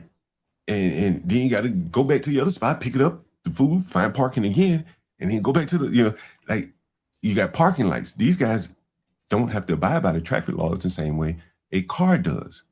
So you're at a distinct advantage on a bike in these inner cities or motor schools. I got you, but let's go back to the white folks. So I want to understand.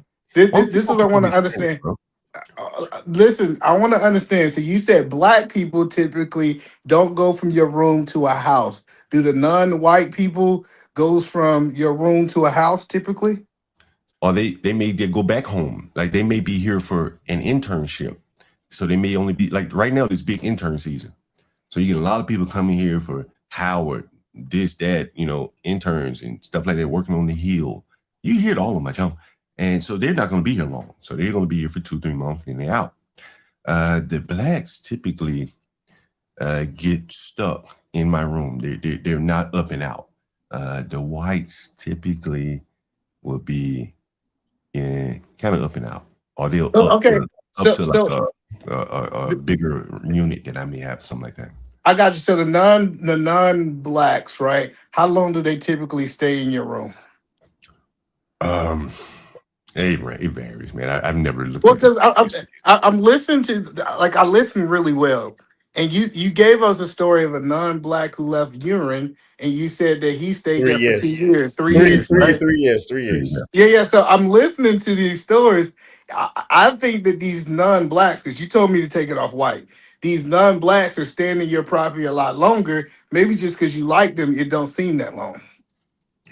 It very well could be, because I have had some long non-black tenants. I've had a Hispanic tenant. I've had an Arab tenant, probably 10 years now. So that's the individually. That's a long time to have a tenant. No, but it sounds like most of your tenants are minorities. Then they're just non-black.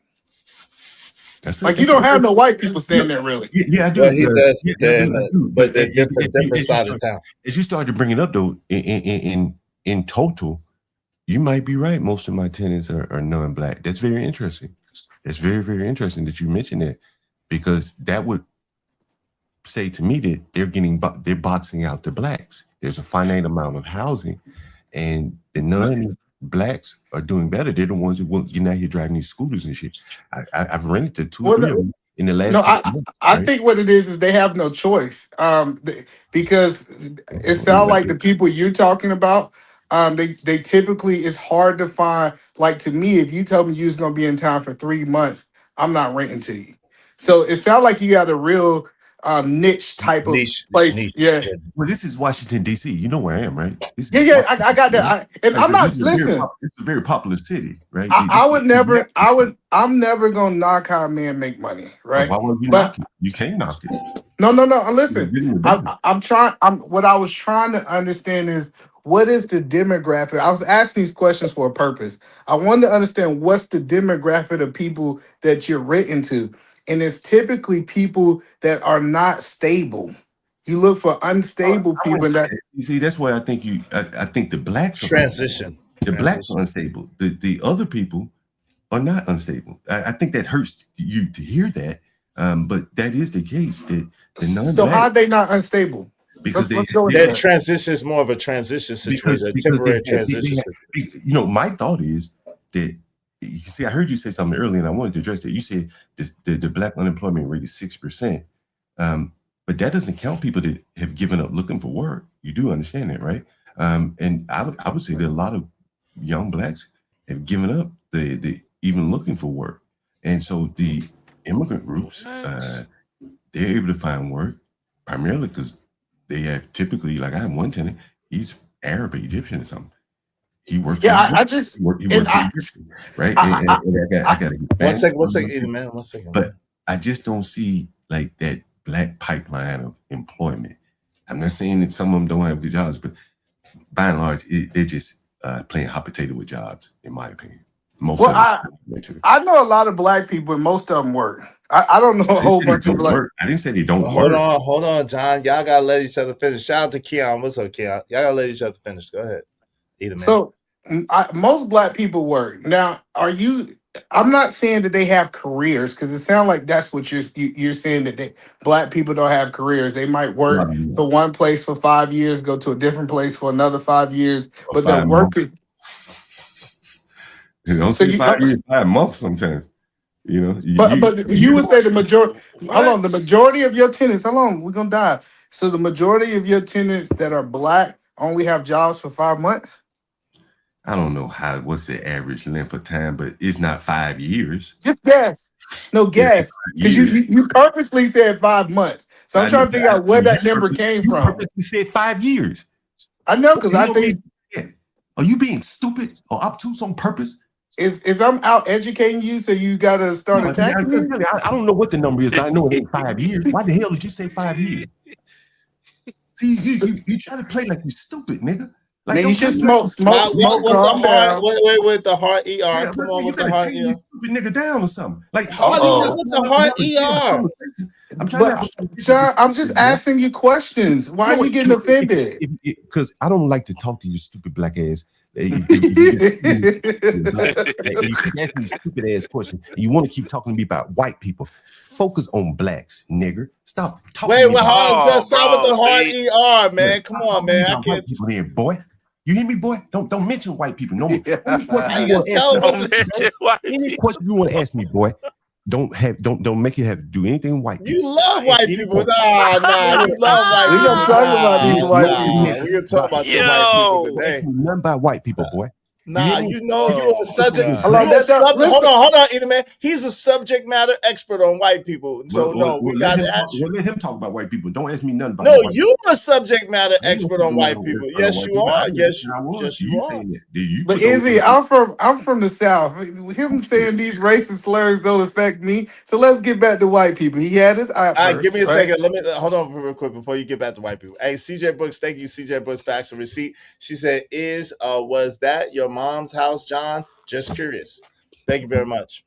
She said, was that your mom's house? I guess that you my mama moved up here and lived in one of my houses from Alabama. Shout out to that. So I hope that answers your question, right? Shout out to that. Appreciate you. Izzy asked Sean to name one positive thing about the black. I tried that last time. They play football real well. I like it. When I used to watch football, I used to love watching blacks play football. How about that? That's the only thing. I got you. Hello. So he want to talk about the black. He do want to talk about the black. So let me ask him a black question so he can feel that I'm balanced. Yeah, right? I think about white people, man. I'm gonna ask you some white questions still, but I want to ask you a black question first. Why So tell me about white people. So tell me, let's talk about the black. Because you worship white people. That's why. Fascinated with me in my worship. Yeah, because your fascination. It's fascinating to see a person that worships someone outside of themselves. It's fascinating. Well, okay, let's talk about white people then, because that's what really, because he can't really focus on himself because blacks are so disgusting. He don't want to talk about blacks. So just go ahead and focus on white people then. Well, let's talk about blacks for a little while because I want you to calm down. I see that I triggered something inside you, and I want to bring you back to earth. Let me bring you back. Yeah, your stupidity. All right, so let me ask you about some you said black people. So tell me about your best black tenant. Best black tenant. Let me think.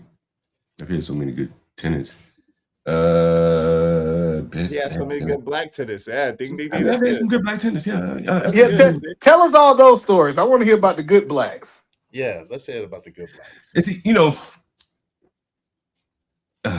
I'm trying to think of a good black tenant that that just sticks out, because again, most tenants just come and go. They're not memorable. It's like, tell me about a good day you had. So I'm trying to think. I don't know, any of them that pay their rent and just leave and go. I mean, I'm thinking in the past. I got a good tenant right now, black man, the man that was assaulted by the young black. He's such a good tenant that he was so scared of that young black, but he wouldn't leave. He wouldn't move out. Most people would move, being assaulted in the house with a black. But luckily he was living in a black neighborhood, and he was able to go 2 doors up and spend the night, a couple of nights there. He never even told me that the man attacked him until I put the black, I was calling me N-word, until I put the black man out.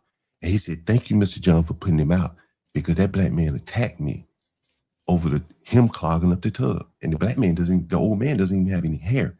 So that's a good black tenant. 70-year-old man, been with me probably 15 years across 2 or 3 properties. I think he has 15 children. He raised his children to the best of his ability. I don't think any of them in prison or jail. He don't cause any problem, So it's fair to say, it's fair to say the majority of your black tenants are good. They're just not memorable. See, if you're good, you're not going to be memorable, right? That's how this business works. Like, if you go into McDonald's and order your food and pay for it, you're a good customer. Nobody's going to remember you. But the thing, what I'm trying to explain to you is, look at what that young boy did to that old man. All it takes is one.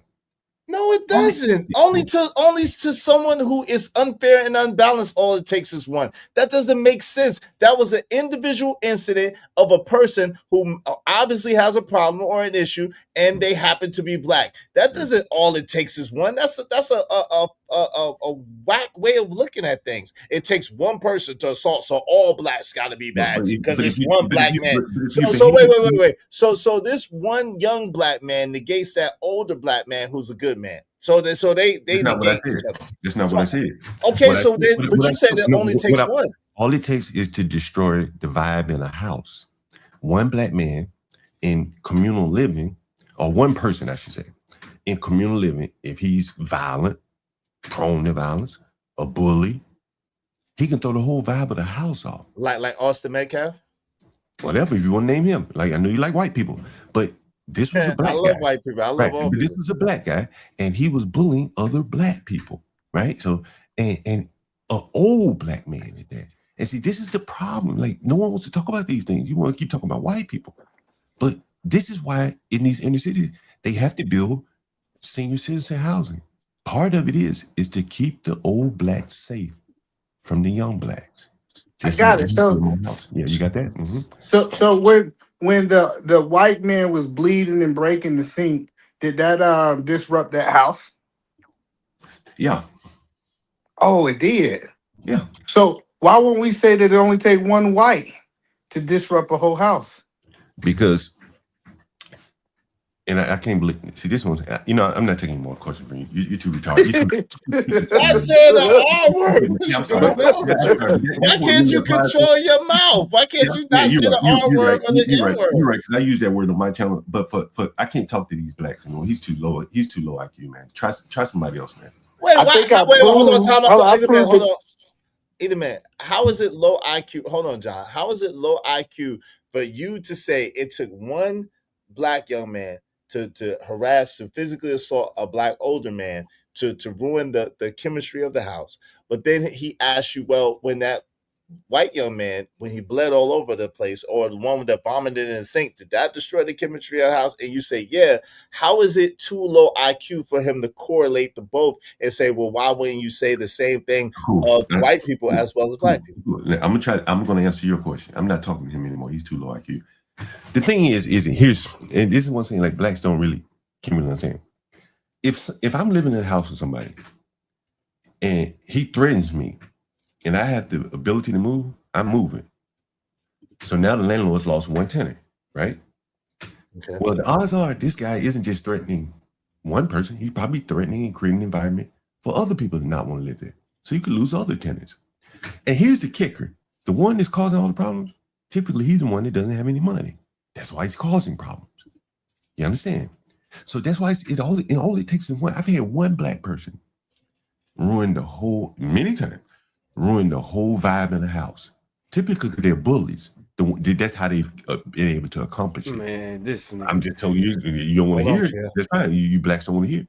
But one black can bully the rest of them, and they'll just fall in line because they don't want to pay rent either. Because John, respectfully. Hold on, I'm about to go. Appreciate you having. You've been talking. Hold on, Ken. Hold on real quick. Go ahead, either man. Hey, this was a great show. I just wanted to show the hypocrisy in John thinking. I know he said he don't want to answer no more questions because my IQ is higher than he is. And we proved that today. But appreciate you having me, This was a great show. Hey, salute. Appreciate you coming up. Salute. All right, go ahead, Keon. You got the floor. What say you, Keon? Yeah, look, John, personally, I just think you have a chronic, case of cognitive dissonance. You want to look at it a certain way. You want to accept it a certain way. But when people bring up how white people also do the same thing, you want to say, well, why are we talking about white people? Because, again, you're trying to make a case that black people do this and that it's only just the blacks. So, yes, a high IQ response would be to ask you, well, the other people also do this. So why are you hyper-focusing on just black people? So, honestly, you can't get frustrated. You do it to yourself, in my opinion. If you bring it up only black people and how they have so many problems, I would think the next response from somebody is, well, white people do this too. But go ahead. You so low IQ. For you, I want you to type your question in the chat. And I'll only respond to you if you type it in the chat. You so low IQ that you don't understand that I didn't even ask a question. Where did I ask a question with your high IQ? I made a statement. Okay. If you got a statement or anything to say to me, write it out in the chat. I'm cool. You don't own nothing around here, so I don't even know why you saying that. Like I'm actually going to do what you say. That's crazy. Why? Because I'm not even going to lower myself to talk to you low IQ black. That's what's up. But like I said, John, right? It's just a cognitive dissonance thing. It's the fact that you want to accept it. It's the fact that you want to look at it that way, and that's why we're here. There's nothing wrong with it. Honestly, you don't even have to respond to me if you're so upset. If you're so mad and so low IQ that you don't have an answer. That word out in the chat. Cognitive dissonance. Cognitive dissonance. You said what? Right in the chat. Right here in the chat. I could just spell it. COGNITIVEDISSONANANCE. That's it, like, what are we talking about? He spelled it right. He spelled it right, John. There you go. He spelled it right. Spell it one more time. The fact that you think that spelling means that you have a high IQ is absolutely just this is the slowest thing in the world. I told you, type it in chat. Do you know what cognitive dissonance mean? What does that mean, John? Do you know what that means? Can you give me the definition of the word? Or technically the phrase? Type it in the chat. Don't talk to me. Tell me the definition since you have such a high IQ. What does that mean, John? Okay then. So I thought. Hey, Keon, I'm gonna be honest with y'all. I know it was funny, but it's just a waste of time, bro. At the end of the day, like no matter what, you could be a billionaire, and if you black, guess what? To him, you's a black. You's a black, no matter what you do, where you live. Well, you are black. You already got the assumption Right. that you You think you the could be worst. white? You the worst. You think You you're the white? worst case Hold scenario. on, John. Let Trucker finish. Come on, John, man. Stop being rude. Go ahead. Man, Yeah, have a high IQ, John. Dang. It's worst case scenario with blacks with John, bro. At the end of the day, dog, you could be helping the elderly, and in his eyes, you still ain't shit because you're black. You know what I'm saying? It don't matter, man. It really don't. That's why I say like it's just a waste of conversation, bro. You know, Like you could put that. God could tell that nigga, hey, tell that man, hey, listen, bro. Black people number one. At the end of the day, he gonna listen. He pulling out swords and knives against God at that point. Like it's a dead conversation. It's been a dead conversation. Like he came up with every excuse because he always said black people come up with excuses, but he sure enough came up with 1,000 excuses for these white folks, their destruction in the whole 9 yards, and giving them grace and excuses about how. Like, come on, man. We hear it time and time again. Yeah. I Hey, Trucker, what kind of work do you do? Do you work for white people? I'm an owner operator, sir. I own my own business. Okay. Are your customers white? Nope, mostly black. Your customers are mostly white. What about the supplies and things like that you buy? Are your suppliers, vendors white? Again, most of my clients is black. So all the inputs that go into your business are created by blacks. I deal with a lot of black farmers. Okay. Mm-hmm. Exactly. I'm not challenging you. I'm just asking. Hey, okay. So Yeah, so you're in the farming. So like fertilizer. Do blacks make the fertilizer? I don't know about fertilizer, but I'm talking about potatoes, strawberries, avocados. So they grow the potato. Onions. What about the I guess you have to have seeds and all that kind of stuff, right? To grow that stuff, right? The farming, the genetics of the seeds of peaches and all the different types of apples. That's genetics, right? You do know that, right? How we get a Honey Crisp versus a Fuji apple. That's all genetics, right? I do know that. I was a genetics guy. So like are the blacks engineering Fuji and Honey Crisp apples too? You know what's funny, right? I'm just asking. Hold on. That's a yes or no question. Hold on, let him finish. I'm trying to tell you, a lot of them is black. Okay, I'm asking. I don't know. It's just again, I keep saying it repetitively that because they're not known and super, you know what I'm saying, they not on TV or commercials and shit like that. That y'all, because of that, y'all will overlook that. I just sat here and now I literally just sat here and said the way y'all make it seem like there ain't black business, there ain't black medical field, there ain't nothing. When even in the farmers, which they are suffering because a lot of the government is trying to get them to do the whole pesticide things and stuff like that, bruh. It's 28,000 farms, and that's a lot of damn farms. And you said the farmers, the black farmers, you say are suffering. A lot of them. Why? A lot of them are suffering. Why? Because of the white man trying to tell them what to do, sir. So they can't do it on their own without the white man. They could do it on their own. The problem is that folks keep trying to. They're suffering without on their own. They're suffering. No, that's not what he's saying. See, here we go. Are they suffering? Again, they're suffering, right? Not on their own. But they're suffering because of government regulations government regulations and different things that's been put in to squeeze out the black farmer. That's so they're not suffering on their whatever own. the case may be, they're suffering. Correct. You've been saying all day they're suffering. Yeah, he said right. Yeah. Right. And so I'm trying to get to the bottom of it. Like, what could get them out of this rut that they're in? What do you think would get them out of the rut? These black ass farmers you talking about? By putting a pistol to your head and sending you to. Wait, whoa, chill. All right, chill. Oh, yo, so hold on. I'm gonna play the No. But that's not channel friendly. That's not channel friendly though. And keep please mute. That's not channel friendly. Yo, so are stereotypes solving problems or creating new ones? Are these stereotypes solving problems or creating new problems? You talking to me? Yes, sir. Anybody, but you could go. I'm curious what you think. I think the blacks don't want to admit that they have a negative stereotype, and they're high stepping through the world like people aren't looking at them like they don't want them around. You look at the last couple verdicts, you're sending you a message. The non-black people saying, we really don't want you around. We're tired of kind of dealing with you. You can read between the lines on it, Look how fast they came to that conclusion on Carmelo Anthony and sent him off the road, 35 years. No How question. does that help? How does that help you being a black appearing being a black appearing person, right?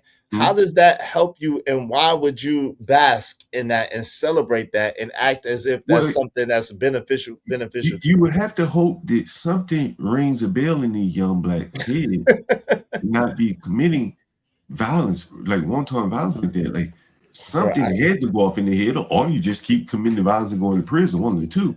But you hope something goes off in your head, man. Like you just can't. Hey, John. Bro, hold on real quick, bro. Let me like hold on real quick, bro. I got mad different views. I got mad different views up here. I'm not taking that down. So that's hilarious. I got mad different views. I could go over there with the green screeners right over there. I could go over there with the X-Men background. I could go over here with my collectibles background. I got mad different views. I just happen to like this view right now. Tomorrow, just for you, I'll be over there, or I'll be over there. Don't worry about it. This room is fully. I got the green screen right there. It's cool. We're good. We're good. Don't worry about it. You're right. So I need a woman to come and decorate. No, I don't. No, I'm good. But go ahead, my bad. Go ahead. I mean, if you think that white people didn't see the way that the blacks were behaving behind this Carmelo Anthony, you don't think the white people came to some kind of conclusion after seeing black people behave like that? Supporting a murderer? Wait, hold on real quick, Trucker. Is that a bad word? Hold on, no, yes, the sorry, M word is bad, but hold on real quick. But that doesn't even matter, right? Because at the end of the day, they supported 1, 2, or 10 or 20, right? Number one, number two. Beside that, there were people saying that if there were white people saying if Carmelo got off, they was gonna delete him right there in the front of the courthouse. I don't hear you saying nothing about that. So at the end of the day, I don't care nothing about that. If someone wants to judge me because of what someone else said or did, that's their ignorance, and that's what they planned on doing anyway. However, give me a second. However, an intelligent person, a thinking person, will judge John Galt over what John Galt says and does, will judge me, Israel, over what I say and do, Trucker Yell, Keon, Mr. Metcalf, Jeff Metcalf, Austin Metcalf, Hunter Metcalf. They will judge us each off of our own actions and deeds rather than a collective people that we don't even know. Go ahead. Is if you were to just do, if you were a white person, or this is a non-black person, and you went down YouTube and just looked at how blacks were responding to the Carmelo Anthony case, just took an unbiased view, just look at what the blacks are saying. Go listen to some of the panels. Look at the titles. People like Freezy, and I ain't picking on lead. Scratch that. I don't want to use no name. Yeah, don't say it's you have people saying it was an all-white jury. It wasn't all white. You're having blacks saying that. It was non-black. It was not a black person on the jury. In reality, it doesn't matter. In reality, apparently it does. Okay, but you don't hear the blacks complaining. It does. Like stop. Hold on, Trucker. You don't hear the blacks complaining about the blacks that were on Rick Child's jury. There's 5 or 6 blacks on that jury. They let that man go. They were. Obviously, they were. But you don't hear about. But you don't hear Rick Child had a black attorney. Obviously, people were complaining. Yeah, he had a lead attorney. So listen, but you don't hear people challenging the jury the way that they're challenging it. I mean, I've heard blacks even criticizing the witnesses, and the witnesses, some of them were black. So what? But I'm saying, like, a lie is a lie. But I'm saying, who tells it? But see, then there you go. You get down in the next thing is, if the witnesses were lying, then why didn't Carmelo Anthony's lawyer, prove that they are lying? He didn't prove it. Well, he did actually. Hold on, real quick. He actually did. He just did a weak job, but he actually did show the contradictions in their testimony. He really did. But a contradiction is to show the blatant lying. But he was very. I would agree. He was very light. He did not really give Carmelo an adequate defense. That he did not. So Well, I mean, in reality, Easy all right, man, and this is what I'm saying. Like in I can't. reality, man, there really wasn't any defense. It wasn't. That's true. That's right, because But he was guilty. no, Like when no, you don't that's have not. when That's you're not. No, guilty, no, you don't no, have no, a no. defense. You Time just out. gotta That's get not. That's not why there wasn't no defense. It wasn't no defense because the fix was in, and allegedly, and he was a part of the plan to get that young man hemmed up. Because listen, even if he thought, listen, first of all, if he thought his client was guilty, he shouldn't have took the case. And if he thought his client wasn't guilty, he should have gave his client an adequate defense. He didn't even object to some of the most obscene things where they asked a novice, "Hey, do you think that this was M1 or was this self-defense?" That's not, you can't do that. You're supposed to object to, hold on real quick. You are supposed to object to that. And even a lawyer, even the most basic lawyer, a novice lawyer understands that you're supposed to object to that. Go ahead. I guess what I'm saying is that even with all the objections, assuming he did or did not didn't object, it's not going to overturn the case. It's still a weak case. Even if those questions were not asked and answered, it's still a weak case. At best, he's going to have to come back and do it all over again. Okay, and that's cool, and that's fine. And then he'll probably get manslaughter, or he'll probably get criminally negligent homicide, which is more of a fair charge, which is more of a fair thing. Case in Allison, less than 3 hours down the street, knew Joe Ramirez, planned on deleting Joe Ramirez. It's clear that was premeditation. He lured him into the bathroom and he stabbed him 5 times. And he only got criminally negligent homicide, which was 2 years, and it got enhanced because of the knife, which was 6-inch blade, which made it 10 years. So you telling me that all of that, and then Carmelo Anthony can't get criminally negligent homicide or get a manslaughter and then get 10 years or 50, or whatever the case may be? Come on, man. Like 35 years is excessive. M1 is excessive because he didn't have the intent on deleting that kid. That wasn't his intention at all.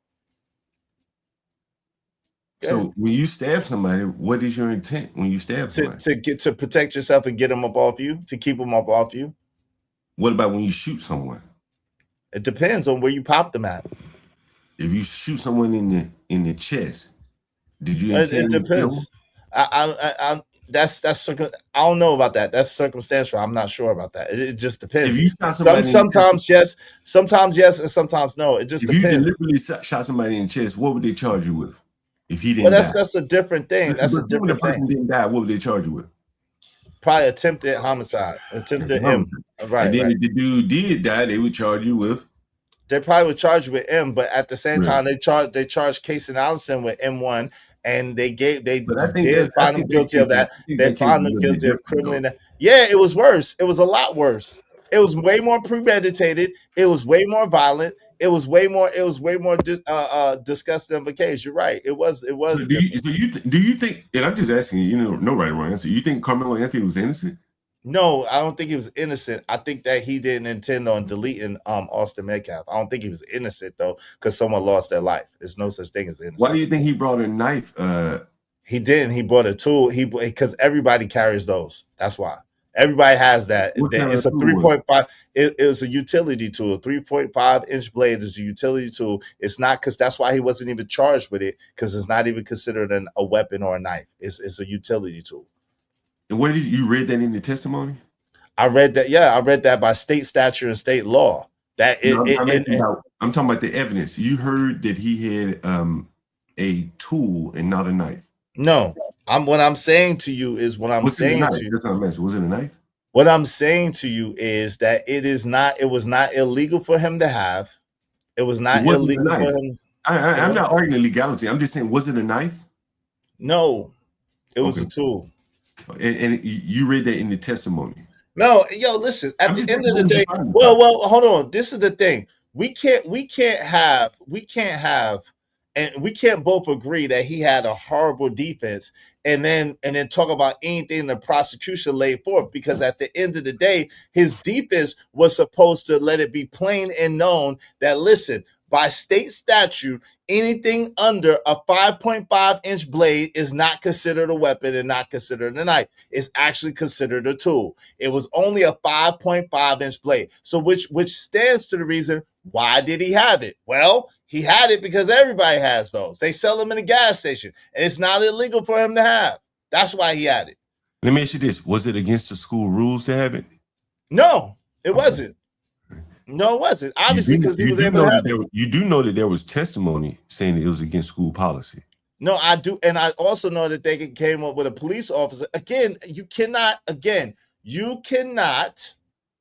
talk about anything that the prosecution presented if you admit that the defense did a horrible job of defending him. Because if I was his defensive attorney, the first thing I would have did was establish that, hey, by Texas statute, this is not considered a knife. This is not considered a weapon. Then I would have showed that, hold on real quick. Then I would have showed that by that post that was up there, even the post that was up there by the ISD, that wouldn't be considered a weapon under there. That's why he wasn't charged with it. He wasn't charged with it. Okay.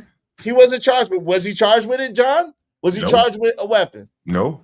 Okay, there you go. So if he wasn't charged with a weapon, that should let you know all you need to know right there. That it was a knife, is it? Say what? Keon is saying it was a knife. I don't care what Keon says. That doesn't matter. Hold on, Trucker. I don't need no help. Give me a second. No, I was going to ask a question. That's it. Okay, go ahead real fast. What's the question, bro? Hey, John, I'm asking you to answer this honestly.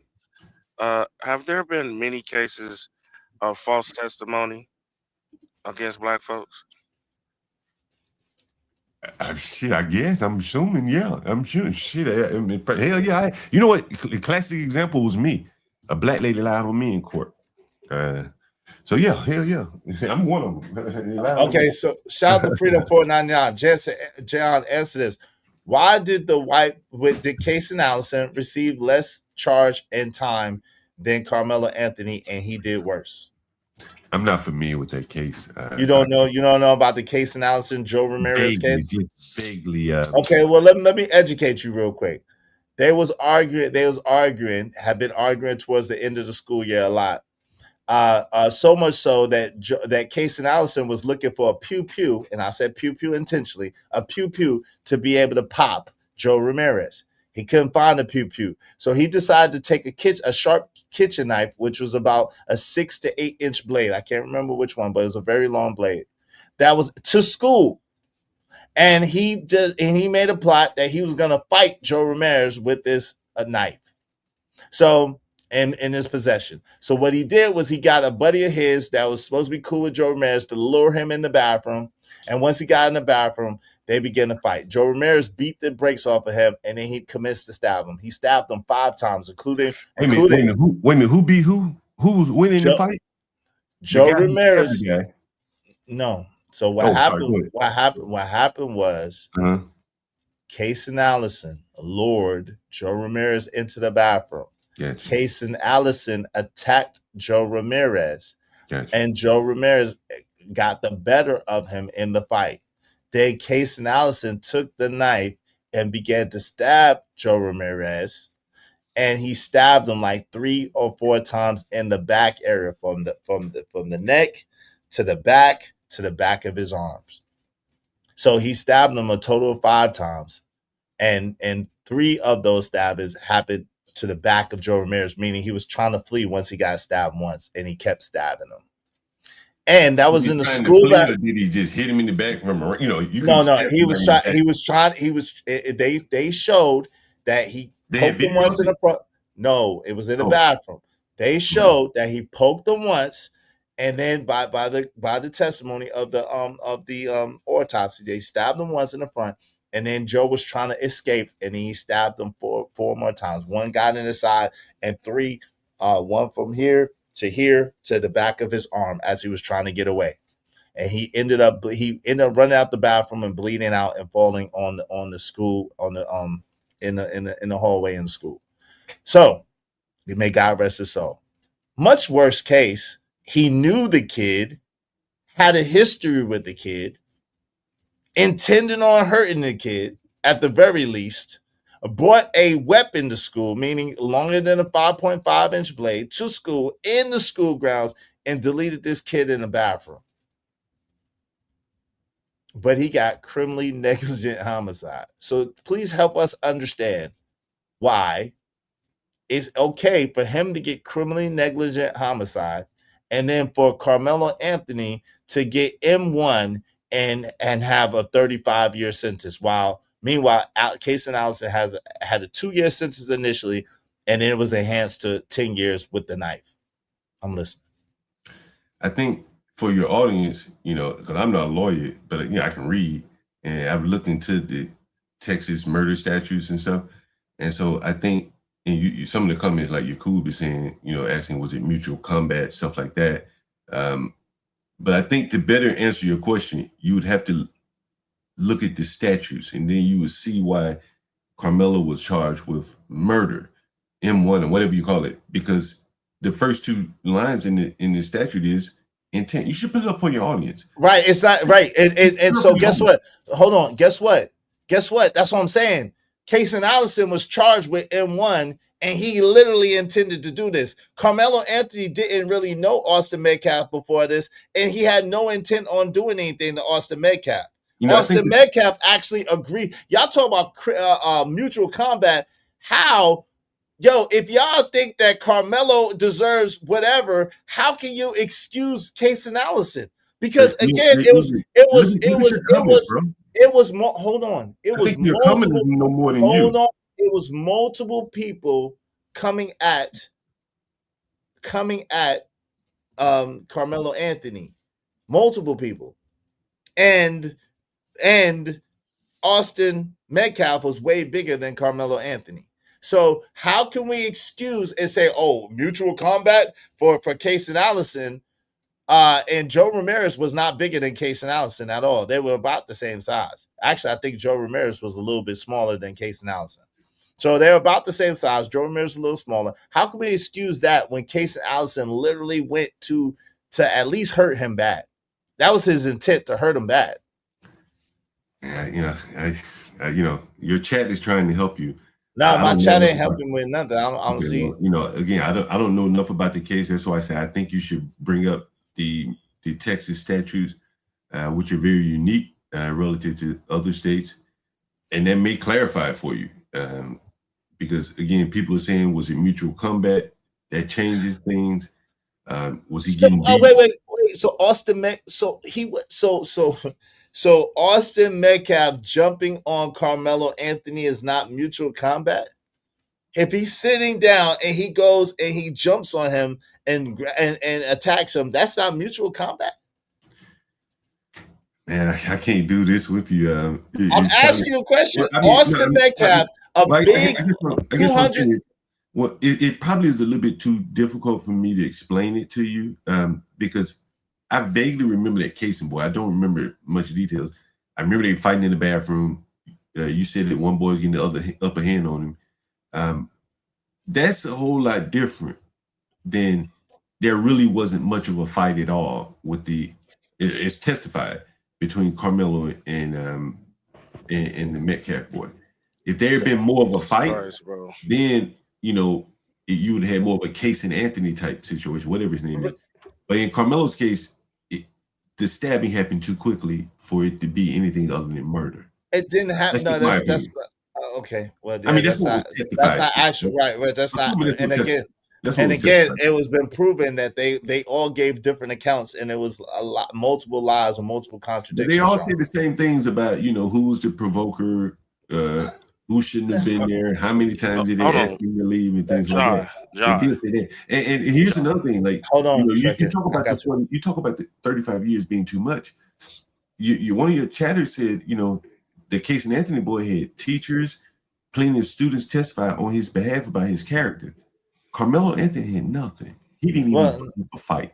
The defense didn't put up a fight for him. No. Carmelo Anthony has saved somebody's life. Carmelo Anthony could have had people to speak up for him. Has he ever been on trial before? No. Okay. Anybody else up here have been on trial before? Bro, like that, there is no way that you sitting there paying for this lawyer and you don't force him to put the best case on, or you fire him. Like how you?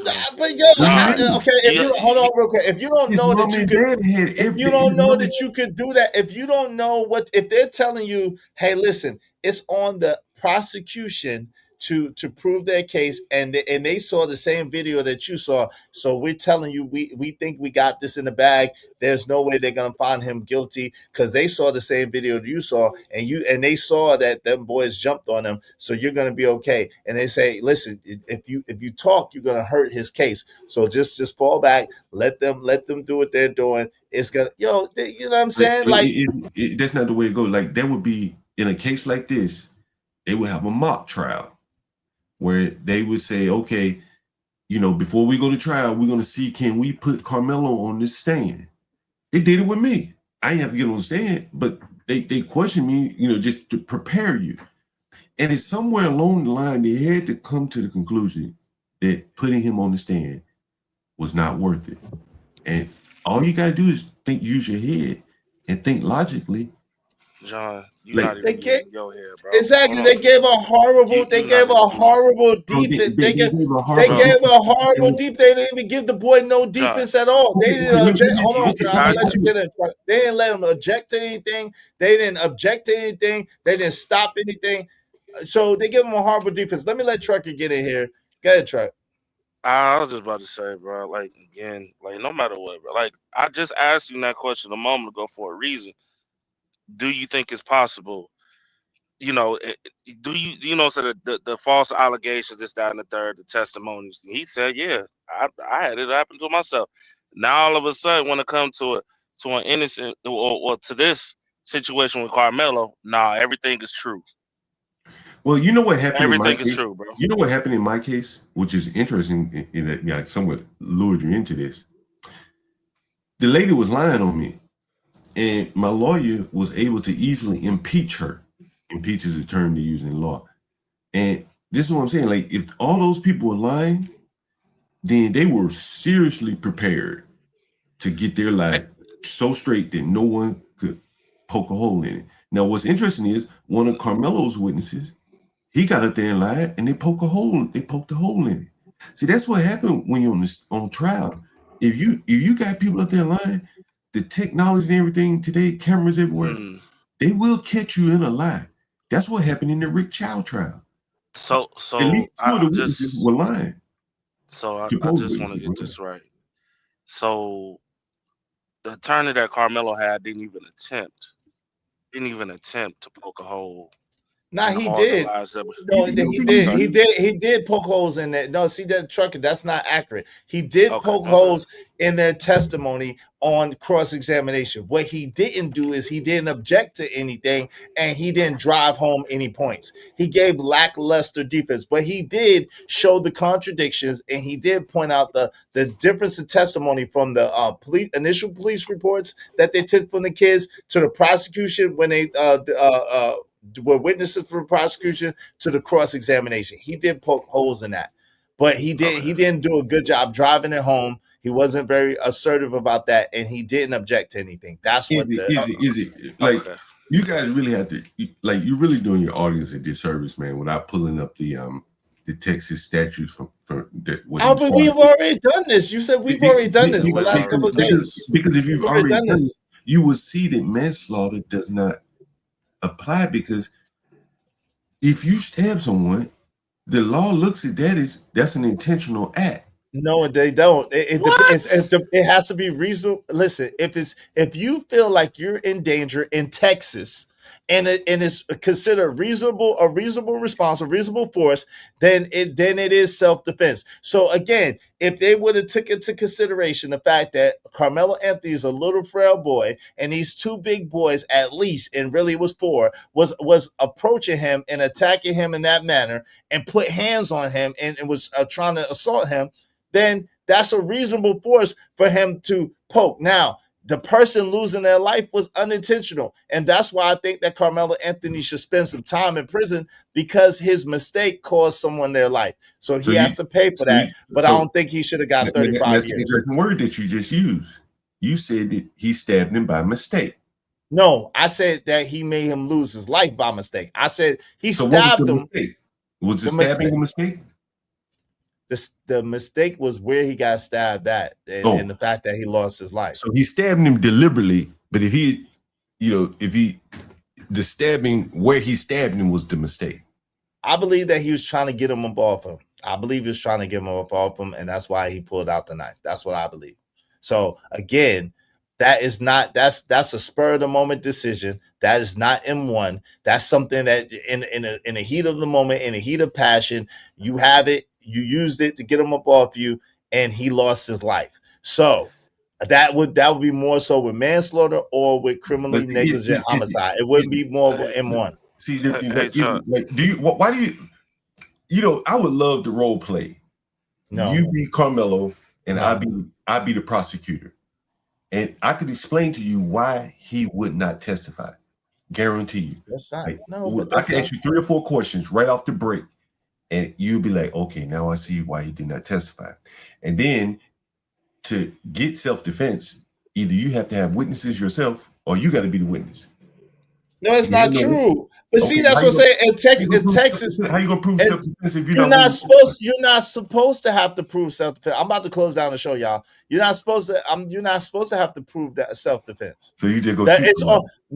it's on the prosecution to prove that it wasn't self-defense. That's what you don't understand. That's what a lot of people don't understand. Didn't they disprove that? No, they didn't. But they didn't. But the fix was in. But listen, at the end of the day, it was on the prosecution to prove that it wasn't self-defense. That's what it's not on the defense. It's on the prosecution. But he would have and had that's to what prove. and that's what the prosecution used to give them a horrible case and a horrible defense, because it was really on the prosecution. So how many years you think he should have gotten in prison for that? Like 10 at the most. More like 7. Like 7. So that's why I think he should have got 10 at the most likely around 7.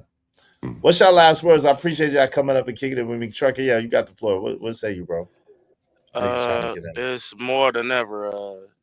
I've never seen as many black folks so damn happy to just fight to lock a nigga up, a kid, a young innocent kid, to be honest, a good kid. So, hey, keep exposing yourselves, bro. That's all I could. I just want people like folks to be more aware of the people that you surround yourself with that move like this. That's all.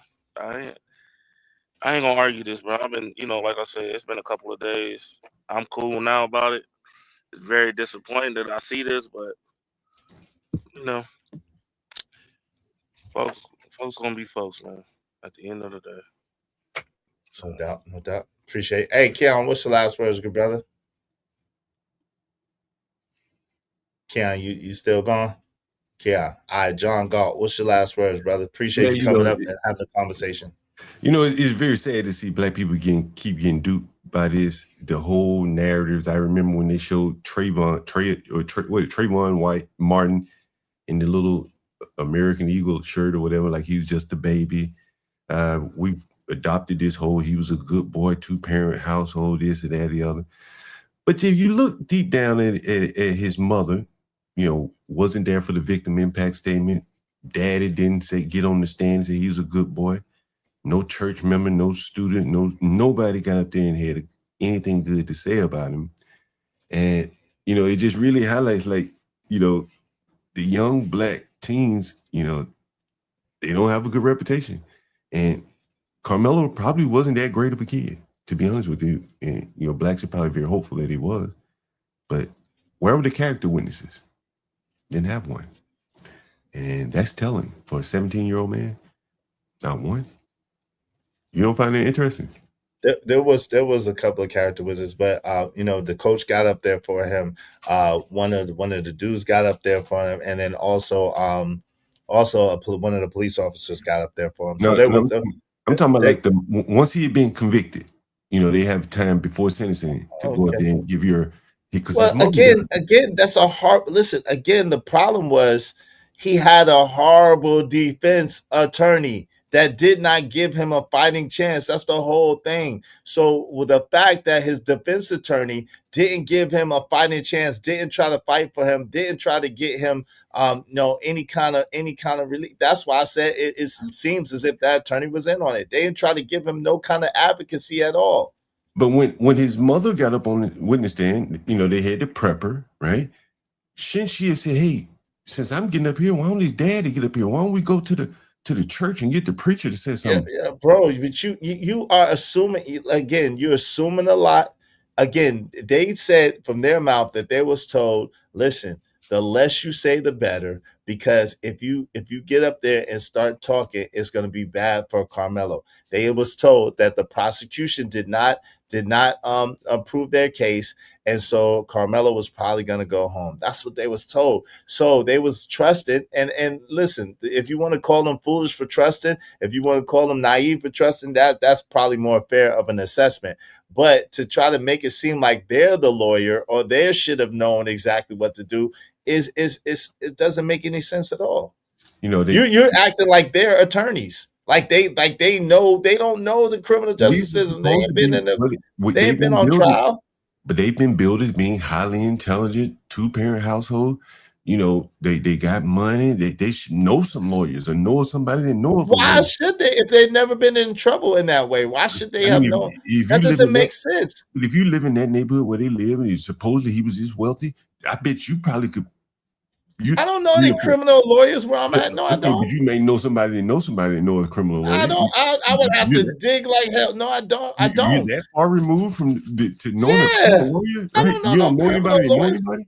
You don't have any lawyer friends? Not in my area. No, I have a lawyer friend, but he doesn't practice that kind of law. But he should probably refer you to a criminal lawyer. He might be able to, but that's what I'm saying. Those people refer them to that lawyer. This is the point. The point is, listen, family, this is the intelligence. Y'all are weird, bro. Intelligence. Listen, you're an expert. You talked about being a subject matter expert, right?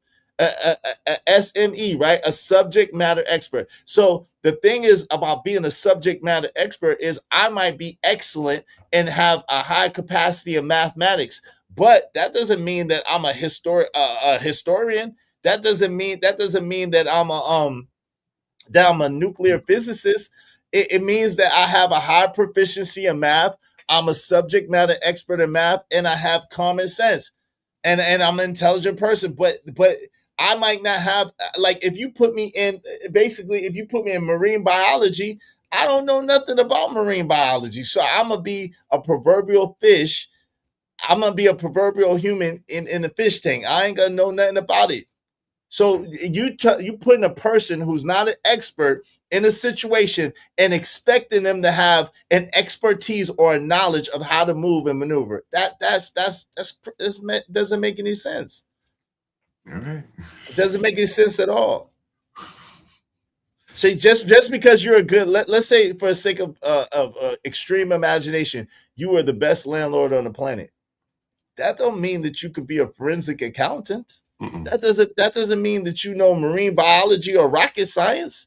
You're a great landlord. So that doesn't mean that you would know a criminal. If you ain't never have no criminal past, you wouldn't know no criminal lawyers. Let me tell you what I did.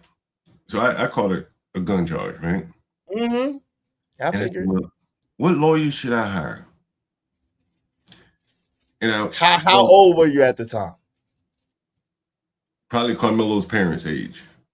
Maybe How old were you? How old were you? This is in the 20s. It was maybe in my 20s.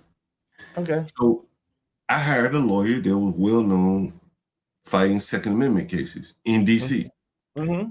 Like, that made sense to me. I wasn't a lawyer, but I said, if I got a gun charge, I'm on a lawyer that fights guns. The lawyer that Carmelo hired, he wasn't like nothing. He was a real lawyer. He's well regarded, but he just didn't have anything to work with, bro. There just was nothing there. That's not what you just went to that. That's not true at all. It's not true at all. At the same time, listen, there's matter of fact, see, you did this. So someone else came up, someone else actually came up with what they would have made Carmelo's defense. It was a white guy, actually. Shout out to that. Let's get into this. Let me play this. Let me put this up here.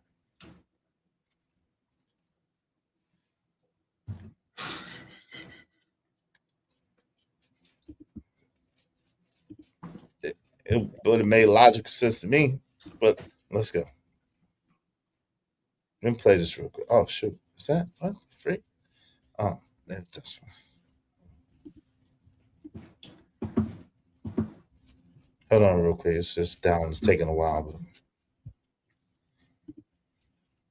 but I believe I could have did a better job of bringing this case than the defense attorney did. He didn't offer no defense. You said it yourself. He didn't give him no defense, and it wasn't because he couldn't. It's because he didn't. But let me show this. Hold on real quick. Hold on. Wrote a closing for this case. Do you want to give us the closing? What you had happen was you had a rainstorm in Texas, and the kid goes first to the dugout, and he's hiding in the dugout trying to avoid the storm. And the baseball coach comes over and runs him out of there. And then he walks over to another tent, and he comes into that tent and he sits down. Nobody's telling him to leave. He's trying to get out of the rain, and he's just waiting. And then you have some other kids come up in a very athletic, jock manner and mentality, and they start flexing on him that you're in our tent, you need to get out. Where is he supposed to go? It's a rainstorm. He's not doing anything wrong. And then they start pushing on him, and they start creating this us versus you concept, where this kid is left with not very many decisions and only milliseconds to make them. And in that process, he is touched first by the other kids. He has absolutely no idea why he's being treated this way, because he just fled a rainstorm. And he's sitting there, and once they put their hands on him and he starts to feel fear of being ganged up on and beat on, he makes a decision, pulls a knife out. You heard that word where he said he starts to feel fear? Yes. Of being ganged up on and beat up on. Yeah. I'm not disagreeing with any of that, right? Let's assume all that's true. The problem is the only person that could attest to that would be Carmelo Anthony.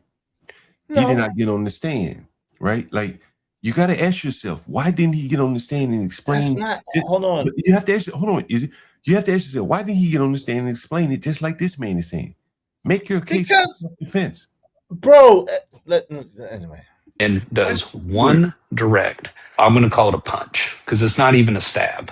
The state's own expert testified and agreed that it was a defensive stab wound, not an offensive stab wound. The state's evidence testified that it was a defensive stab wound, not an offensive stab wound. That's important. Based on that evidence alone, I don't know how you can form the level of intent required to return a guilty verdict for murder.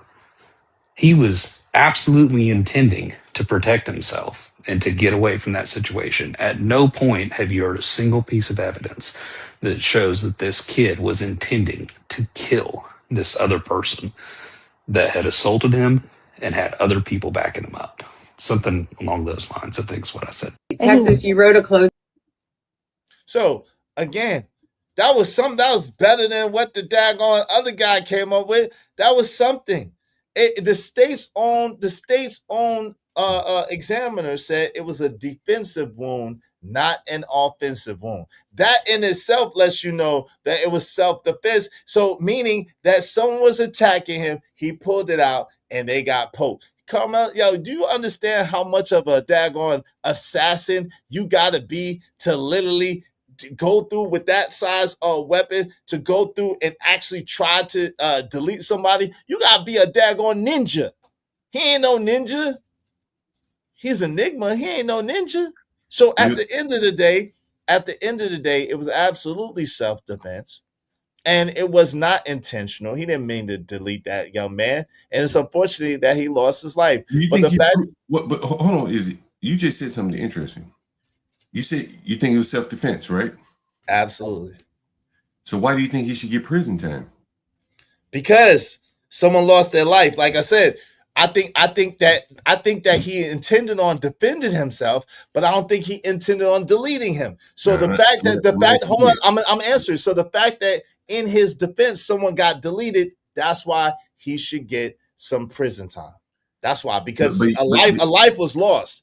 Even if it's the same way as if you're driving down the street and you accidentally delete somebody, then I would say that you deserve some prison time, even though you didn't do it on purpose. Your negligent action cost someone their life. That's what I would say.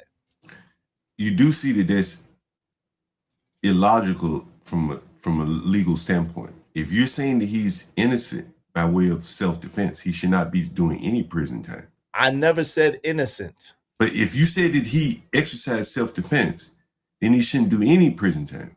Unless I think there's something like an imperfect self-defense. Well, it's a criminally negligent homicide, meaning that. So now you get right. That's what that is. But the first point you made though was illogical. He should do. It's not illogical. No, it's not illogical. If you're saying it's self-defense, it's not illogical because he intended to defend himself, which is self-defense. He did not intend for that young man to lose his life. Hold on. So the fact that that young man lost his life as a result of him pulling out the knife to defend himself, then that is criminally negligent homicide, or at the very most, it is manslaughter. So those two things would cover what I'm talking about. So it's not illogical. They actually have charges that actually would cover exactly what I'm talking about. So what you're saying is, if I'm not challenging you, I just want to get it right. Your thought process. If you exercise self-defense and kill someone, delete someone, you should go to prison. It depends on the circumstances, situation. Okay. But I'm saying, like, if you execute perfect self-defense, should you go to prison? Again, it's circumstantial. In this particular case with Carmelo Anthony, I believe that he made a mistake. Okay. But because he made a mistake does not exonerate you from consequence. So he made a mistake. He made a bad decision. The bad decision was to poke that kid with that knife, even though he felt like he was protecting himself. And as a result of poking that kid with that knife, that young man lost his life. So that would be a criminally negligent homicide, or at the most, a manslaughter. So why do you think George Zimmerman walked free? Bro, like that's a totally different case. I don't know enough about the George Zimmerman case to know anything about that. No, that's not true though. Because guess what?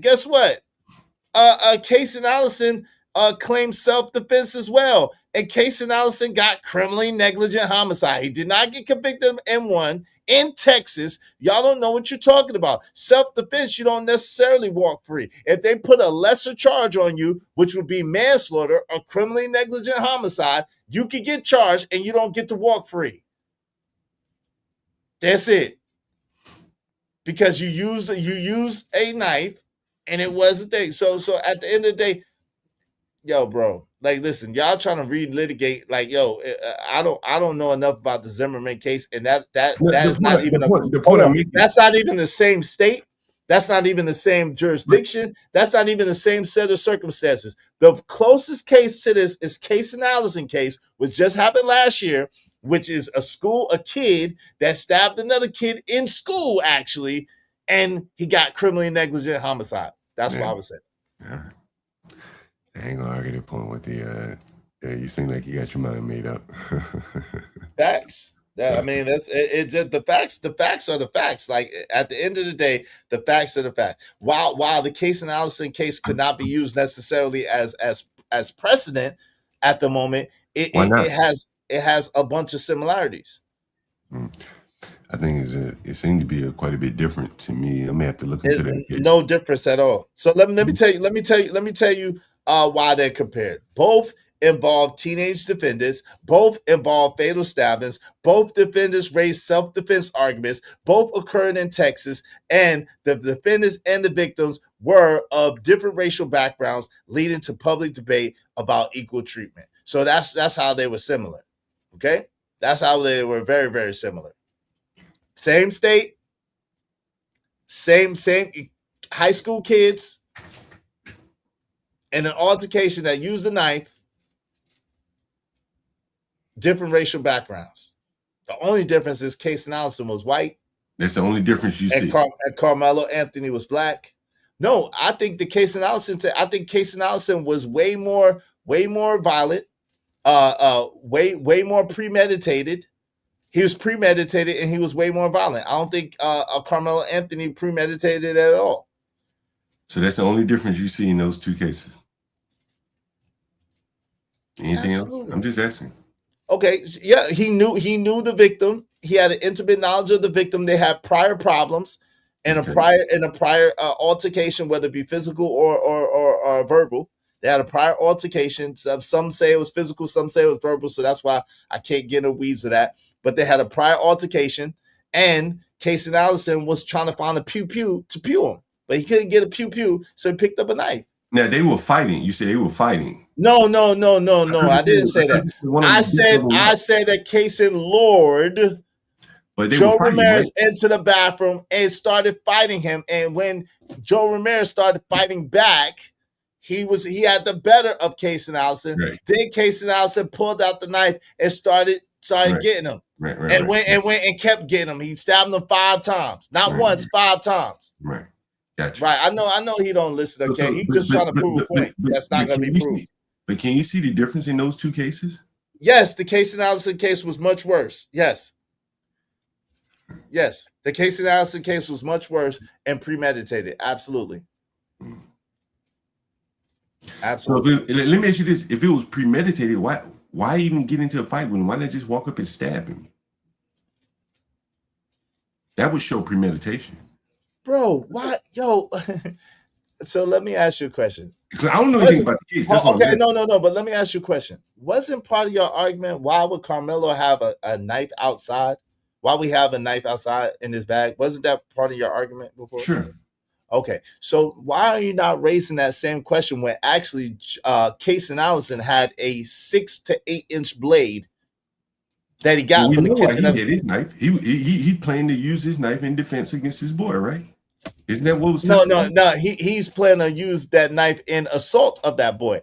So we know why he had the knife. Right? Okay, so is that not worse? You taking it to school with the intention of using it on a kid, knowing that is illegal to have in school. Period. Hold on, real quick. You realize that he only got about the case. That's one. Okay, I'm telling you. Hold on, give me a second. He only got sentenced to 2 years, but it got enhanced because it was a weapon. It was a 6 to 8 inch blade. So he ended up having to do 10 years because of the weapon. Can I ask you a question? Because again, I don't know anything about this case. Did he testify? No, I don't think so. Okay. Because I read that he had a lot of character witnesses. I want to look it up now. What's his name? Casey Anthony? Casey Allison. Casey Allison. I wondered, did he testify? He didn't testify as far as I know. Shout out to Alpha Omega. He said, I see one of them come in due drywall work contract. Okay, I don't know what that is.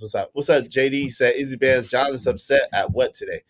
Because he getting cooked. You could definitely make the wild DoorDash. You could definitely make that with DoorDash. She said they get paid by the delivery. Shout out to my guy Marcel. Said this is a sign of mental illness. What's up, Hurricane Pearl? What's going on? Jay Watt said, who cares what color his clients are? The only thing that matters is money and good business.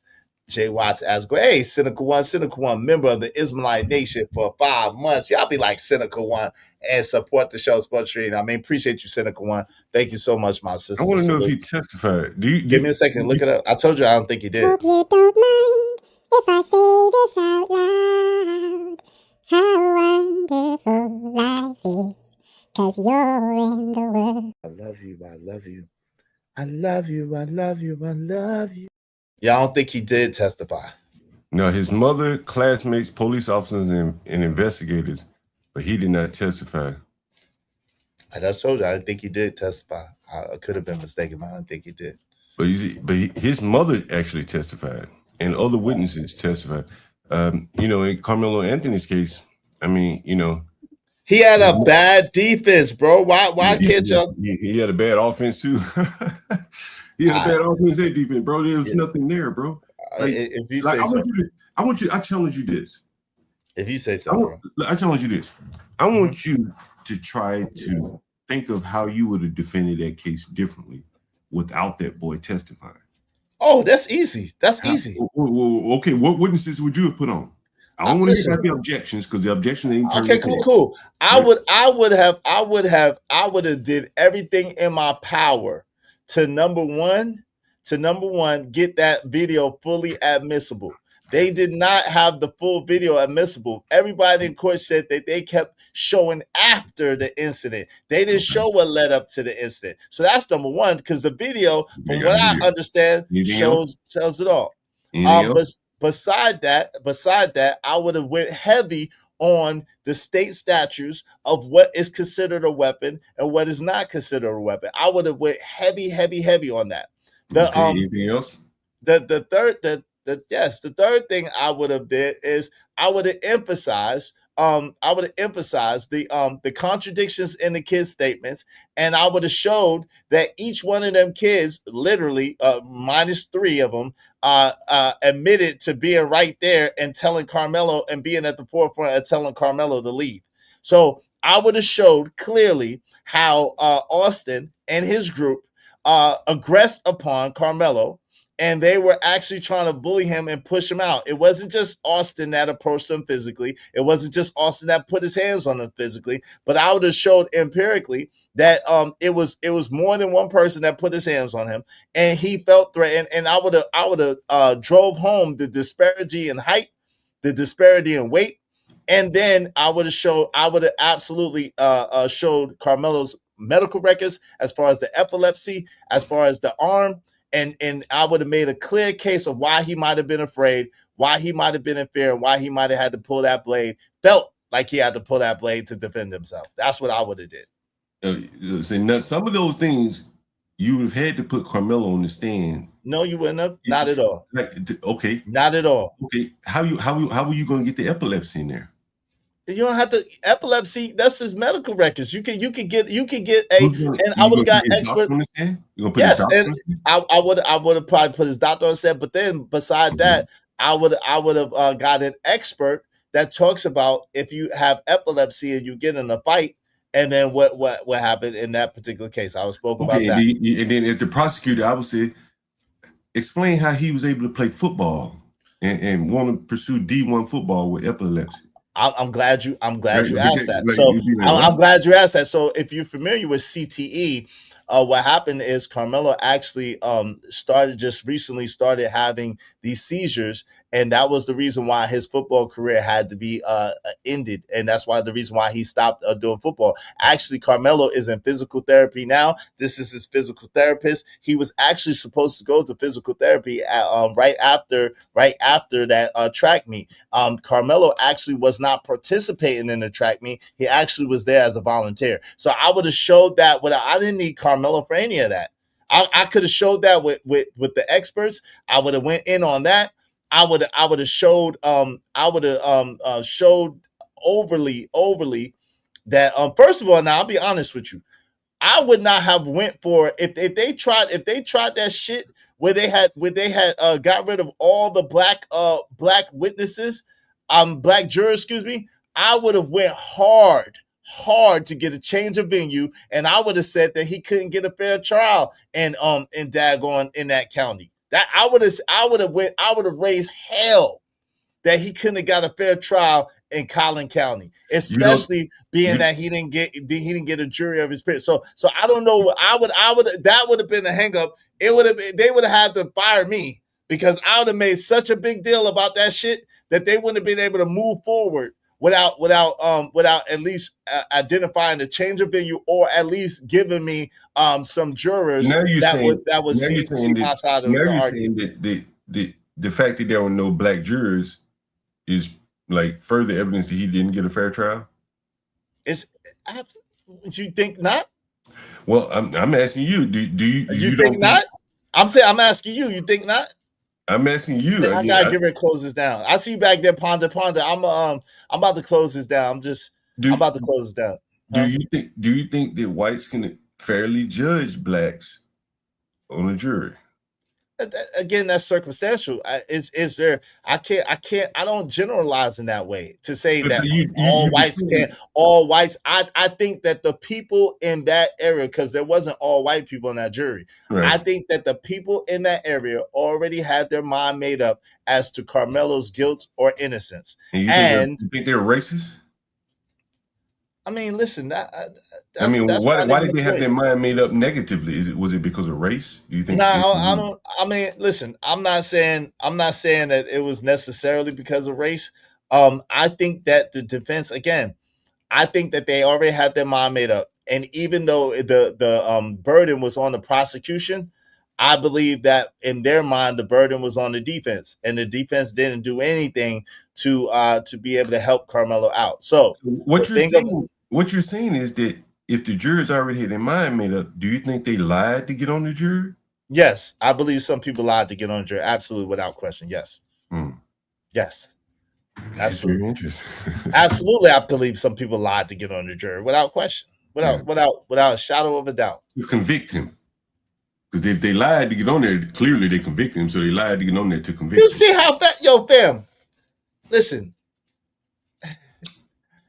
Generally speaking, how fast have you known them to deliberate like that? Number one, but then number two, to come down with a sentencing in the same day of deliberation. Like that's abnormal shit. Yeah, this is why I think that it's your blind spot, bro. Like the boy had very few character witnesses. That's no. Stick to what I just said. So hold on. Don't try to tell me about what you want to tell me about. Stick to what I just said. The point that I just made, I want you to address this point. I said when, because you know criminality and you know court. When have you known a case of this statute and of this level to be, number one, deliberated that fast? And number two, to be sentenced and deliberated and sentencing within basically the same moment. When have you known that to happen like that? Well, I don't follow all the legal cases, but from what you followed, man, come on, bro. Well, I mean, I can't remember how many days the Rick Child deliberated, but in this case, Izzy, and I think that came back the same day too. But in this case, Izzy, like you have to.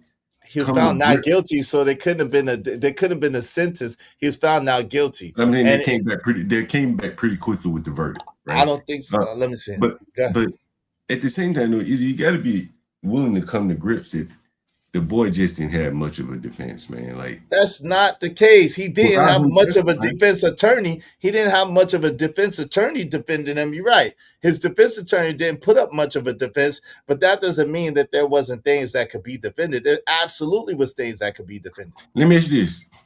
I think he called 3 witnesses or 6 witnesses. I'm not sure. I'm not sure. Is there any witness you think you would have called that didn't get called?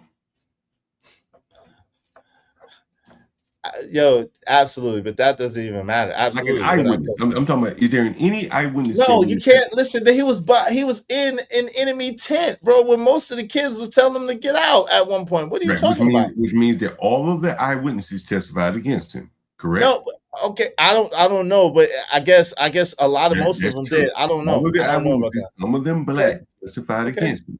Okay, it's very difficult to beat a self-defense case when everybody's saying you shouldn't have stabbed that guy. The only way you're going to beat that is with Carmelo testifying. Nah, that's not true. But first of all, the very fact that the defense allowed that prosecution to continue to drive that home, asking these kids, "Hey, do you think this is M1 or do you think it's self-defense?" You can't do that. Objection. And then I would have picked them apart. Well, so what's actually the statutes on M1? And if they wouldn't have known it, and then I say exactly. So in your opinion, how can you give an honest assessment of the statutes of this when you don't know them? So that's easy work. That's easy work. Let me ask you this question: what was the conversation back and forth between Carmelo and the people under the tent? Was it friendly? Was it angry? Initially, it was friendly. So I don't know. Initially, it was friendly until he started. Did he curse at them? No, not that I'm aware of. No, I think it was testified that he cursed at them. I think it was awareness. Oh, I think it was testified a couple of times. They didn't say no curses. See, this is what I'm saying. Okay, again, fair enough. But again, how many times did they ask him to leave? That doesn't. I don't know. It doesn't matter. It doesn't matter. How many times did they ask him to leave? It doesn't matter. That doesn't matter. So at what point? Let me ask you a question. At what point, them asking them to leave, do they have a right to put their hands on them? No. Okay. There you have it. So if they asked him to leave 1,000 times and he didn't leave, what should they have done, John? Go get somebody to tell him to Yes, go get an adult. Go get an adult, a coach. Say, hey, coach, he won't leave. We're asking him to leave. He won't leave.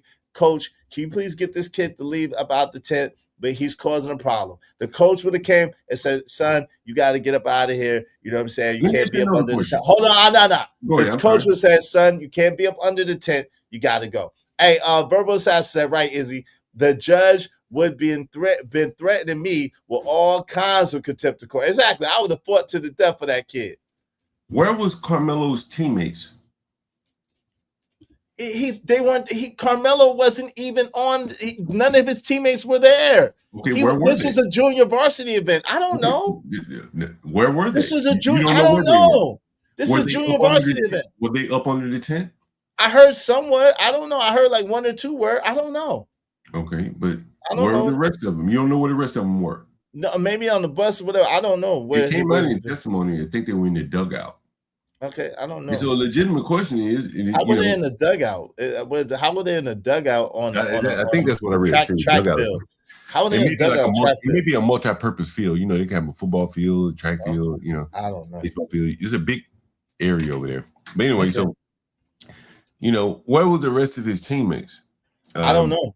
Right, they were in the dugout. They were not over there up on the Memorial's tent. So you have to ask yourself, why is he there? Only he can explain that.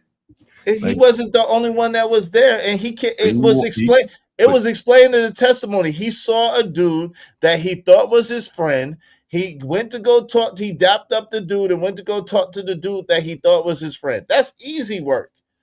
That was already explained by the people. You know what they would do? They said, this is one of the reasons why he couldn't testify. The prosecutor said, why didn't you leave the first time? The second time, the third time, the 14th time, 15th time, 16th time. And then they'll say, well, when did you decide to pull out the knife and stab this man? That boy won't. Like, he didn't, it just, like, there's a reason why he didn't. Why didn't the defense ever object to anything? We don't know if they did or did not. No, they didn't. We do know. We haven't seen the transcript. If you pull up the transcripts, we do know for people that was in the courthouse and people that said it and people that had the transcripts. We know that the only time that they objected was during the voir dire, when the fact that they didn't have they excused those last 3 black jurors. That was the only time they objected. You know, I was listening to Andrew Bronca, and he said something that I thought made sense. He says, what we're getting is basically the reporters typing or tweeting this stuff out. He says they could or could not be writing about the objections. He said oftentimes you'll see a reporter tweet something, but don't tweet the objection. So until the transcripts come out, we don't know if they objected to anything. We don't know. All we have is summaries. I don't know if the transcript's out yet. And see, again, this is a rumor. But he hasn't seen the transcripts. If he had seen the transcripts, then okay, cool. But even those objections might not have turned the case around. If the prosecutor, right, but at least he should have gave an adequate defense. That's the only point that we're making. Yeah, but you can damn near object to a lot of things, and you know. Yeah, but it would give pause for the appeal. But yo, man, I appreciate you coming up, bro. It was good. It was a good back and forth. I gotta get ready to go, man. I'm hungry, man, and the game is about to come on. Appreciate you coming up, man. Salute. Hey, thank you to John Galt for coming through it and chopping up. Shout out to Question the Ponder. I didn't mean to, no disrespect by leaving y'all in the back. Shout out to Keon. I was like I said, I was trying to close down. I just wanted to let John finish his statement because he was a good sport and came up here, and I gave him a lot of heat. What's good, Daniel Berry Sports Highlights, and what's going on, man? Kojak 303 the Great said defense counsel never objected during the proceedings. That's why I've heard by multiple people that was there. LA Project said, I guarantee news people were in the courtroom but had to take notes as D2. Much information have been on social media and news outlets, right? I asked that. She said, I was responding to John being skeptical about Carmelo testifying when they normally do not do that to young people. And here you go. Right. They normally don't have. Now, I guess famously the Rittenhouse kid, Kyle Rittenhouse, got up there and he was boo-hooing and fake crying and all of that. And that's what they say got him up. So I guess they were responding to that. Emperor Kojak said defense counsel never objected during the proceedings. He didn't. I read that. He said, and the judge was friends with the victim and his family. The judge should recuse himself of that. Well, Mr. Metcalf's claimed that that's not true. I don't know how true that is. He said, but the picture that they showed that they used to justify that was not that judge. So I don't know. I know that the picture that they showed was not the judge. And they claim they did not know each other. They said that was a lie. There was a lot of misinformation put out there on both sides. Like I said earlier, like I showed, Jeff Metcalf did not call Carmelo a watermelon felon. Jeff Metcalf did not call, or at least on camera, call that woman a B. He didn't call Carmelo's mother a B. He didn't do that. And he did not basically tell Carmelo's uncle to pull up. He didn't do that. So, that was AI. It was AI. Unquestionable about it. I showed it. It was AI. All right. That's a very reasonable argument, Izzy. Thank you. I appreciate it. Hey, shout out to everybody that supported the show today. I really, really appreciate you. Shout out to JD1975. Shout out to John Galt. Shout out to my anonymous guest. Shout out to Jay Lewis. Shout out to CJ Bush. Shout out to Freedom. Shout out to Cynical One. Shout out to Verbal Assassin.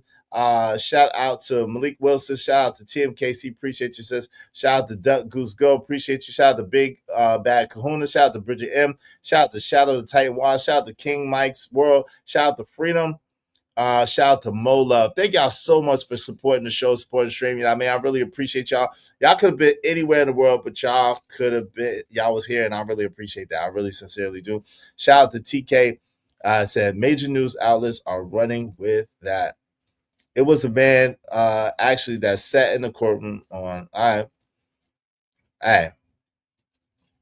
Yeah. Thank y'all so much, man. I really appreciate it. Shout out to Alpha Omega. Said anyone who knows the facts is way too overwhelmed to even begin to correct people, which most don't want to hear anyway. That's a fact. That's too true, man. Shout out to Keon. Yeah, I'm about to end it, Keon. Did you have some last words? You in the back? Okay, well, I was gonna let you. All right. Yeah, I'm ending it. I appreciate y'all. All right. We out of here. Thank y'all so much for coming through and kicking it with me. Y'all could have been anywhere. I really appreciate you. You're the only one allowed in the courtroom. Okay, yeah, she argued with somebody. Shout out to the LA Project. Y'all going back and forth in the chat. I'm going to let y'all have that. I really appreciate y'all kicking it with me and being here. That meant the world to me. Like I said, I played earlier. I guess Charleston White has pulled out. We'll see what's gonna happen. Prayerfully, that brother gets prayerfully Austin gets to appeal this, and the appeal works, and he gets a far lesser sentence. Because 35 years is way too much for this. But as we go, I got something to play for y'all. Let's get at it. Let's go.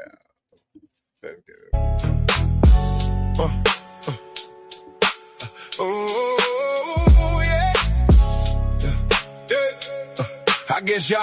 I guess y'all is the butlers, serving up the lies. A bunch of tap dancing, bow jangling, don't act surprised. Ass kissing, boot licking, that's how you know. Buck broken mother suckers out here all alone. Yeah, we're disgusted, not just me, it's the whole damn crew. Your entire race turned back, now what you gonna do? Stuck with nothing, but I'm sure you wanna make it something. But your consumption of hate got you constipated front. If you only knew how much damage you do, cause you don't love you. The enemy outside can only divide if the enemy inside keeps letting them in. Collide.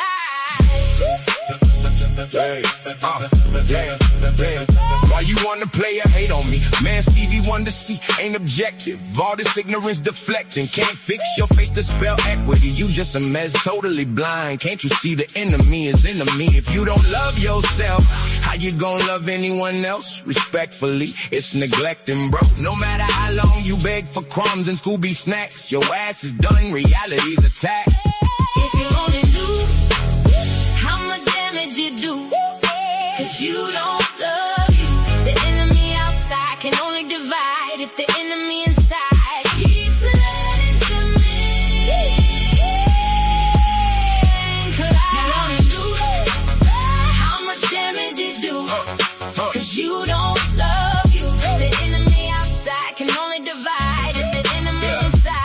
Mirror, mirror on the wall, what's the truth? Who's the fool?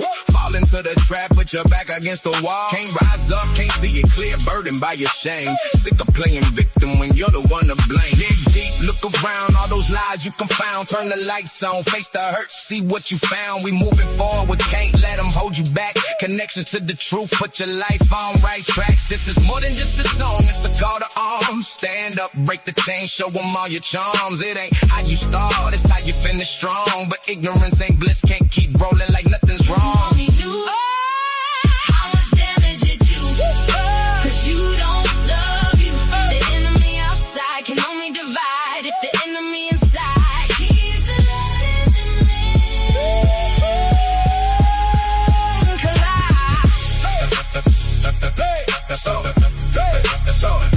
So listen to the message.